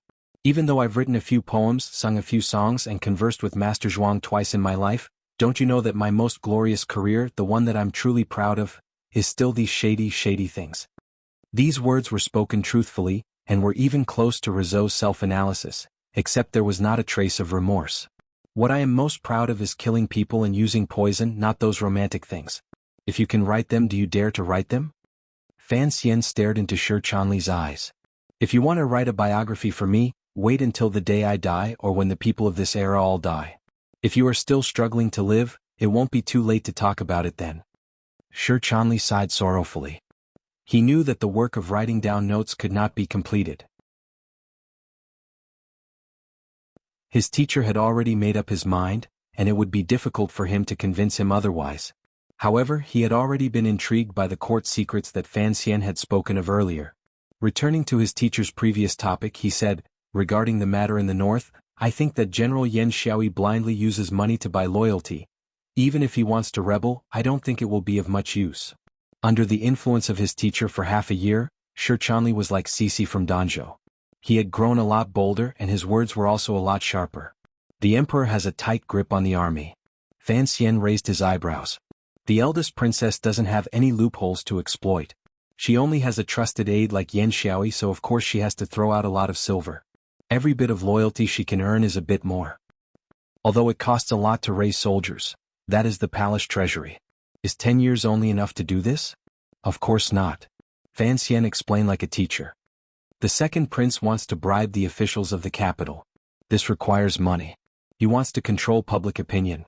This requires money. Xinjiang wants to befriend the local officials, the feudal lords of a region. This also requires money. The word official has 2 mouths, and the officials of the kingdom of Qing are all very healthy. Their mouths are wide open. To feed these people, it really costs a lot." Shi Chanli frowned. "This is equivalent to rebellion. You said that before." Fan Xian laughed. "Right now it is only at the stage of the fight for the throne. If the second prince really succeeds, he will have imperial power in his hands. It will be very easy for him and his aunt to get back the silver they have given out." Fan Xian suddenly thought of the scene in The Deer and the Cauldron, where Wei Xiaobao framed Wu Sangui. He laughed bitterly. Of course, once he becomes the emperor, he won't need to care about this small amount of money. The whole world will be his. Shi Chanli sucked in a breath of cold air. "Teacher, you want to take over the palace treasury, and you want to destroy the Cui family ahead of time. Isn't this cutting off the other side's source of money? This will cause great damage to the second prince's fight for the throne. No wonder Xinjiang is so angry this time. Compared to the disturbance in the capital, their reaction is much stronger." Fan Xian laughed coldly. "Reaction? 5 or 6 years ago that mother-in-law of mine began to react." His mind flashed back to 5 or 6 years ago, to that little building in Danzhou that had been burned to a crisp. It was in that building that he had killed someone for the first time. After entering the capital, Fan Xian used the power of the Overwatch Council to investigate this matter clearly. That year, Lady Lu wanted to poison him because of the 2 women in the palace. It was in that year that His Majesty first proposed the marriage between the Fan and Lin families. It was also the same as proposing the transfer of jurisdiction over the palace treasury. Although this marriage did not succeed for the time being under Qin Pingping's strong opposition, it still made the eldest princess wary. She did not want to easily let go of the enormous wealth she firmly controlled, so she had arranged for someone to kill Fan Xian. But no one could have imagined that 4 years later, when Qin Pingping was returning home to worship his ancestors, Fan Jian would bring up the matter again. Finally he received His Majesty's permission. Thus, Fan Jian had Ting Zijing rush thousands of miles to bring Fan Xian from Danzhou to the capital. When he thought of the muddle-headed 12-year-old Fan Xian, he had already carried such a heavy burden on his shoulders, and had already gotten into so much trouble. Fan Xian, who had long since grasped power, still felt some lingering fear. And then there was the Nyolan Street incident. The second prince had invited him to a banquet, and the eldest princess had secretly instigated the second son of the prime minister's manor to organize a murder. Now that he thought about it, his mother-in-law had tried to kill him 3 or 4 times, but had not succeeded. Fan Xian smiled bitterly as he thought about it. All the dangers he had faced in his life seemed to have been carried out by the eldest princess, who was so beautiful it made people forget her age. Furthermore, the eldest princess had not personally taken action. She had only used some scheming methods to dirty other people's hands. This woman with an obsession with cleanliness, had actually used people from Xinjiang to assassinate him. It looked like she was truly angry and flustered. A confident smile rose to the corners of Fan Xian's lips. As long as you are angry, it is fine. If you were still as calm as before, I would not know how to act. He deeply believed in the Xinjiang princess's ability to scheme. Just from the Nyolan Street incident turning into a clever scheme to seize northern Qi's land, and the sale of Yan Bingyun in exchange for the Qing court's chaos, he could see the eldest princess's ability to scheme. But he was not afraid of this because the Overwatch Council was also best at scheming. Sir Yan Jr. was also a genius, and he had an unresolvable hatred for the eldest princess. Most importantly, other than scheming, the Overwatch Council also had power, and this was what Xinjiang lacked the most. To deal with schemers, simple swords, blood, and fire were the most effective methods. The eldest princess is an amazing woman. Fan Xian woke up from his contemplation and sighed. Truly amazing. At the beginning, all the civil and military officials in the court thought she was helping the Eastern Palace. No one thought of her agreement with the second prince. Those in the court who hate her, such as my father-in-law who has already left the court, will unconsciously lean towards the second prince. And the people she controls on behalf of the Eastern Palace can be thrown out at any time to be villains. If this situation continues for another 7 or 8 years, when His Majesty is old, perhaps the second prince will really be able to enter the Eastern Palace. It's a pity she met the teacher, Shi Chanli said. Fan Xian was not modest. I was just a bit lucky. And do you think the Emperor and Director Qin really don't know about this? Shi Chanli was slightly surprised. Fan Xian smiled bitterly. No matter how amazing a woman the eldest princess is, in the end she is still no match for those old fellows. I'm just a hand pushed to the front stage. Perhaps the Emperor just doesn't want the Empress Dowager to be angry. He suddenly tilted his head slightly and looked at the vast expanse of white mountains outside the glass window. With a slight sense of loss he said, however, among these powerful figures, the one I actually admire the most is my father-in-law who has long left Jingdo. Shi Chanli didn't understand. He had thought his teacher would say the one he admired the most was Minister Fan. Fan Xian smiled slightly. My father-in-law is known to the world as a treacherous minister, but he is actually a rare capable official. The Qing kingdom in the past few years could truly be said to be prosperous and the people at peace. Although there were small disagreements, in the end, they did not affect the overall situation. He made great efforts. What I admire about my father-in-law is that he is very patient and very decisive. At the beginning, because of the eldest princess, Sigu Jian killed my second brother-in-law. My father-in-law immediately agreed to my marriage to Wan and stood without hesitation on the side of the Overwatch Council and my father. Don't forget, he and Director Chen's father have fought for many years in court. For him to make such an important decision and immediately make a plan, it is truly extraordinary. He then sighed and said, furthermore, my father-in-law holds the power of the Prime Minister in his hands, but he is not attached to it. Once he discovered that the Emperor had other thoughts, he immediately resigned. Although he lost the power in his hands, at the end of the day his family is safe and his clan is peaceful. After Fan Xian's father-in-law, Prime Minister Lin Ruofu, retired, he had always lived out his retirement in Wuzhou. He was a wealthy man and often had correspondence with his family in Jingdo. It was said that he had been doing well recently. His health was even better than when he was in Jingdo. It is easy to understand others but difficult to understand oneself, Fan Xian sighed and said.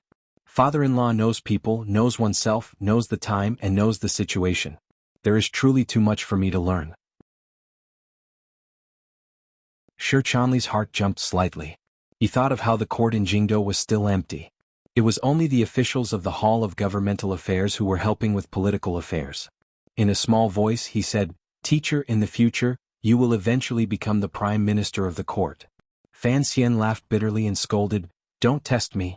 I have no interest and I don't have the ability. How can governing a country be as simple as cooking a little fish? As for me, in the future, managing the Overwatch Council is where my interest lies. Managing the palace treasury is the Emperor's edict. I won't do anything else." Shi Chanli smiled and said, "Teacher, your words are interesting. However, just mentioning these two things is enough to make others envious. Let me tell you something. You know that after my father-in-law retires, the Emperor does not plan to re-establish the position of Prime Minister." Fan Xian stood up and leaned on his walking stick. Moving to the window, he pushed it open and smelled the cool wind coming from the snow. Faintly, he said, "The retiring master of the Bureau of Documents, Mr. Hu, has already risen by imperial edict and is coming to Jingdo." Shi Chanli paled in shock. "Which Mr. Hu? How many others?" Fan Xian did not turn around. Lightly, he said, "When you and I were still children, that Mr. Hu pushed hard for the improvement of literature. The Emperor has ordered him to return to the capital as a scholar. In the future there will be no place for the Minister of Appointments, Yan Hangshu. Qin Hung will also be the Jingdo garrison. The Hall of Governmental Affairs will be led by a few scholars. There is no possibility of re-establishing the position of Prime Minister." Shi Chanli was silent. A moment later, he sighed lightly and said, "In the past, I only knew how to study and serve the court. Only now do I know that the matters of the court are incomparably complicated. It is not something that outsiders can guess." After a while he became happy again. Although the things he heard today could not be recorded in history and were of no help to the Imperial College's advertising business, these secrets were never passed on. Since his teacher had told him today decades later, if he had the opportunity to write this into the history of the country or publish a mountain-dwelling notebook of the master of Bangxian's, he would, without question, leave his name in the annals of history. Of course, his teacher had to be the victor of history. Thinking of this, he felt a faint excitement in his heart.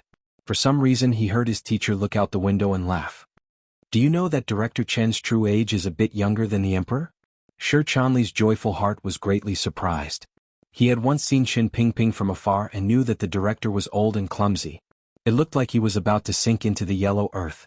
Was he younger than the Emperor in his prime? "Younger by a month," Fan Xian said with a not-quite-there smile. "The affairs of the court are too complicated. There is too much to worry about, so it naturally becomes like this. I wonder if, in the future, I will also age prematurely." Outside the window was a bleak expanse of snow. From the end of the corridor came the laughter of girls playing mahjong. Ro Jia had shamelessly come again. Yi Ling that bold and thick-skinned person, had also hurried back from Dingzhou. The Fan Manor's estate in the Tsang Mountains was always lively in the winter. Compared to last year, it seemed that only the little fatty in northern Qi was missing. Fan Xian narrowed his eyes and welcomed the cold wind that blew against his face. In complete contrast to the joyous mood at home, he was silent. Working for the Emperor in this shitty court, just like Qin Pingping, was truly a very exhausting job. Everyone seemed to have a few faces at the same time. No one knew what kind of cards each person held in their hands. Fan Xian didn't know what other people's trump cards were, so he always held his trump cards tightly in his hands and would not easily play them out. Following a rustling sound, Deng Ziyu, draped in a black snowy robe, came to the front of the house. He was about to knock on the door when he found that the window was open. Commissioner Fan was waving at him. He was slightly surprised and walked over. In a low voice he said, "The follow-up people from Xinyang have already retreated. The director sent Zhong Jue to follow them." Fan Xian nodded. The official called Zhong Jue and Wang Qinian were known as the Two Wings, and they were best at tracking. Fan Xian was not worried about his safety. Seeing the paper bag in Deng Ziyu's hand, he very naturally extended his hand. Inside the paper bag was the analysis of the intelligence reports drawn up by the Third Bureau, as well as the correspondence. Deng Ziyu's expression became somewhat strange. He chuckled and said, "There's a letter from the north." Fan Xian was surprised but immediately understood. He laughed and scolded, "You're a man. Don't learn from those women's mouths."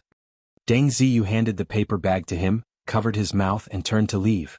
Looking at his subordinate's comical appearance, Fan Xian could not help but laugh again. Using the excuse that someone needed to watch over the capital, he chased Shi Chanli out the door. Only then did he break open the first seal on the outside of the large paper bag and pull out a stack of letters. He flipped through them and not surprisingly found Haitang's letter. Deng Ziyu's strange behavior earlier was naturally because of this letter. The Overwatch Council's seal used rosin and silver cinnabar. They did not use lamp coal, so the safety factor was higher. Furthermore, the envelope was specially seamless, so there was no need to worry about someone deftly opening it on the way. First, he read through the information from the Chinian unit in the capital, and then looked over the intelligence reports from the other places that the Third Bureau had presented. Fan Xian nodded with satisfaction. Progress in each place had been smooth. Yan Bingyun had acted very quickly, and the Cui family would not be able to escape. The news had spread to Jiangnan, and even the Cui family's in-laws, the Ming family, had begun to move their wealth and goods. This move of striking the mountain to scare the tiger was beginning to take effect. Finally, he glanced at the council reports and picked up the letter that Haitang had sent. This had always been his principle. When doing things, he should put the public first and then the private. But after he finished reading Haitang's seemingly ordinary letter, he regretted that he had read it too late, even if it was only for a short while. Because the contents of the letter were too shocking. Fan Xian's slender fingers gripped the thin paper, and he could not help but tremble. His expression was serious.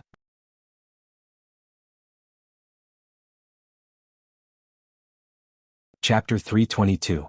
The content of Haitang's letter was very simple. The words and sentences were not overflowing with ancient meaning. It was written in the light style of Fan Anji. The full text was copied below. Is Anji safe? I've received the previous letter. Your country's postal route is indeed incomparably convenient. A month's journey took only 10 days. Counting back, you said it was the first snow in the capital when you wrote the letter. On that day, it had already snowed a few times in Shangjing and it didn't stop. The weather was so cold that it was tiresome. I have a strange temperament. Others may easily get sleepy in spring and autumn, but I like to get sleepy in winter. It's just that the snow outside is heavy, and all the green is covered by the dull white. There are no beautiful scenery to entertain the eyes, no branches to break into rings, no flowers to get close to and smell. Although there are a few plum blossoms in the garden, the Qi Kingdom is colder this year than in the past. The few wax-red buds bloom miserably, and after being frozen by the ice and snow, they have no energy at all. I can't bring myself to admire them. The donkey you saw has already been sold. Don't worry, the little fellow is still helping to pull the millstone. In any case, there aren't many soybeans and it only needs to make 50 revolutions a day. With the money from selling the donkey, I bought some bamboo charcoal. You said that if the room's ventilation isn't good, it's easy to get poison, so I made a chimney according to the blueprints you sent. Needless to say, the air in the room is much better. The chicks have long grown up, but I'm still worried about them freezing, so I keep them in the house. Naturally, they don't smell good, but as you know, I have a servant now, so I clean and wash them every day. It's passable. Lord Wang came to the garden a few times and invited me to a meal. However, you said that he can't drink wine. After thinking about it, I rejected him. After all, you know that I like to watch people drink and I especially like to watch people get drunk. Half a year ago at the Pine House restaurant, I liked the little song you sang when you were drunk. It was the verdict from Story of the Stone, Leaving Yu Qing. A few days ago I sang it to my teacher and he liked it very much. He said that Sister Qiao's life was pitiful, but there was something interesting about it that was worth pondering. That day the wind and snow outside the house were very heavy, and the chill invaded the house. Teacher and I sat across from each other, drinking tea and laughing as we talked about the affairs of the ruler. I don't know why, but I thought of the days I spent with you in Shangjing a few months ago. It was clean and natural and the feeling was extremely beautiful.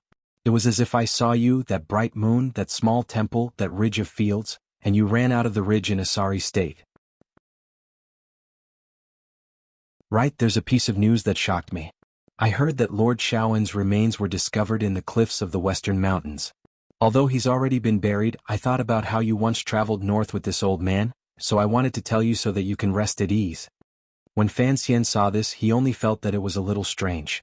It seemed that there were many hidden meanings in the village girl's words, but he was so shocked by his brother's pitiful life that he laughed in spite of himself and didn't notice. Immediately after, he was pleasantly surprised by Haitang's words. Was she really willing to pass on the heart of Tianyi Dao to him? Thus, he still hadn't guessed the true message that Haitang wanted to pass on, but he thought about it again. Finally, from the finding of Shaoen's body, Ku He talking about him and guessing riddles, he smelled an inauspicious feeling. Especially that line, Sister Qiao's life was pitiful, but it was interesting. He furrowed his brows and read it again. Finally, his gaze fell on the line bright moon, small temple and ridge of fields. The appearance of this line was rather abrupt and did not fit in with the rest of the text.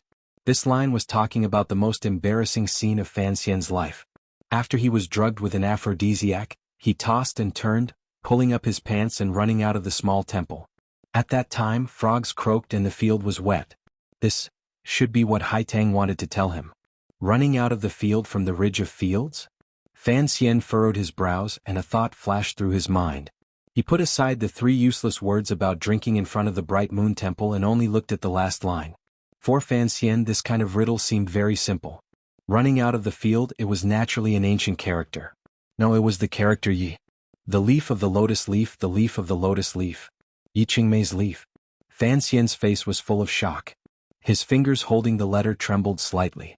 Thinking of the secret words in the letter and his past, he immediately understood what Haitang wanted to tell him. He knew he was a descendant of the Yi family. He took a deep breath and rubbed his stiff cheeks, forcing himself to calm down. He didn't want this sudden news to throw his heart into chaos. The meaning in Haitang's letter was very clear. Since she had secretly sent him the message, it meant that He, who had already grasped the mystery of his past, already had a plan to release this information. That was why she was in such a rush to tell him and let him plan early. At this moment, there was no time to guess where the great grandmaster had gotten the ability to determine his relationship with the Yi family. The first question in front of Fan Xian was how he should face the upcoming situation. Judging from the time when Northern Qi released the news that he was a descendant of the Yi family, the rumors would grow wings and fly. At most, they would be a few days slower than the Overwatch Council's intelligence network. At the latest, within 10 days presumably, the streets and alleys of Jingdo would begin to spread this news. Everyone would open their mouths wide behind his back to express their shock. Logically speaking, no one would be able to obtain any concrete evidence. No one could prove that Fan Xian was a descendant of the Yi family. At most, Northern Qi would just release a few rumors. But Fan Xian knew that rumors had great destructive power. Once something happened, people would purposely and extremely dig up some of the oddities after he entered the capital because of this rumor and gradually believe this truth. Furthermore, this was the truth. The human heart was a wondrous thing. Before someone thought of something, they would not connect Fan Xian to the Yi family for no reason. But once someone started it, this seed of suspicion would be planted in the heart and gradually take root and sprout. It would take over everything in the heart and turn a rumor into a universally acknowledged knowledge.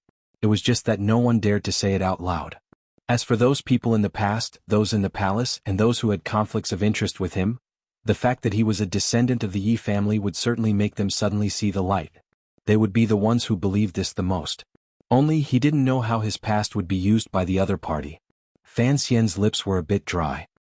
He turned around and picked up the teapot on the table and gulped down 2 mouthfuls.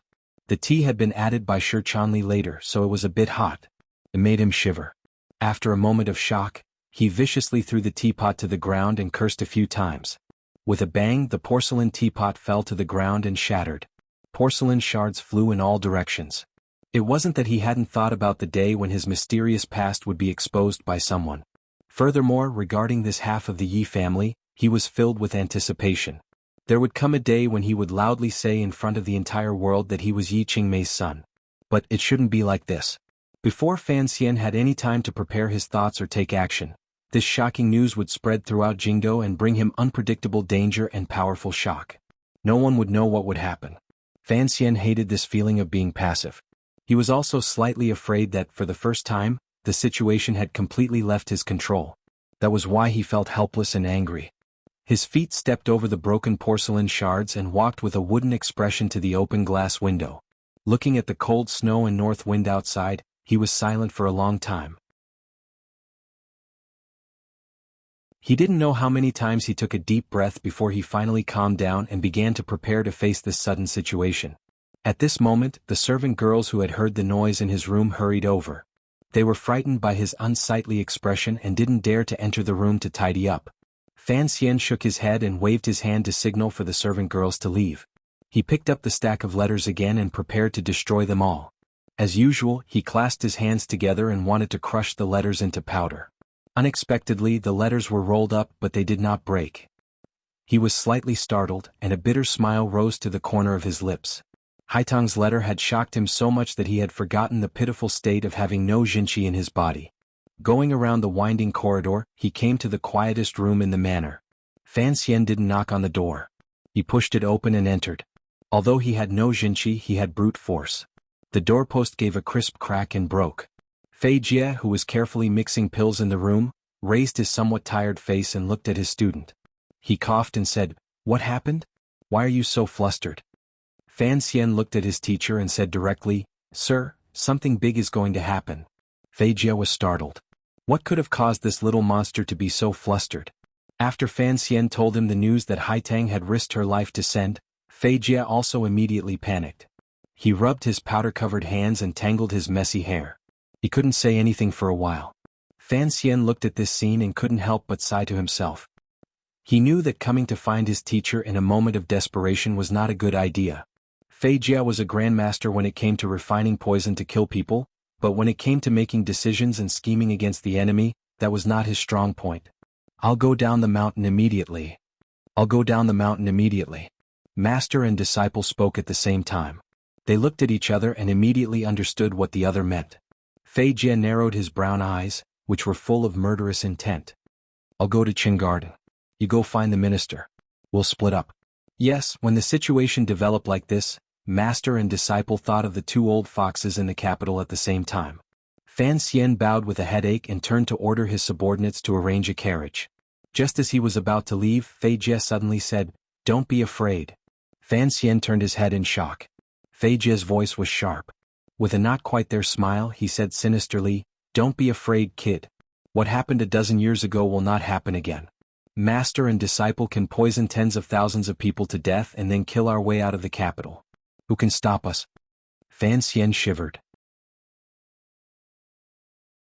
His teacher was indeed looking out for him, but he was afraid that he was not as ruthless as him.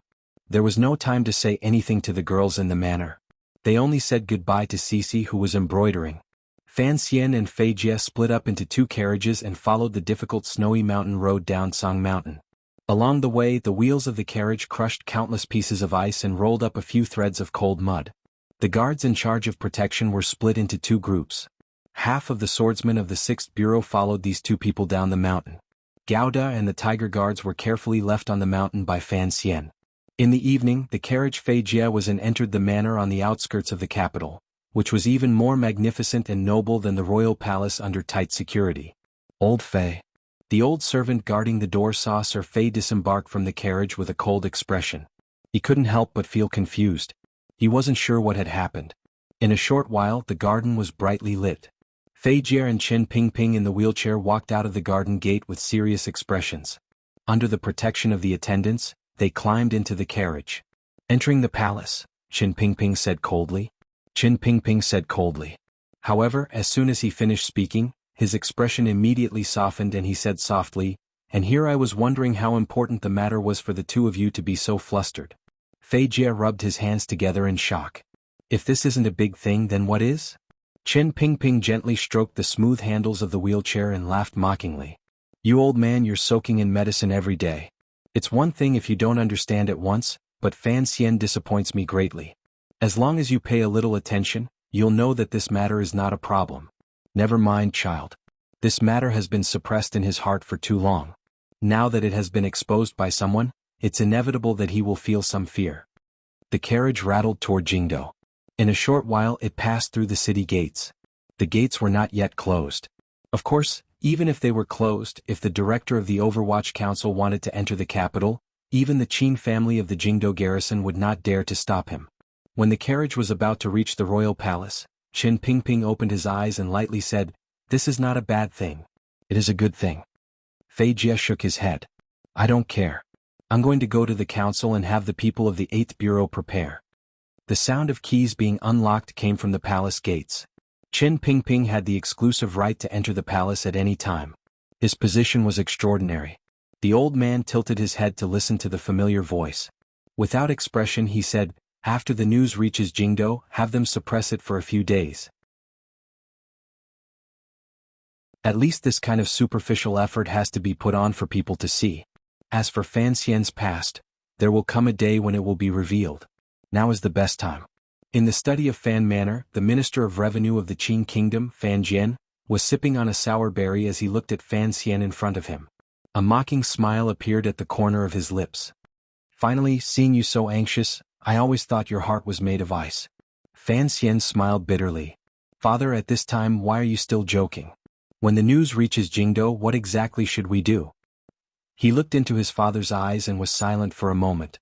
Faintly, he said, since this matter has been hidden from the world for so many years, presumably there is someone who does not want me to appear. Fan Jian looked at his son with clear eyes and quietly said, but the reality is that you have already appeared, and appeared very beautifully. In the end, your relationship with the Yi family cannot be hidden forever. If you want to choose a time to expose it, I believe that now is the best time. You're tuning in to the Han Li's Wuxia Adventures YouTube channel. We're so grateful for your support, and don't forget to subscribe to join us on this incredible journey through captivating stories. Your generosity through donations truly makes a world of difference, as it's the primary source of revenue that allows me to expand and enhance this channel for you. Thank you from the bottom of my heart for being a part of this adventure.